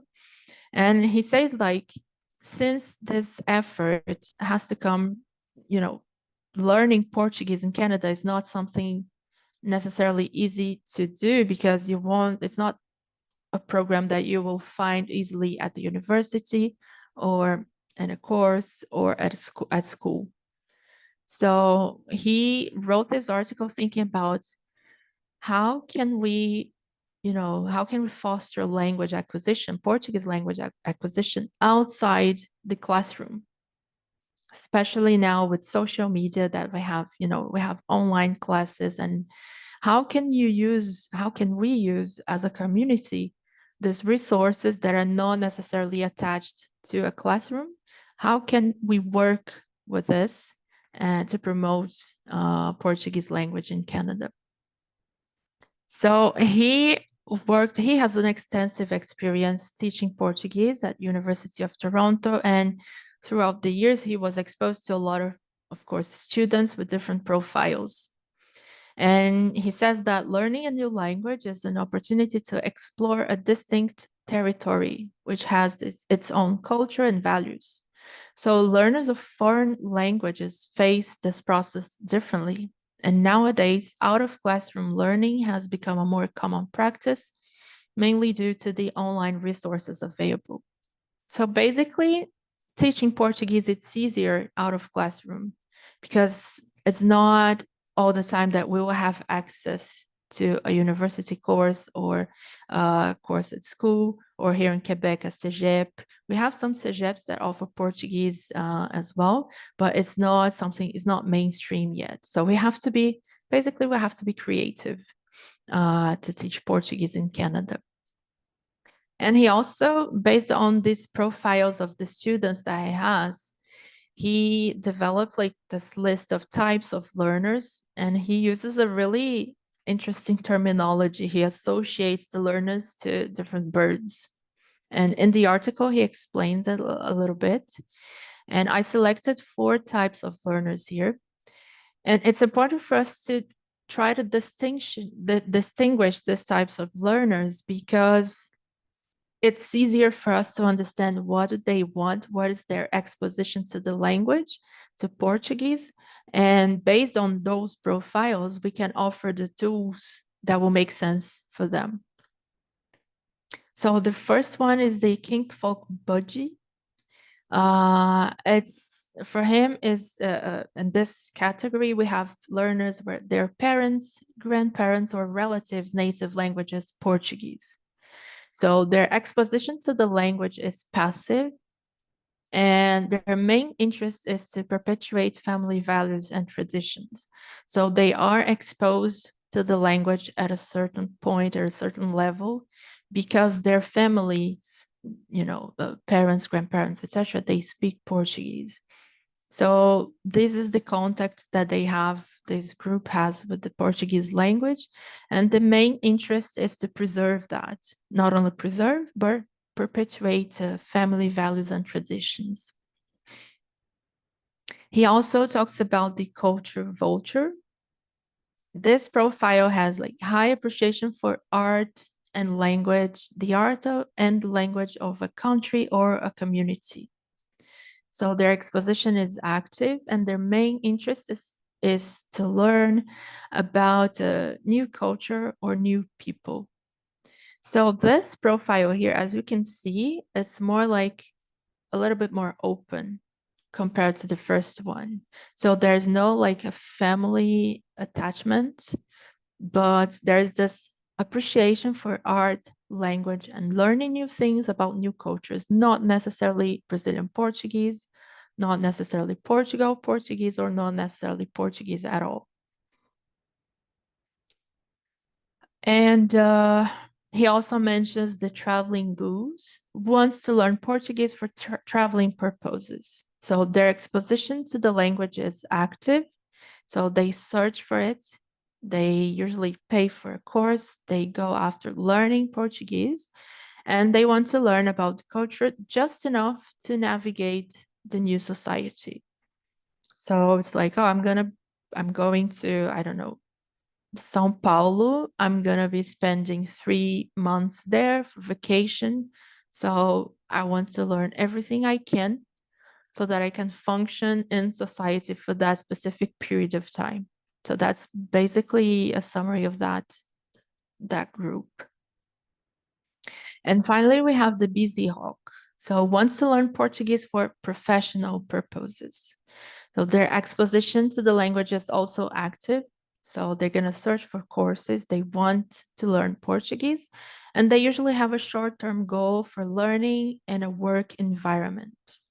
So it's a bit similar to the traveling goose in the sense of, I have a job in Brazil, I have a mission, I have to stay in Brazil for this specific period of time, so I'm going to learn how to work in Brazil. I want to learn how to function in a work environment. So this is a little bit how this profile works. I mean, the book itself, it brings more profiles, and he creates like categories and subcategories, etc. But I only selected 4 here because I think this 4, they're, they work as an umbrella for the main needs that I saw it myself when I was teaching Portuguese to Canadians here in Canada. So I could fit all the people that I thought over the last few years. I could fit them in all of those categories. And by learning what these people want with Portuguese, it's easier to offer the right resources for them so that they can succeed in the different contexts that they want to explore. So again, my question for those who are hearing this presentation now, and if you're accessing the recording later, you can add comments if you want. So what about Brazilian Portuguese? Because the question I asked before was like, what are the languages that you speak and what context is? But in which context do you speak Brazilian Portuguese today? Is it something that you do often? Is it something that you do because you have family, you have kids here? Or is it something that you don't do at all because you came alone and your family is in Brazil, so there's no reason for you to speak Brazilian Portuguese here? And if I can answer that question myself, my context is like the second one that I described, the latter. Like, I came by myself. All my friends, they're pretty much Canadian. I have met some Brazilians here before, but I don't have an intimate friendship connection with them. So I don't speak Brazilian Portuguese very often here. But I remember that, and it's a constant feeling that I have every time I go to Montreal and I'm walking the street and I listen to someone speaking Brazilian Portuguese at the street. I feel the need to say, "Oi, bom dia," because it makes me feel good. It makes me feel good to be able to speak Portuguese. Sometimes I miss speaking it. I write Portuguese a lot because I text my family on a daily basis, but speaking Portuguese for me and listening to it in a Canadian context is something that makes a difference for me as well. So again, I'm gonna give you some 5 seconds. If you want to interrupt me, feel free to do it. So I'm going to actually say that my experience with Portuguese is the exact opposite of yours, because I speak Portuguese every day. My husband is Brazilian, my son speaks Portuguese, and because of my son, I made sure to be connected with the Brazilian community. So most of my friends are Brazilian, and I'm often socializing in Portuguese. Once or twice a week, I go out either with friends or couples, and we're always speaking Portuguese. So English is a small part of my everyday life here. It's basically reserved to interactions which have to do with my son's school or outside of school activities. But most of my time here, I'm speaking Portuguese. And it's funny because I remember when I came here, I felt this urgent need of learning French because I had to, because I came with a work permit. So I had this pressure on me, like I have to perform at work, and to do so, I have to speak French. I saw immigrating to Canada as an opportunity to practice my English as well, because in Brazil, I wasn't super exposed to English on a daily basis. So coming to Canada for me was like, I have to learn how to speak French. I can practice my English finally, but I was scared to death to lose my Portuguese because I'm really attached to my language. And like I said, I'm really attached to this non-standard Portuguese that it makes me think about my family. It makes me think about my friends in Brazil. And I was like, I didn't want to be influenced. I didn't want the other languages to influence the way that I communicate with my family. So still nowadays, I'm really careful in the way that I phrase words in Portuguese because I don't want my family to perceive me as someone who changed just because, oh, she went live abroad and then when she came back differently. And I had I know someone, it's, a friend of a friend or something, that it was exactly like this to her. She used to live in Brazil. She's Brazilian, and she went living in Europe. I don't know if it was England or something. She lived there for a couple of years, and when she came back like, oh, I can't date any Brazilians anymore. Or, oh, I hate how Brazilians do this. I hate how Brazilians do that. So I was like, I don't want to be that person, to lose the connection to my country, to my country and to my language, to a point that I say, oh, I can't stand Brazilians doing this anymore, or this behavior is so Brazilian, or saying that is so Brazilian. So I was kind of terrified with the idea of becoming that person who loses connection to their language and their origins. And it was good for me to be immersed in this context with my boyfriend's family. And I had my mother-in-law saying that to me. So it was comforting for me to know that for them, it's important that I keep this connection to my country. So I was really happy to see them fostering this movement in myself and this behavior of myself, and saying, look, you come from a different country. We want to learn more about it. We want to be part of this. And we're together. We're with you. And we love when you speak Portuguese. We don't understand anything, but we find it really beautiful. So yeah, it was really important for me, but it's complicated. It's like mixed feelings, and yeah. And for my next and last slide, I wanted to reinforce again the importance of the advocates for Brazilian Portuguese in Canada. Like I said, we are the foreigners here, like in a sense of Canadians don't speak Portuguese. This is not the official language of the country. So Brazilian Portuguese is the foreign language here. Brazilian Portuguese can be the heritage language, but it depends on us. So if we don't act as advocates for our own languages, this is going to be lost for our kids and for the next generations. And I do understand that, some Brazilians, they might have their reasons not wanting to speak Portuguese here.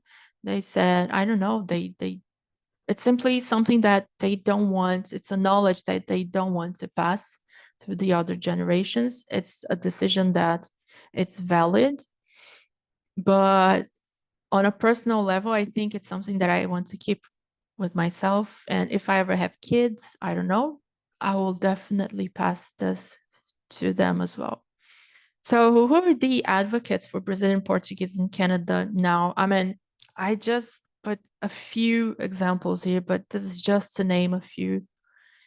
So you have the government. So you have Brazilian embassy in Ottawa. We have consulates in Halifax, Montreal, Toronto, and Vancouver. We have associations, Brazilian associations in different parts of Canada, in the Anglophone Canada, Francophone Canada. We have non-profits, Jornal de Toronto, Jornal Brasil Vancouver, Oficina Curumim. We have some universities that offer Portuguese courses as well. And most of this, oh, go ahead. I was just gonna say, if I may interrupt, I just added to the chat. There is a Brazilian here for us in Simon Fraser University here in Vancouver, and she's a part of the Leitorado Guimarães. So she's teaching Portuguese here. She has been for, I think, a year now, and it's a beautiful program that she is involved together with the Brazilian consulate here in Vancouver. So her information is in the chat, and she is absolutely amazing. Yeah, and I forgot to mention, I should have put here in government, like the Instituto Guimarães Rosa. They do an amazing work in several countries. And they're starting to have some representations here in Canada as well, which is really, really good. And in most of the cases, these people are doing like voluntary work. So it's a lot of effort. They put a lot of effort in organizing events for your community. There's the Brazilian Carnival. There is the Brazilian Festa da Independência now in September 7th. We had the event, the Journée Brésilienne here in Montreal. We have, Carnival. We have Festa Junina. We have Christmas. We have people producing content, which is the case for Jornal de Toronto, Jornal Brasil Vancouver. We have professionals like you, Luciana, like myself, who studied Portuguese through a pedagogical perspective, teaching Portuguese. They're organizing to teach Portuguese. We have communities of parents with the same goal, like, look, my kids is here. I want to show Brazil to them. I don't have the resources. Let's try to do something together. So I want to take this moment to thank all of these people working really, really hard to do this kind of stuff. In most of the cases, there's no like financial gain. They use their weekends, they use their free time, they donate this free time to give us Brazilians an environment where we can practice our language and we can show not only the language, but the food, our traditions, and eat coxinha and eat brigadeiro and have guaraná here in Canada. So, and I hope that you guys will see Casa da Cultura do Brasil no Canadá as a space where you can celebrate Brazilian culture and Brazilian language as well. So this is our website, this is our email, you know where to find us. And it was really nice sharing this experience with you. I'm gonna stop sharing my screen so that I can see you again. And that was it. Let me read the chat. Yeah, the link. Oh, I'm gonna take a look at it for sure. So yes, that was it. I had a lot to say. So if you have any questions, any comments, anything, feel free to add. Yeah, I guess my question for you would be, my way of speaking French is very much in opposition to any colonialism. So, of course, speaking French in North America is already a bit of a rebellion. And then we also rebel against France, and there's a lot of things that we're told we shouldn't say. But it's very important for me, just like it is for you and your family, to speak the way I speak, and I never want to compromise on this. What would you say is the impact of Portuguese from Portugal on the way you speak Portuguese? That's a really good question. I think that I was exposed to Portuguese from Portugal since I was a kid as well, because the neighbor, right, she used to live like right in front of our house. She was a really Portuguese lady, and she's still living in Brazil. She lives there for years now, and she hasn't lost her accent. And she was really proud of her traditions as well. So this is the first contact that I had with Portugal. And she still is a really welcoming person. So I was lucky enough to have this contact with Portugal. And I remember as a kid looking at her like this, oh, wow, she spoke, because I could hear that she speaks differently, but I don't know how to explain it. So I always saw Portugal and their influence through the lenses of curiosity. But more recently, I see that it's a delicate, connection that we have, because we are the majority. Brazilians, it's a lot of speakers compared to Portugal. And I feel like the Portuguese people are feeling threatened by Brazilian Portuguese more than the other way around, especially now with social media. And the Portuguese kids, they are exposed to a lot of Brazilian influencers and stuff like that. So the Portuguese parents, they see like my kids speaking like a Brazilian, because they are exposed to that content online. So I think it's more like I see Portugal through this like friendship lenses, because of this contact that I had with this Portuguese immigrant in Canada, and with others as well. I'm mentioning her because she was part of my childhood. She was there every day, being friendly, being nice, and sharing food and speaking loudly and dancing. And she is a really colorful person. So to me, it's positive. But I think that right now, the Portuguese people feel more threatened by us and by our language. And it comes, the fact as well that a lot of Brazilians are going to Portugal to live there, are immigrating to Portugal. So the Portuguese people feel like, oh, there's a lot of Brazilian influence going on.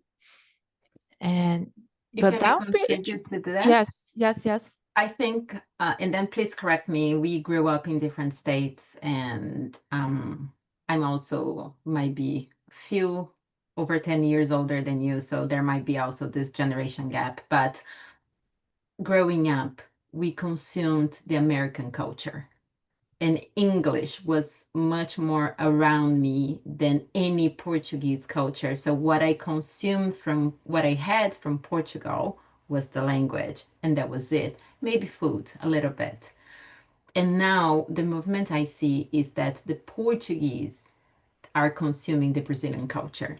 So they are being much more affected by language and traditions and customs that were first brought by Portuguese but adapted to our culture than the other way around. We have the language, which was also, if you listen to 26 Brazilians from different states, you're going to listen to very different accents and pronunciation. We have the root, we have the Portuguese, but that's it. It's not that we celebrate the Portuguese culture the way the Portuguese are today celebrating the Brazilian music and TV and everything around it. So I understand when Mitsu say they are much more threatened by the Brazilian Portuguese now than we have ever been in a way. I don't know if you agree with that, but because we were only consuming North American culture. Yeah. And I would say that in Rio de Janeiro, I was much more exposed to African Portuguese, if I can say. Because, you know, Brazil, we received a lot of Africans, slaves from Africa. So there is this massive trade of slaves that Brazil got. And those African people, they were colonized by Portugal as well at some point, or they came with their own languages. And so Brazilian Portuguese is highly influenced by African languages and African Portuguese, if I can call African Portuguese anyway. So I see that in the language itself, I see much more of African languages than Portuguese from Portugal. But it would be interesting to ask that to a Portuguese person. Like, how do you see the Brazilian influence today? It's a shame that we don't have anyone from Portugal here, but I will find a Portuguese person to ask that question. Okay, so that was it. We have 5 minutes to take a bio break before starting the next presentation. I see that Erivan is already here. So if you have any other questions, comments, or anything you want to share, you can write to me by email. You can find me on social media. I'm going to close my camera to do a little bio break, and then I'll be back to introduce Erivan's session. Okay. Thank you very much for attending. See you soon.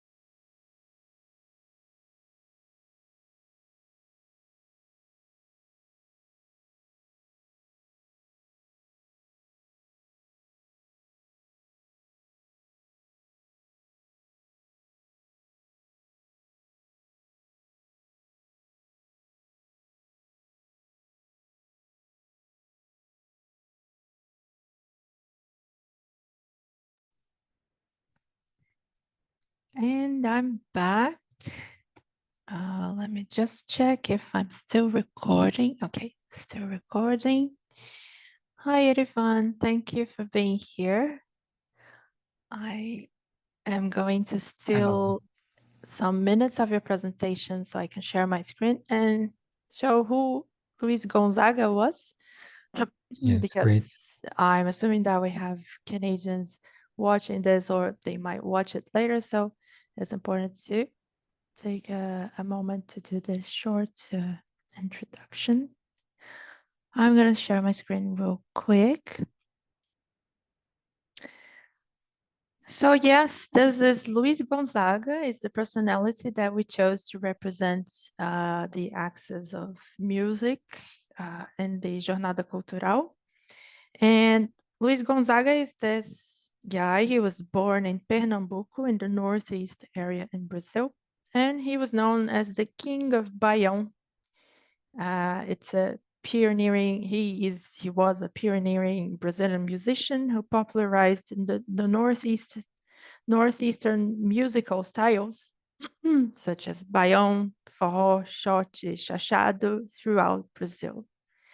One of his major achievements was bringing regional rhythms and the culture of sertão.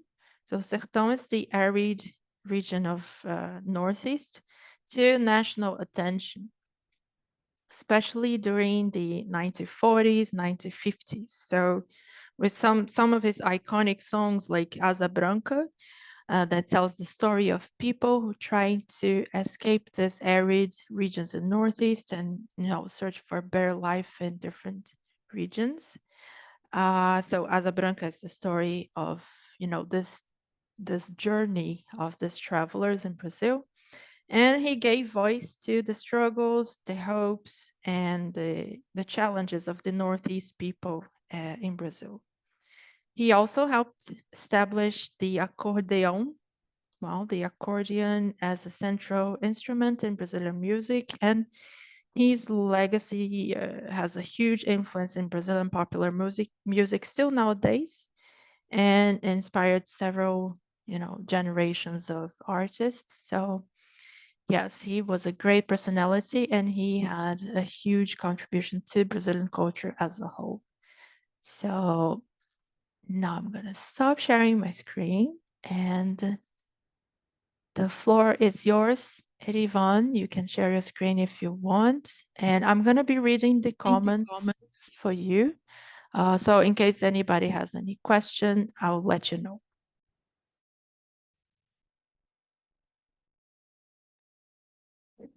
Okay, thank you very much. It's great to hear you introducing Luis Gonzaga. That's a big influence for me as well as a musician, as a Brazilian musician. And my presentation is about the inclusion in music. And I'm working in the context, I'm working with the deaf community, and thinking about inclusive spaces for music making, and also developing technology to make music accessible for those for this community. And I'm a PhD candidate at McGill University. My advisors are Isabelle Cosset and Marcelo Vanderlei. And I'm now writing my thesis and finishing my work. And it's my pleasure to share it with you.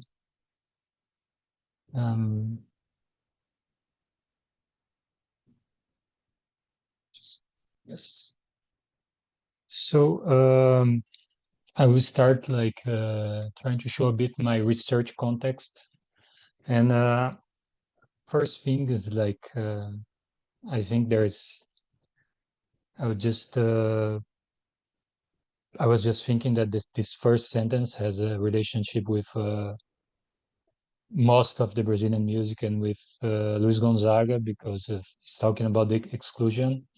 And we know that at that time of Luis Gonzaga, baião, forró, those music styles, they were not part of the Brazilian music, and it was a big effort to have that culture recognized across the country.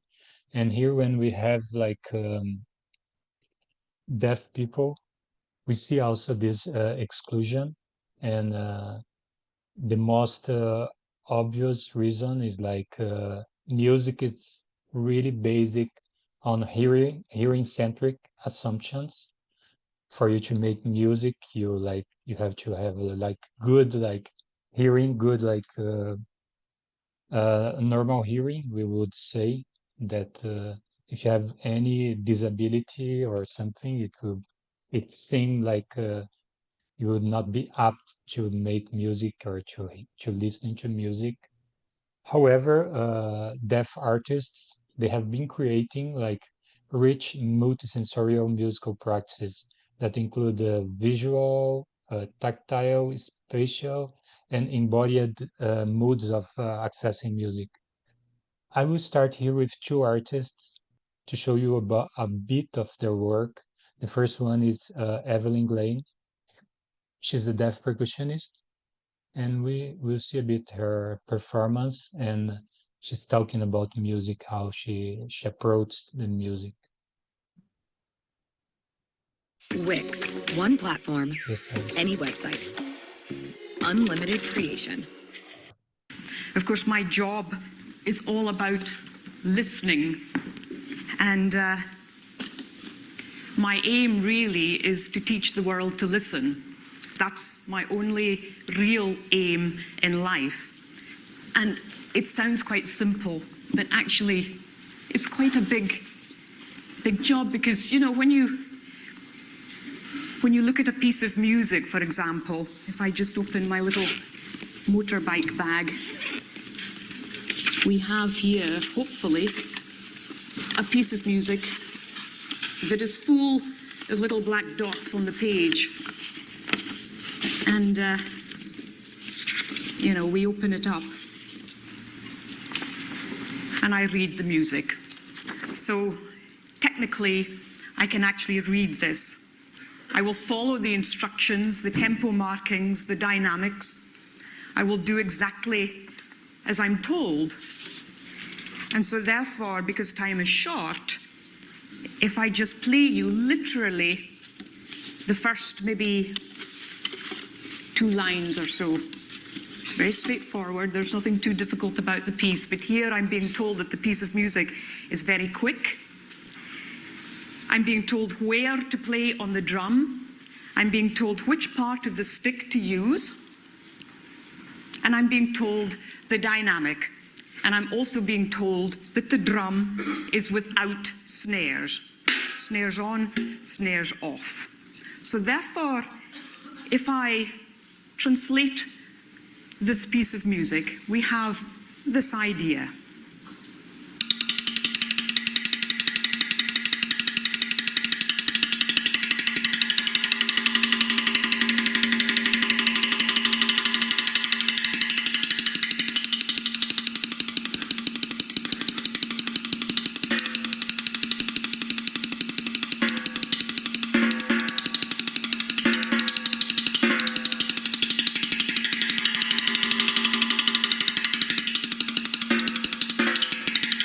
So on. My career would probably last about 5 years. However, what I have to do as a musician is do everything that is not on the music. Everything that isn't time to learn from a teacher or to talk about even from a teacher. But it's the things that you notice when you're not actually with your instrument that in fact becomes so interesting and that you want to explore through this tiny, tiny surface of a drum. So there we experience the translation. Now we'll experience the interpretation.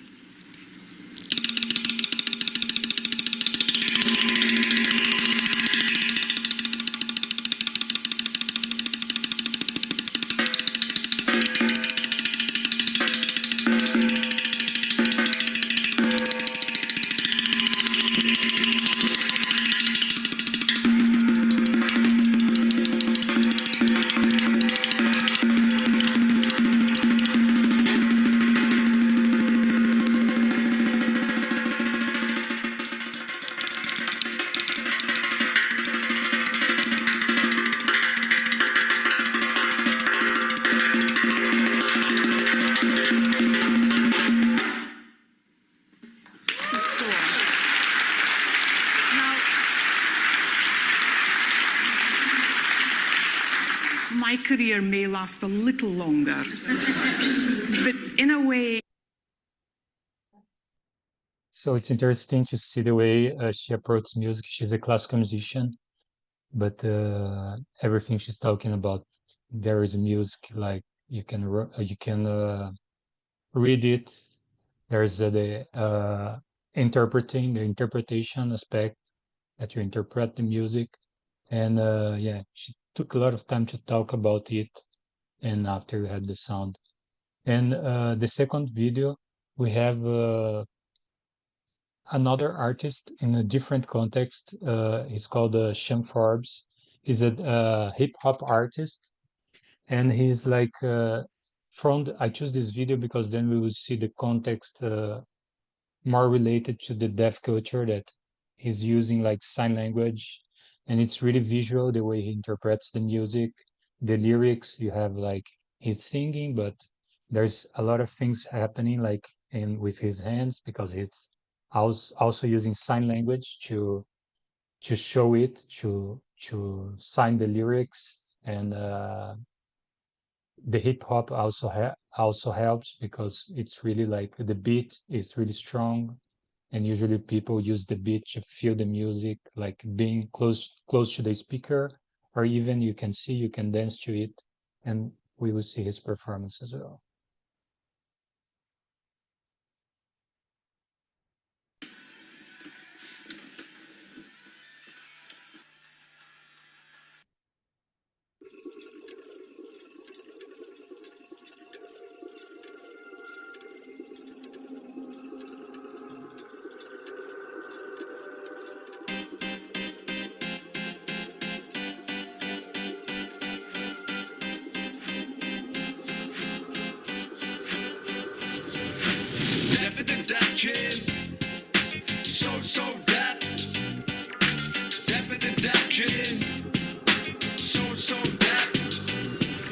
My name is Sean, but they call me Scene. Got a message here I'm delivering.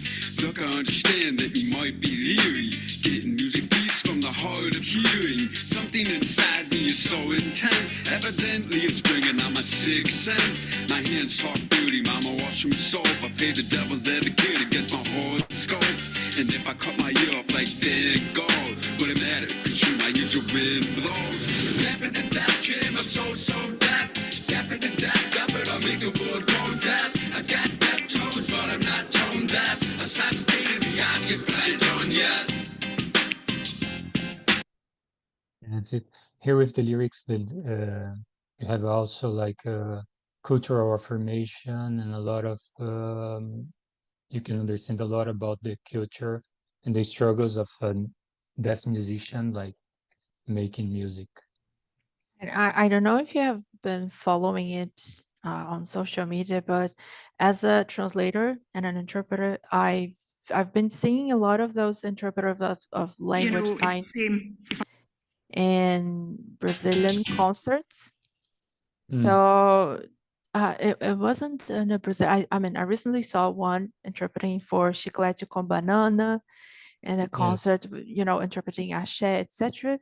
But there was also those like a band, I forgot, it was a heavy metal band, and the sign language interpreter was there translating the music to the deaf community.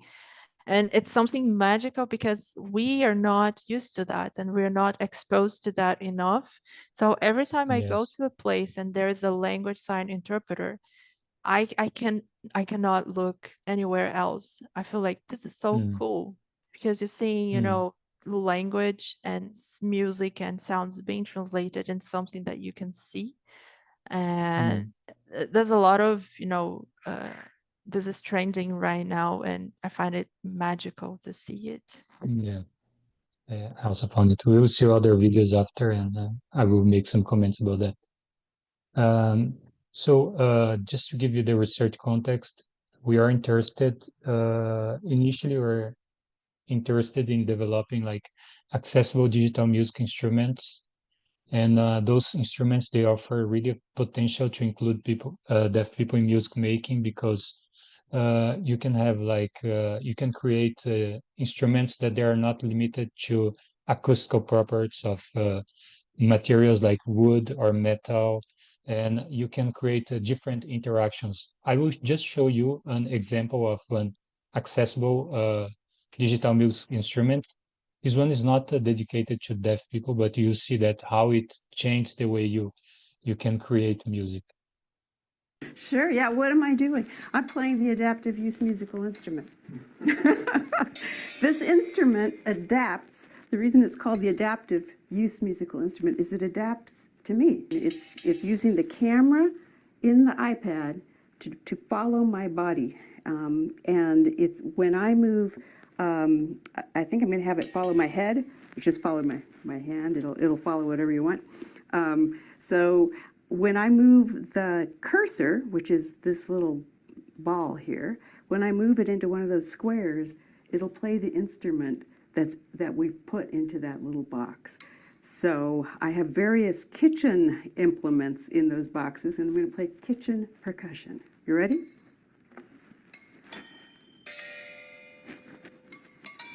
Following my shoulder right now. Let's say I want to play it with my face. I'm going to play it with my glasses here. It likes contrast, so you find something it likes to follow, and then you move around, you work with it. And you can change the look of it. You can like, say I want to make it lines instead of squares. Right now I'm playing percussion, but this will play all kinds of instruments. So let me go to, I'm going to play the kalimba here. And I can change the key. I can change the kind of scales. I can play chromatic kalimba. So let's go with that and see what it sounds like. I'm going to play that with my head.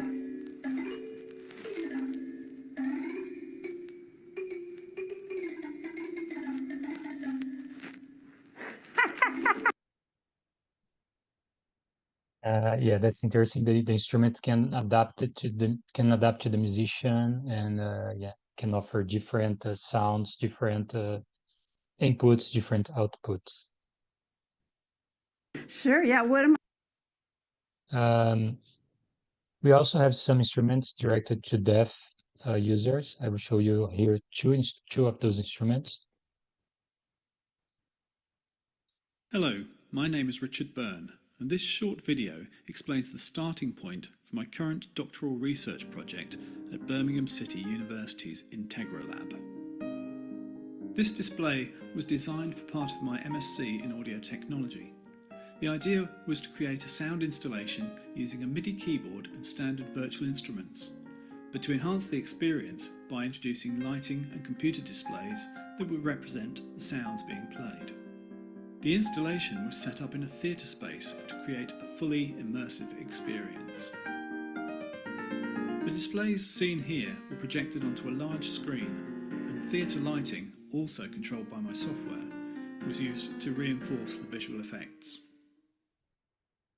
You can see how pitch and velocity of the notes are represented by the coloured bars in the top display, but the more useful data is displayed below and shows a real-time breakdown of the frequencies within the sound. Simple sounds, such as this electric piano, have very few overtones, but the more complex or rich the sound is, the more harmonic content can be seen. This synthesizer patch, for instance, is very rich in overtones. This display could be seen almost as a sonic fingerprint of the sound. The display to the left represents the sound's waveform or shape.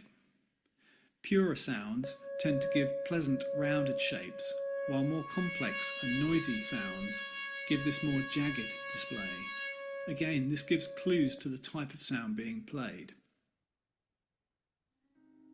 While I was developing this project, it occurred to me that these types of display could be useful for deaf musicians playing virtual instruments, which by their nature are lacking in visual and physical feedback. And it was with this in mind that I formulated my proposal for further research at Birmingham City University. Taking this as a starting point, I'll be looking at how multimodal feedback systems could be developed for players of virtual instruments to stimulate the senses of sight and touch to enhance the user experience and enjoyment. And the next one is different way of interaction. It's a smartphone drum. Smartphone drum, a smartphone application that presents a drum-like vibro-tactile sensation when a user makes a drumming motion in the air using their smartphone as a drumstick. We prepared 3 types of drums. When a drumming motion is detected, the attitude of the device at that time is obtained to determine which drum was hit. The characteristics of the vibration changes depending on the strength of beating motion.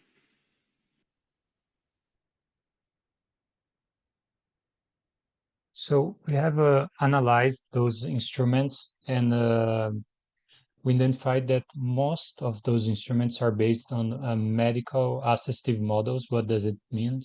It means that they're trying to fix disability. They are trying to overcome disability and compensate for hearing loss. And usually they are not integrating deaf cultural practices like we saw before, considering sign language or considering the practices of deaf musicians or musical practices within the deaf community.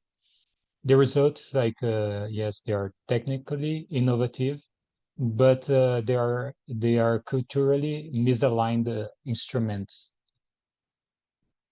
Smart. So the theoretical lens we are using here is disability studies. So we are looking at the different models of disability. We have the medical model that sees disabilities through medical lens, something you can fix or something you can change. You can have intervention in the body of the disabled person. But you have other models of disability, for example, the social model that sees disabilities in a society. For example, someone in a wheelchair will be able to navigate the city if you have ramps, if you have accessible ways for that person to move with the wheelchair.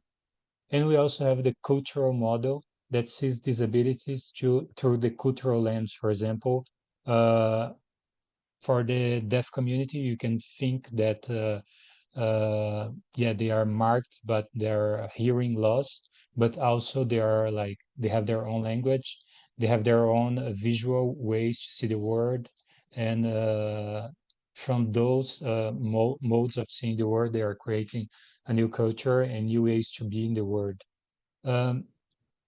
For me, it was really important to use this concept of deaf game, how those modes, those sensory and cognitive ways to be in the world can bring gain for everyone, not only deaf people. As a musician, for example, seeing the ways that deaf people are creating music in a multisensorial way can bring a lot of different approach to music, like visually or with vibrations. Even the tools you can use for music, you can have a more broad range of tools to make music. And also we're considering a participatory design, and in our research it's really important to include deaf people in the design process, in the music making process. So they're not just the passive subjects of the research, but they are participating. We're trying to include them. So the research aim of this research is to develop a sequential participatory framework for designing ADMIs with and for the deaf community. So the framework is divided in 4 interconnected studies. The first was a survey we did with deaf individuals, it was an online survey, and we were able to reach out to more than 200 individuals to know how they engage in music, what are the barriers they have when trying to listening to music or making music, and the strategies they use to access music. So from that, we're trying to learn from them how they access music and what are the barriers. Second, we did a review about the ADMIs targeting deaf people, accessible digital music instruments targeting deaf people, to see what are the proposals, what researchers are proposing as instruments for deaf people. And I also run the workshop with deaf participants, where we're trying to see, it was like a 1 hour workshop where we were trying to see what was the music they would like to make and what would be the ideal instrument to make that music. It was really interesting workshop, and to hear from them like their multisensorial perspective in music and the ideas they had to make the music in their own way. And that's the final step now. We're like creating a prototype, and we're going to give back to the participants for them to evaluate it. So then the idea is to integrate those 4 studies. From the survey, we got the community context, and the ADMI's review gave us an idea of what's happening in the field, how people are thinking, researchers are thinking inclusion in the targeting deaf people. And from the workshop, we got in touch with deaf artists, deaf individuals who are interested in music, and we got an idea about what are their priorities in music.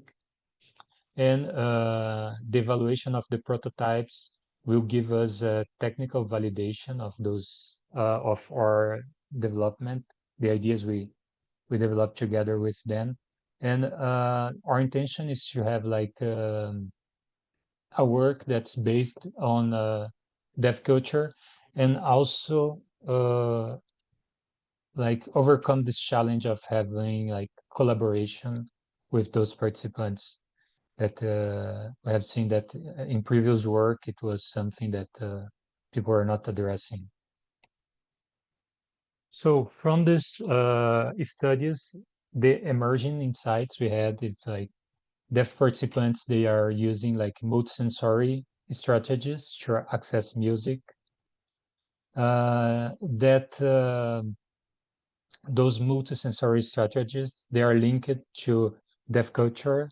They are using sign language. They are presenting to deaf audiences.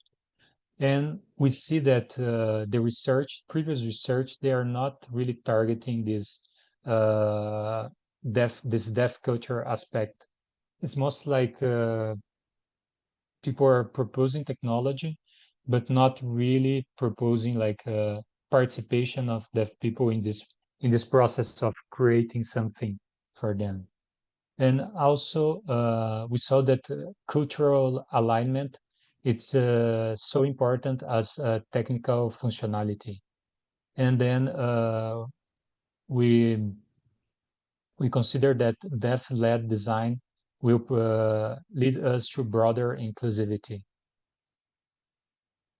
So the contributions from this study involves empirical evidence of systematic barriers in music making, because we have heard a lot about the exclusion of deaf people in music, but we had not much details about this exclusion. And from our research, we're able to hear from them what are the barriers, how they're trying to overcome those barriers.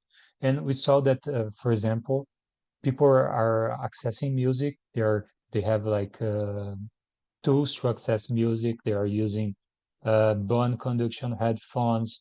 They are touching the speaker. They are trying to have music that has like strong beats, like for example, hip hop or dance music.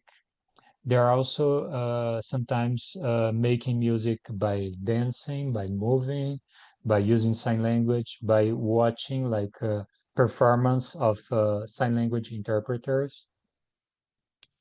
And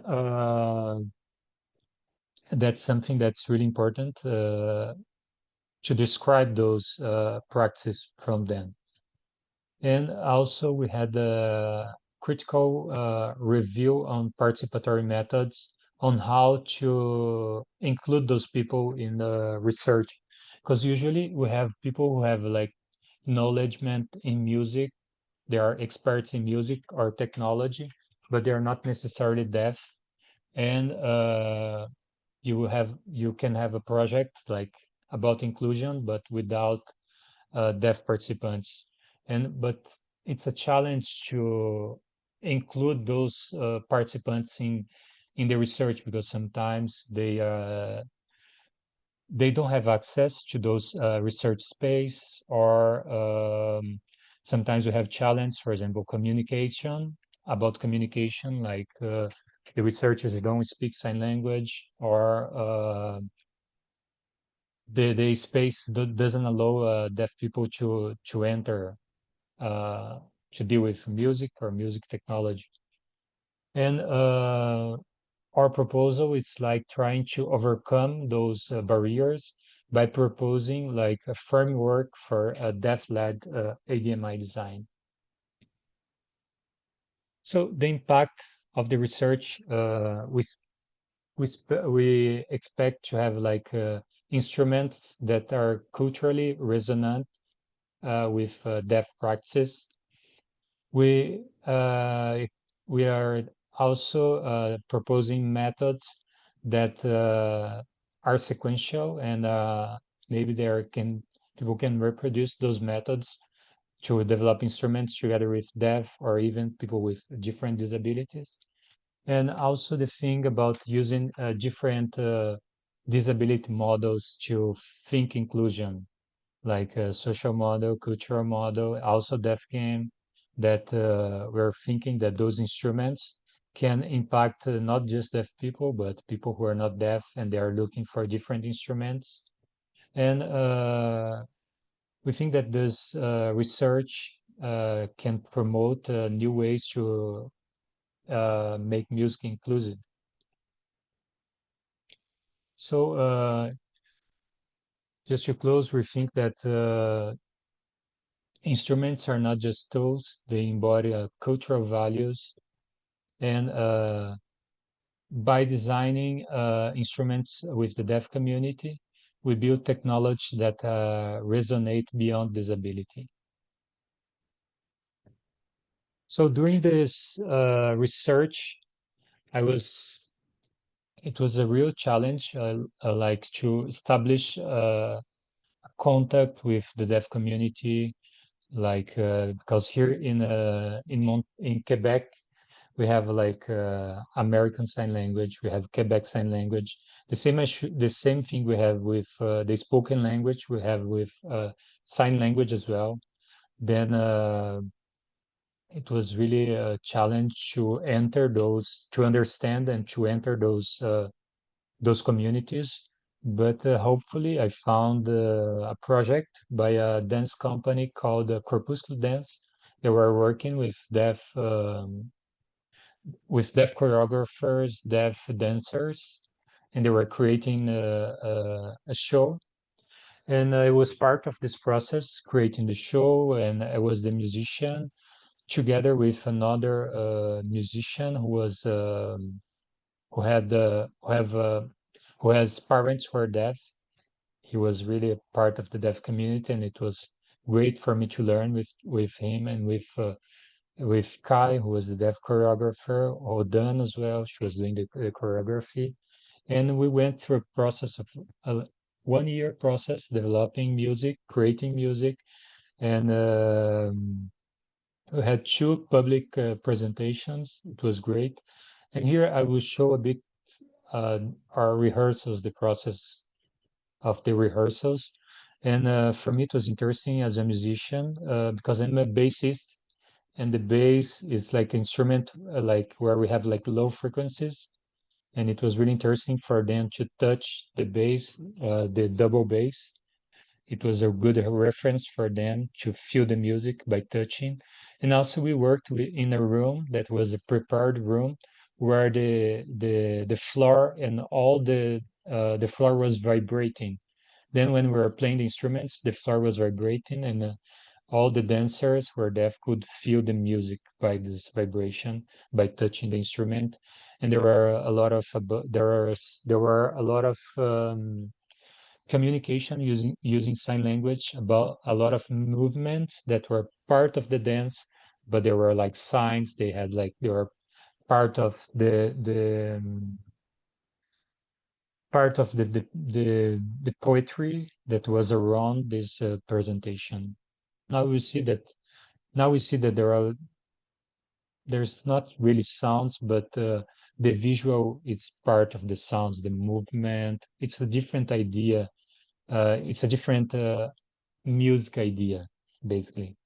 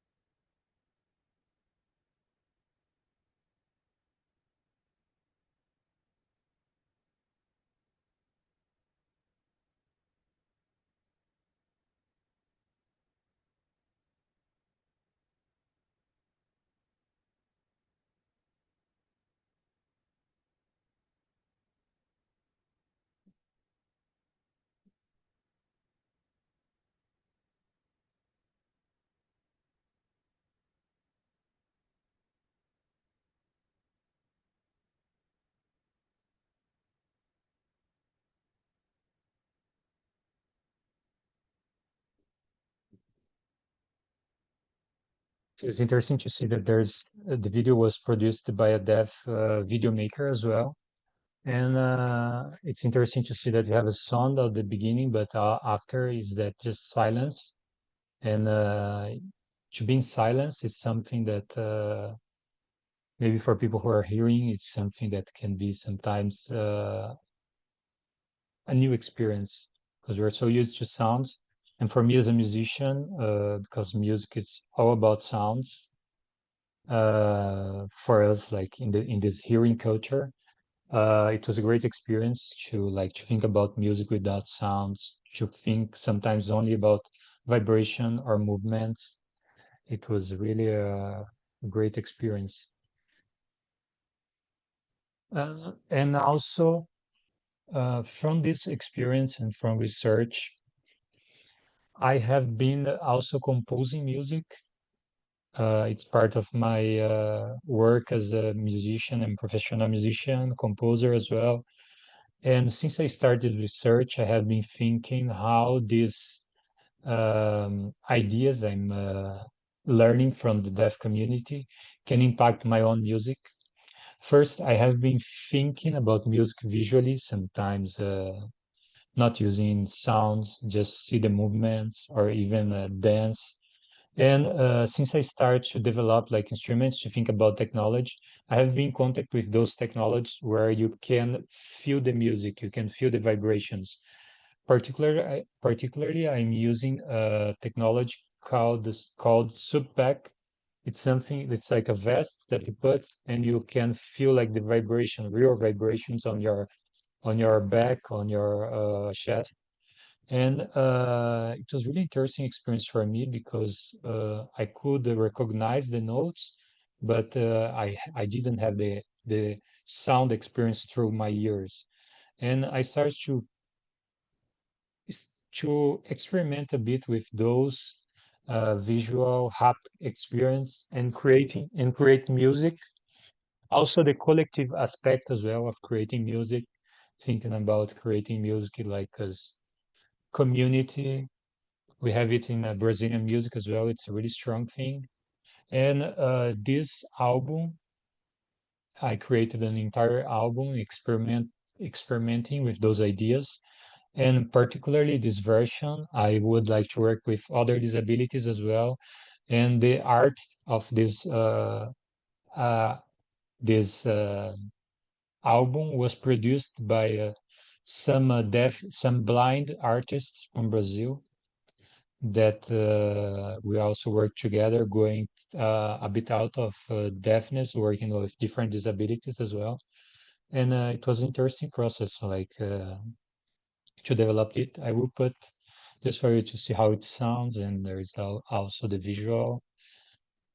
And it's my inspiration is an example of deaf gang, my own example of deaf gang applied to my own artistic practice.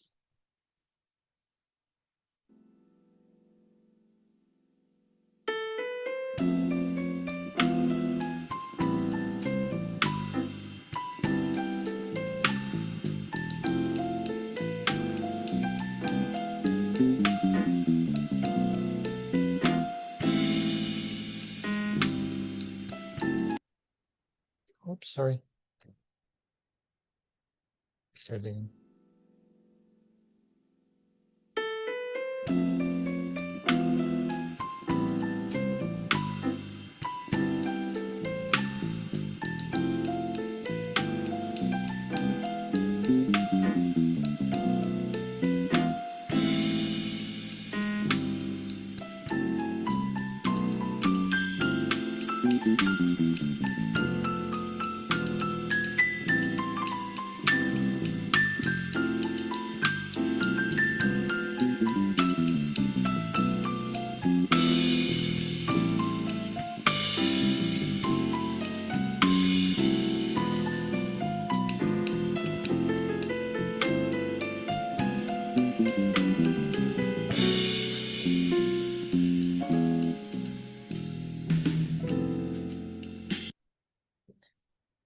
So, yeah, that's it for my.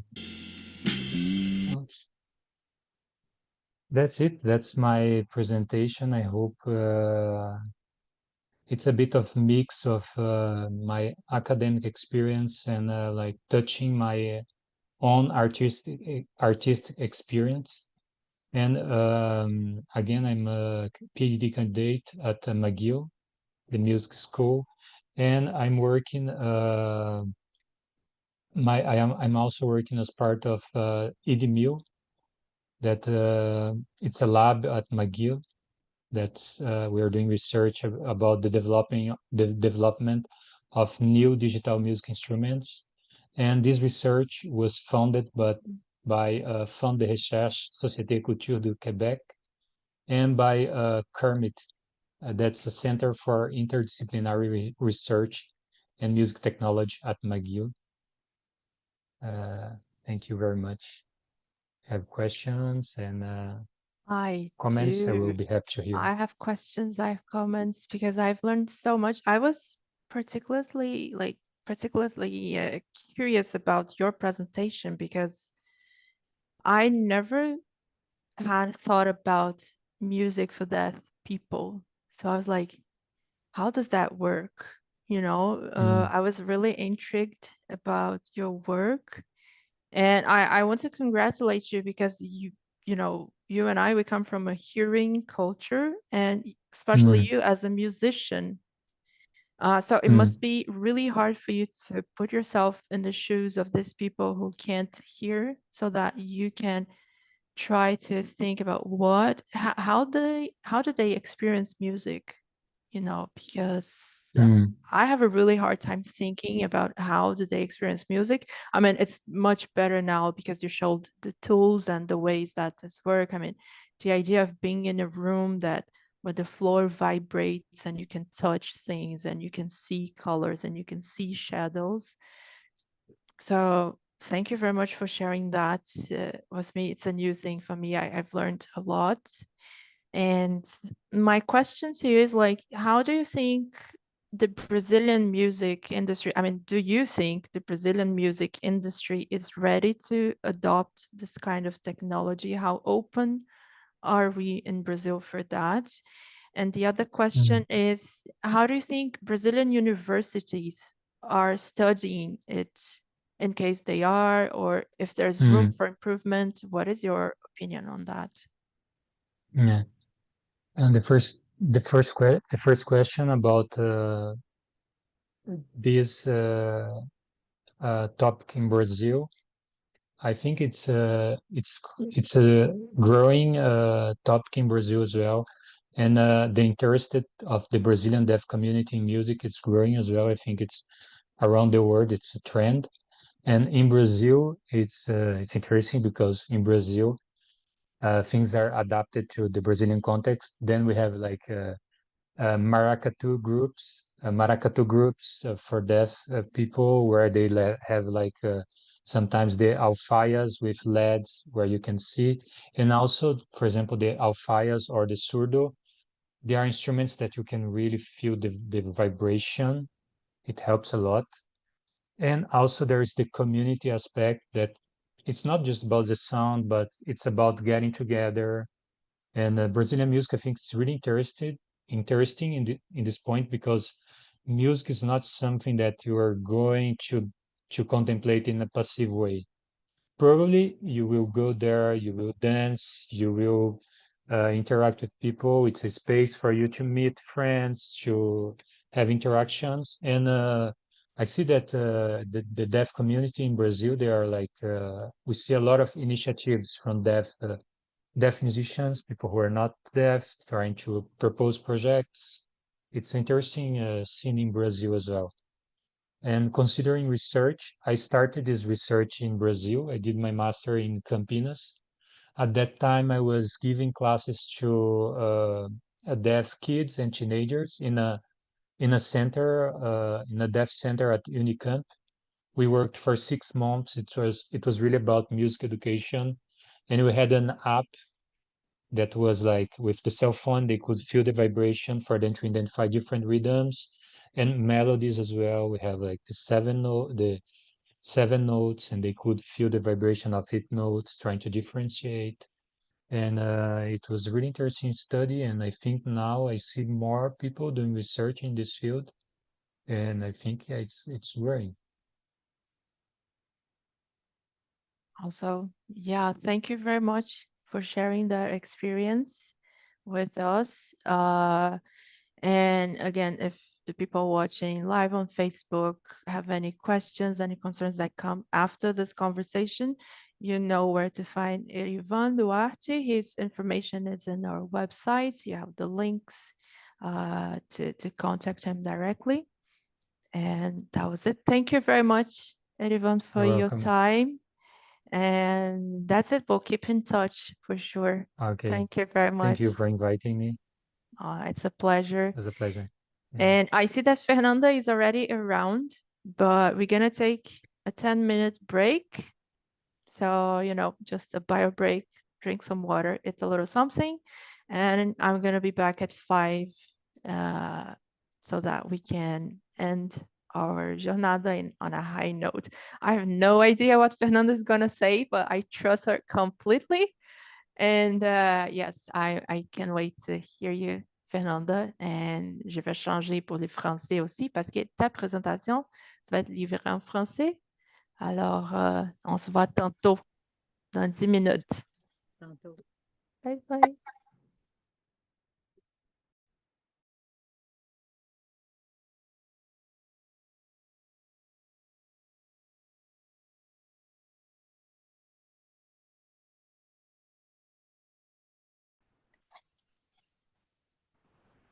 So we are back with the last presentation of the day. As you guys saw in the website, this presentation will be delivered in French because we want to speak, you know, both languages, the official languages of Canada. So for this presentation, we have Fernanda. Fernanda is a city councilor from the city of Sherbrooke. She is the deputy mayor from Sherbrooke. She happens to be from Niterói, my hometown. So yes, I'm particularly happy about that. And it will be a pleasure to have you with us, Fernanda. If you want to share your screen, you can do it. If you don't need that, it's fine as well. Et maintenant, je vais parler tout ça en français pour dire qu'on est tellement content de t'avoir ici, Fernanda. Fernanda Luz, c'est la mairesse suppléante de Sherbrooke. Depuis quand déjà? Ça fait un an et demi? Oui, depuis 2023, mais je suis conseillère municipale depuis 2021. Oui, c'est ça. Puis sa ville natale, c'est Niterói en plus.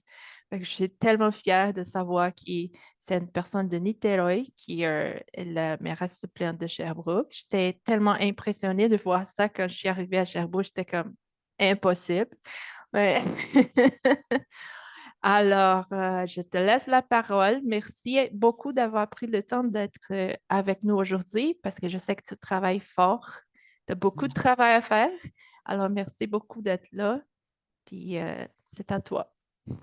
Bon, ça me fait vraiment plaisir. Effectivement, on vient de la même ville. Puis en plus, on a le même nom de... Moi, j'ai plusieurs noms de famille. Puis un de mes noms de famille, c'est Sikera. Fait que nous, on a l'impression qu'à quelque part, on pourrait être des cousines à quelque part. On ne sait juste pas encore. Ça me fait vraiment un grand plaisir d'être ici. J'essaie de partager ma présentation. Je vais voir si ça va marcher. Essayons voir. Je ne sais pas comment. Et voilà, ça marche. Sauf qu'elle n'a pas plein écran, je crois. Ça se peut-tu? Oui, mais ça marche déjà. Je vois ton écran. Vous le voyez? Mm-hmm. Bon, c'est parfait. Moi, je ne vois pas, mais ce n'est pas grave. Je vois ici à côté. Donc, je voulais d'abord remercier de cette invitation. Ça me fait vraiment un grand plaisir. Je voulais d'abord vous saluer pour l'initiative la Casa da Cultura do Brasil no Canadá, c'est un organisme justement qui prétend divulguer la culture brésilienne et parler un peu justement de tous ces enjeux-là de vivre au Canada, puis de partager ça avec les gens qui s'intéressent soit de la communauté d'accueil ou soit de la communauté brésilienne qui habite au Canada ou bien qui habite au Brésil, qui s'intéresse un peu à la vie des gens, des Brésiliens qui habitent au Canada.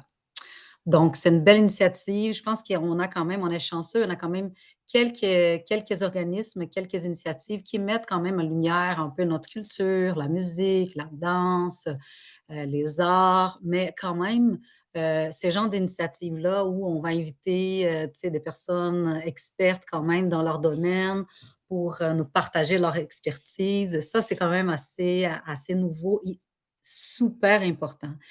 On va parler un peu de ça justement. Fait qu'aujourd'hui, ce que j'ai voulu faire justement, c'était un peu de faire un lien. On a eu 5 autres conférences un peu plus tôt. Puis c'est ce que j'ai voulu faire, c'est un peu de wrapper ça dans un mot français, wrapper ça ensemble et voir quels sont les fils conducteurs un peu de tous ces éléments-là. Et c'est sûr qu'on se rend à l'évidence qu'on parle, en bout de ligne, tous ces éléments-là sont intimement liés à l'identité finalement, qui est l'identité, une construction qui est complexe. Ce n'est pas une construction qui se fait à un moment donné dans le temps puis qui est figée dans le temps.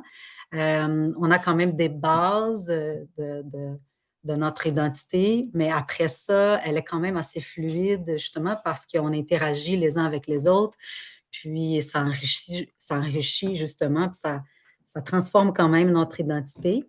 Donc, dans une trajectoire, par exemple, d'immigration, ben c'est sûr qu'on traverse des choses, puis ça nous transforme. Fait que le titre un peu de la conférence, c'est ça, Traversée et appartenance.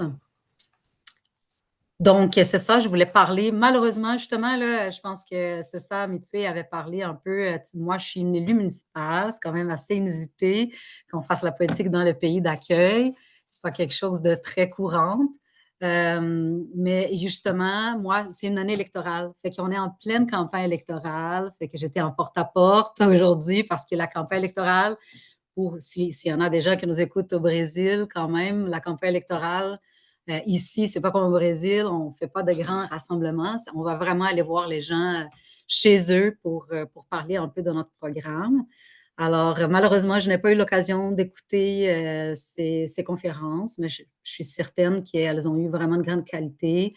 J'ai déjà eu l'occasion d'écouter, d'entendre la conférence de Nathalie, fait que je sais qu'elle parle un peu de notre rapport au territoire, puis de comment nos mémoires affectives, elles peuvent s'exprimer justement par notre lien au territoire, puis comment est-ce que nous, on peut développer des liens d'appartenance à d'autres références qu'on ne connaissait pas avant, et après ça, ben, transformer ça en art. Fait que je sais que Nathalie a parlé un peu de ça. Après ça, il y a eu, je pense, Marie-Ève et Marcelo qui ont parlé de perspectives politiques.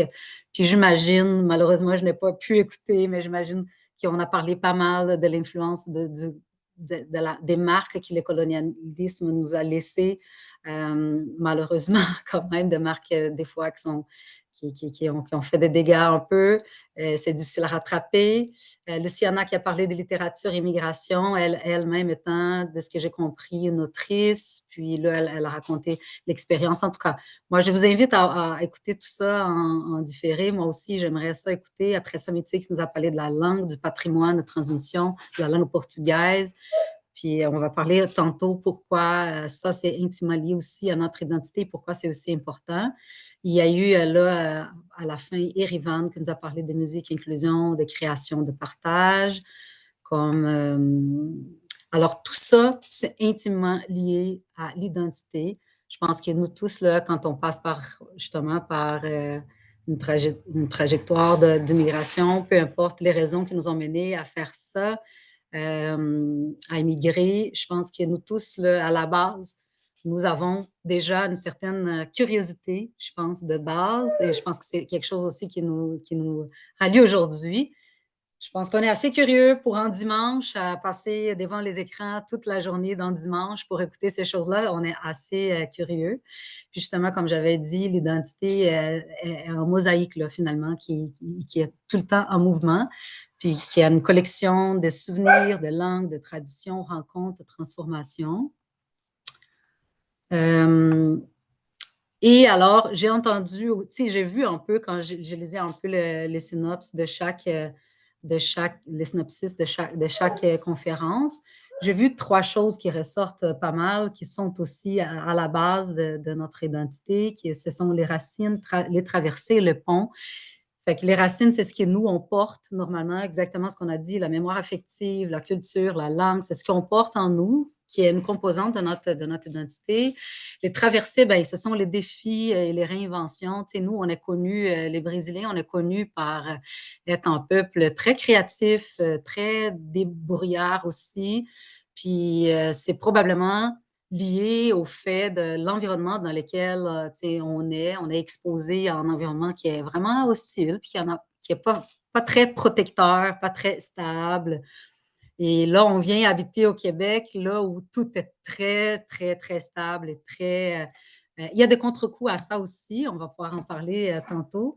Mais ce qui arrive, c'est que nous, on développe de compétences qui nous aident vraiment à bien s'adapter quand même à la société d'accueil. Je pense qu'on a vu même aujourd'hui, on a vu des Brésiliens qui rayonnent dans leur domaine. Puis, je pense que ça vient beaucoup de toutes ces compétences-là qu'on développe à cause de l'environnement dans lequel on vit. Et bon, là, on traverse des choses quand on arrive ici, puis là, on peut aller chercher dans cette boîte à outils-là, à ces compétences-là pour nous adapter. Et après ça, le pont. Fait que, par exemple, là, quand on parlait justement des racines, puis que là, on parle de mémoire affective, si je reviens encore à la conférence de Nathalie, c'est un peu ça aussi après, quand elle produit une œuvre d'art, à partir de ça, elle est en train de faire un pont entre ces deux mondes-là, finalement. auxquelles on est exposé.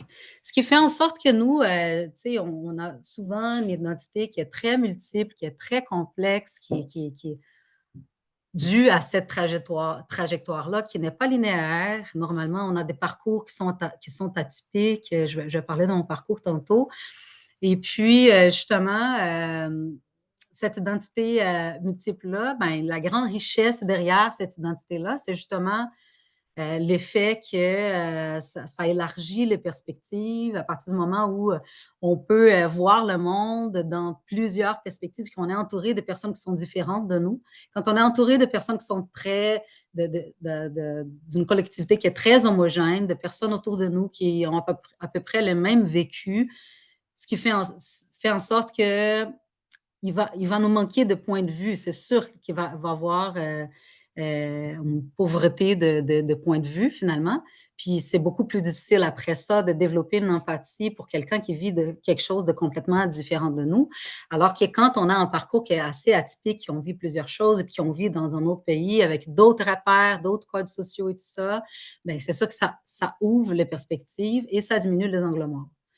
Puis, une chose qui est aussi importante, je pense, pour nous, tu sais, quand on vient d'un pays en développement, on a souvent une image, une projection des pays développés qui est en rapport quasiment d'un complexe d'infériorité qu'on alimente chez nous, ce qui donne des fois, ça peut avoir un risque quand on immigre dans un pays en développement, de vouloir quand même s'effacer et d'être quasiment absorbé par la culture d'accueil, ce qui est en danger. Fait que je pense que c'est quand même quelque chose qu'on doit se le dire. Parce que c'est important, tant pour nous, qui immigrons, qui est pour la société d'accueil, qu'on puisse garder tous les éléments de notre identité. Justement, c'est ça qui devient une richesse même pour la société d'accueil. Parce que nous, quand on est capable de s'intégrer sans être assimilé, ben c'est justement, on devient des personnes assez solides, justement, pour pouvoir partager de belles choses et aussi en même temps qu'on reçoit aussi d'autres repères, puis qu'on intègre d'autres repères, d'autres façons de penser, d'habiter, de voir le monde, bien, on peut partager aussi à travers nos vécus, notre culture, notre façon de voir. On peut enrichir aussi la culture de la société d'accueil. Fait qu'il y a comme tant du côté individuel, personnel, c'est important de le garder. Même, par exemple, on peut parler de résistance et dignité quand on parle d'intégration sans assimilation pour certaines cultures qui peuvent vraiment disparaître, puis qui sont minoritaires, puis qui sont opprimées. Ben, c'est une façon de résistance et dignité de dire, nous, on existe, on a quelque chose à dire, on en lègue aussi à laisser. Alors, ce sont ces éléments-là qu'il faut toujours avoir en tête. Donc là, je vous partage, j'imagine que vous êtes quand même un peu curieux. Je me suis dit que c'est quand même intéressant. Les gens souvent posent des questions, fait que c'est quand même intéressant de partager un peu mon parcours. Je ne vais pas vous parler tout mon parcours, je vais quand même me tenir un peu sur comment je suis arrivée en politique, mais c'est plutôt la politique qui est arrivée à moi. Moi, j'ai un parcours, j'ai été physiothérapeute au Brésil. J'ai travaillé quand même 9 ans en physiothérapie au Brésil, toujours souvent, beaucoup plus souvent avec personnes âgées. J'ai travaillé en pédiatrie, en neuropédiatrie et après ça, avec personnes âgées, les deux bouts de la vie. En physiothérapie. Après ça, comme infirmière aussi, j'ai travaillé beaucoup avec Alzheimer et aussi en gestion. J'étais gestionnaire dans une unité Alzheimer. J'étais beaucoup dans le domaine de la santé, beaucoup dans les caring, mais aussi beaucoup dans une perspective de santé, bien-être collectif des gens. Et comment est-ce que, bon, ici, durant 12 ans, j'ai travaillé dans le système de la santé comme infirmière, après ça comme gestionnaire. À un moment donné, je voulais quitter le système de la santé. J'avais commencé une maîtrise. Le sujet de la maîtrise était comment l'environnement physique humain il peut avoir un impact important dans le bien-être, la santé mentale des gens. dans un contexte Alzheimer. C'était beaucoup ça mon objet d'étude. Et j'avais voulu rencontrer conseillère municipale pour les Brésiliens qui peuvent écouter plus tard, conseillère municipale, c'est vereadora. Puis ici, on a une proximité avec nos vereadores, nos conseillers municipaux. Fait que là, j'ai demandé une rencontre pour demander s'il y avait un partenariat à faire avec la ville pour faire un centre de jour pour les personnes Alzheimer avec une approche moins médicalisée, mais plus humaine et plus alternative à la médicalisation pour diminuer les troubles de comportement liés à la démence. Bon, là, je l'ai rencontrée, elle a adoré le projet, j'étais toute contente en pensant, ben là, ça y est, on va voir enfin enfin un partenariat. Et finalement, ce qu'elle a fait, ben, j'adore ton projet, il est vraiment magnifique, mais vous savez, vous pouvez faire ça à l'échelle de la ville. J'étais comme, de quoi qu'elle parle? Puis après ça, ben, elle dit, ben, écoutez, justement, c'est ce qu'on fait, l'aménagement du territoire, tu sais, on planifie, on aménage notre territoire en fonction, justement, on pense au bien-être des gens, là, justement, quand on fait ça. Fait qu'il y a tout à fait un lien avec ton objet d'étude et tout ça.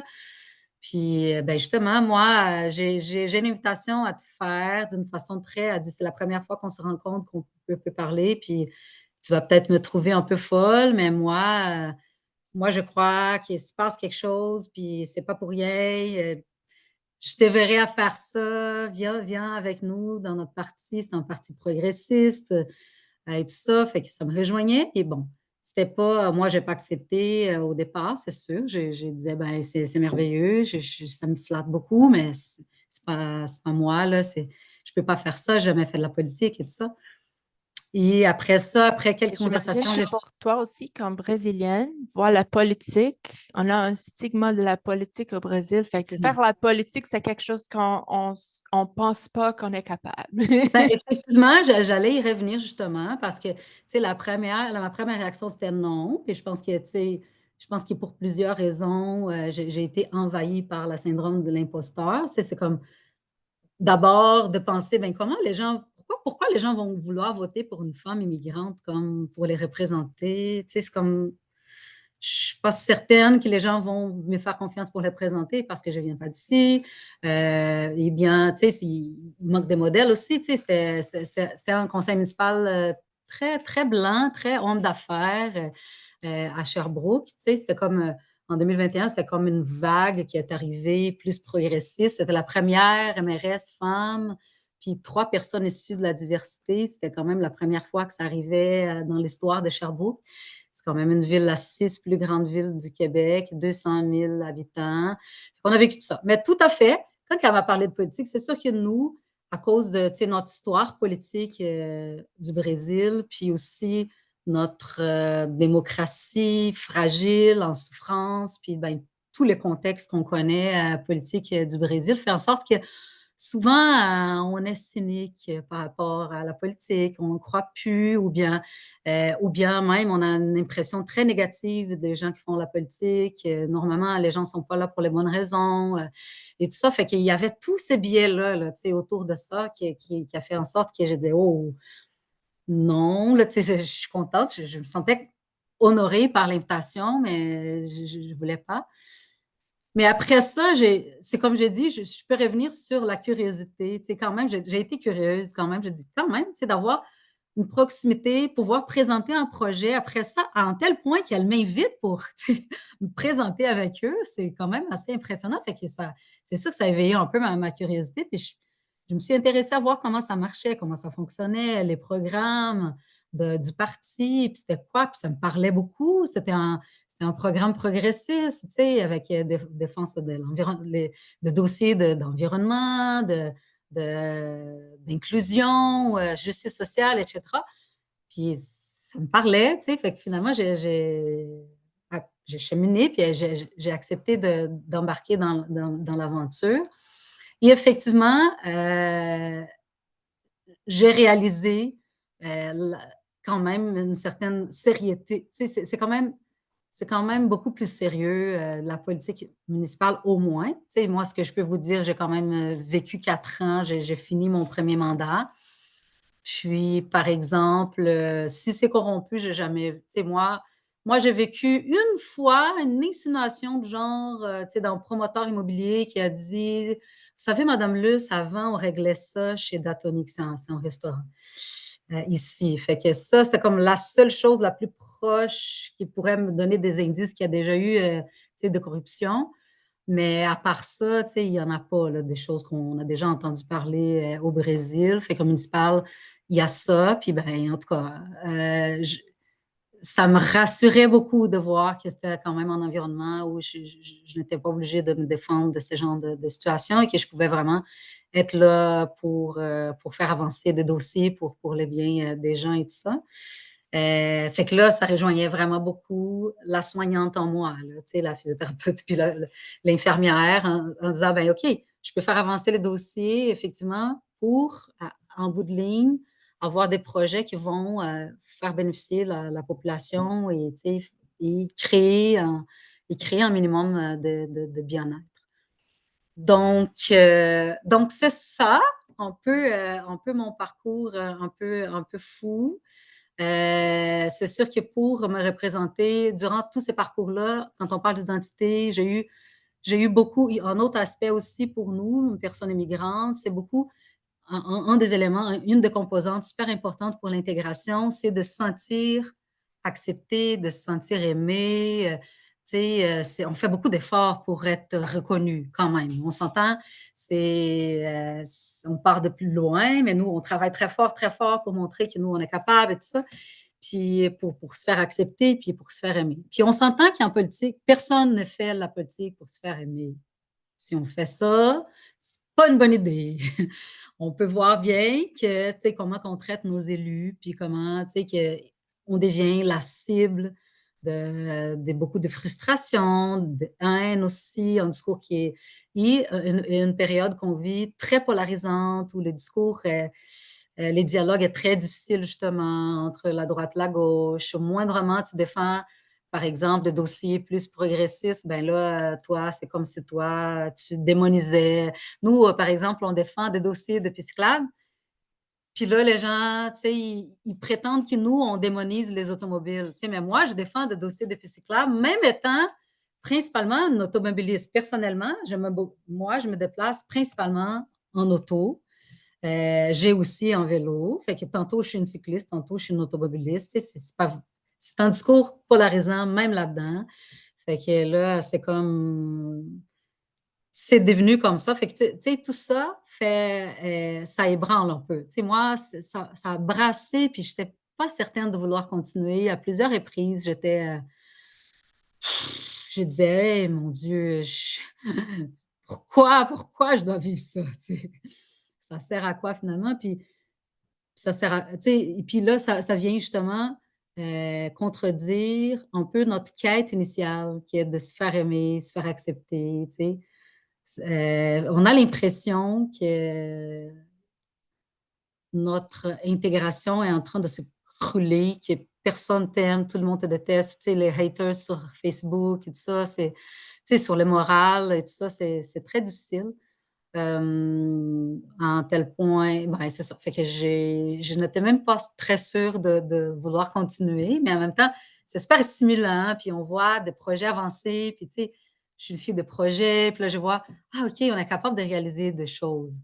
Alors que des fois, quand on est dans une boîte plus structurée comme j'étais dans le système de la santé, c'est vraiment très serré, très carré, c'est pas très flexible, puis les choses avancent trop lentement.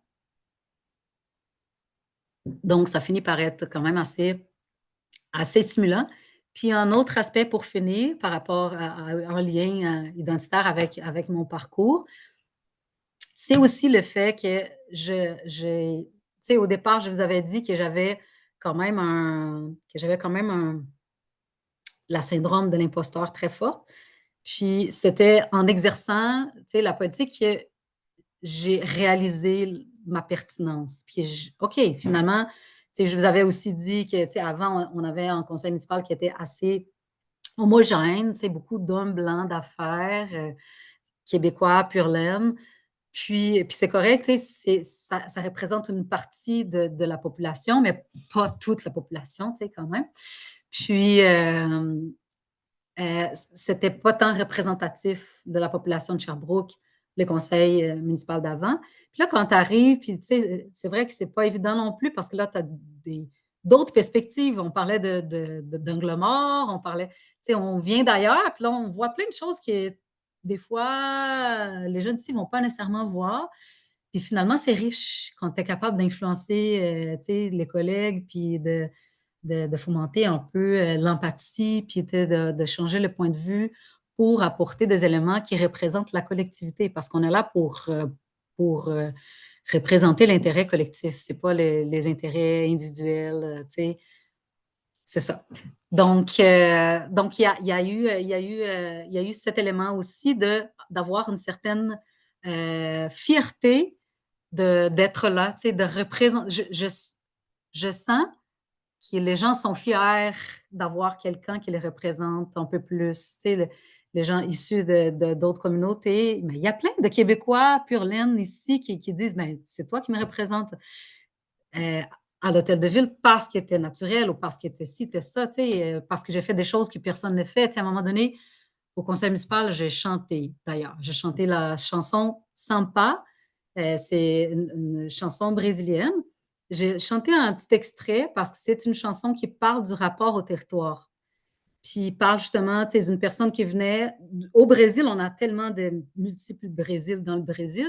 C'est quelqu'un qui venait du nord-est puis qui arrivait à la métropole de São Paulo puis qui était complètement... Tout lui était étrange, tous les repères étaient étranges, toute sa conception de cité, de municipalité était une autre. Puis il y avait tout un étrangement. Puis après ça, il a fini par aimer cet endroit-là qui était complètement étrange, mais qui a réussi à créer des liens d'appartenance et tout ça. Fait que là, j'ai chanté cet extrait-là pour expliquer pourquoi j'ai siégé à la commission de l'aménagement du territoire et en quoi je pensais quand on aménageait le territoire, tu sais. Puis je trouvais que c'était super pertinent, mais là, ça a été un scandale, tu sais, il y a des gens qui... En tout cas, il y a eu vraiment toute une médiation, ça a été médiatisé de façon pas nécessairement positive, il y a eu tout un débat bizarre que je m'attendais juste pas, mais moi, j'ai fait une intervention qui venait du cœur, puis je trouvais que c'était sympa, puis je trouvais que les gens allaient aimer. Finalement, ça fait tout un scandale. Mais ça fait en sorte que, tu sais, ça brasse les conceptions et tout ça. OK, mais on est là pourquoi? Tu sais, un conseil municipal, c'est public, c'est pour les gens, c'est pour les citoyens. Puis c'est valide, là, pourquoi pas? Pourquoi qu'on ne peut pas chanter? Tu sais, pourquoi qu'on ne peut pas chanter un extrait d'une chanson pour parler des choses importantes? Tu sais, c'est l'art, elle sert à ça aussi, tu sais. En tout cas, fait que des choses de même qui finalement, OK, fait que finalement, il y a une pertinence, tu sais, du fait que je sois là. Ça sert à quelque chose, fait que ça donne le goût quand même de continuer.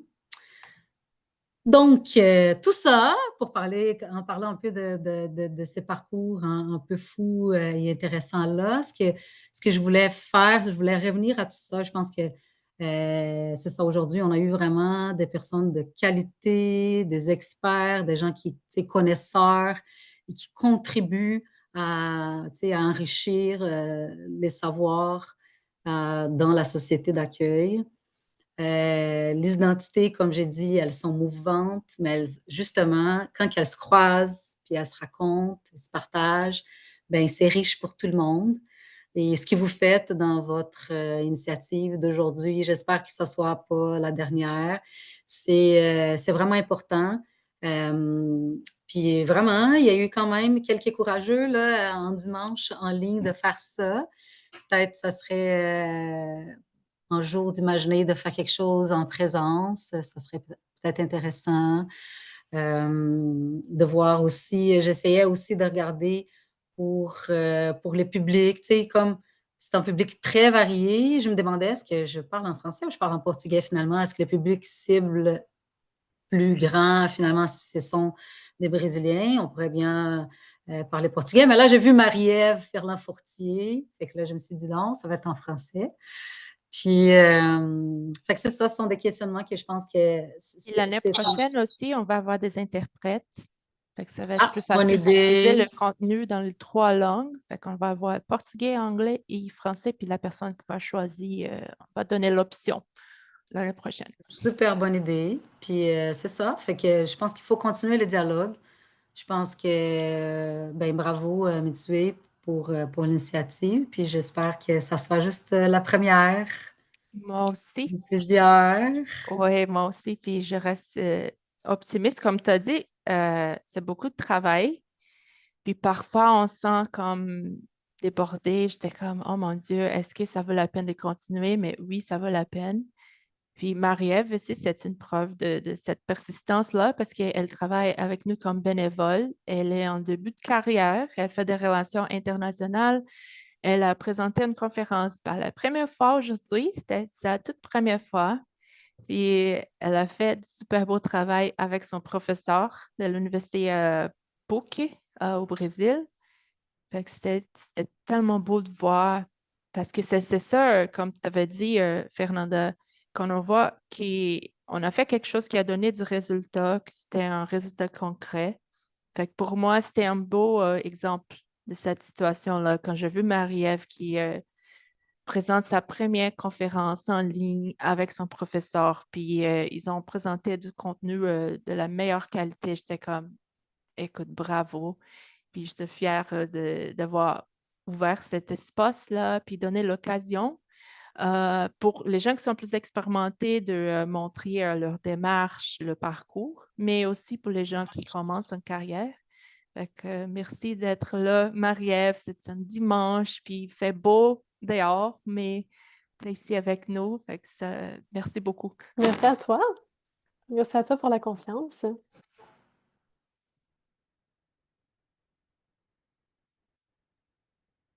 Alors, Fernanda, pour toi, les prochaines étapes de ta candidature, ta campagne, ça marche comment? Comment est-ce qu'on fait pour t'aider? Ah oui.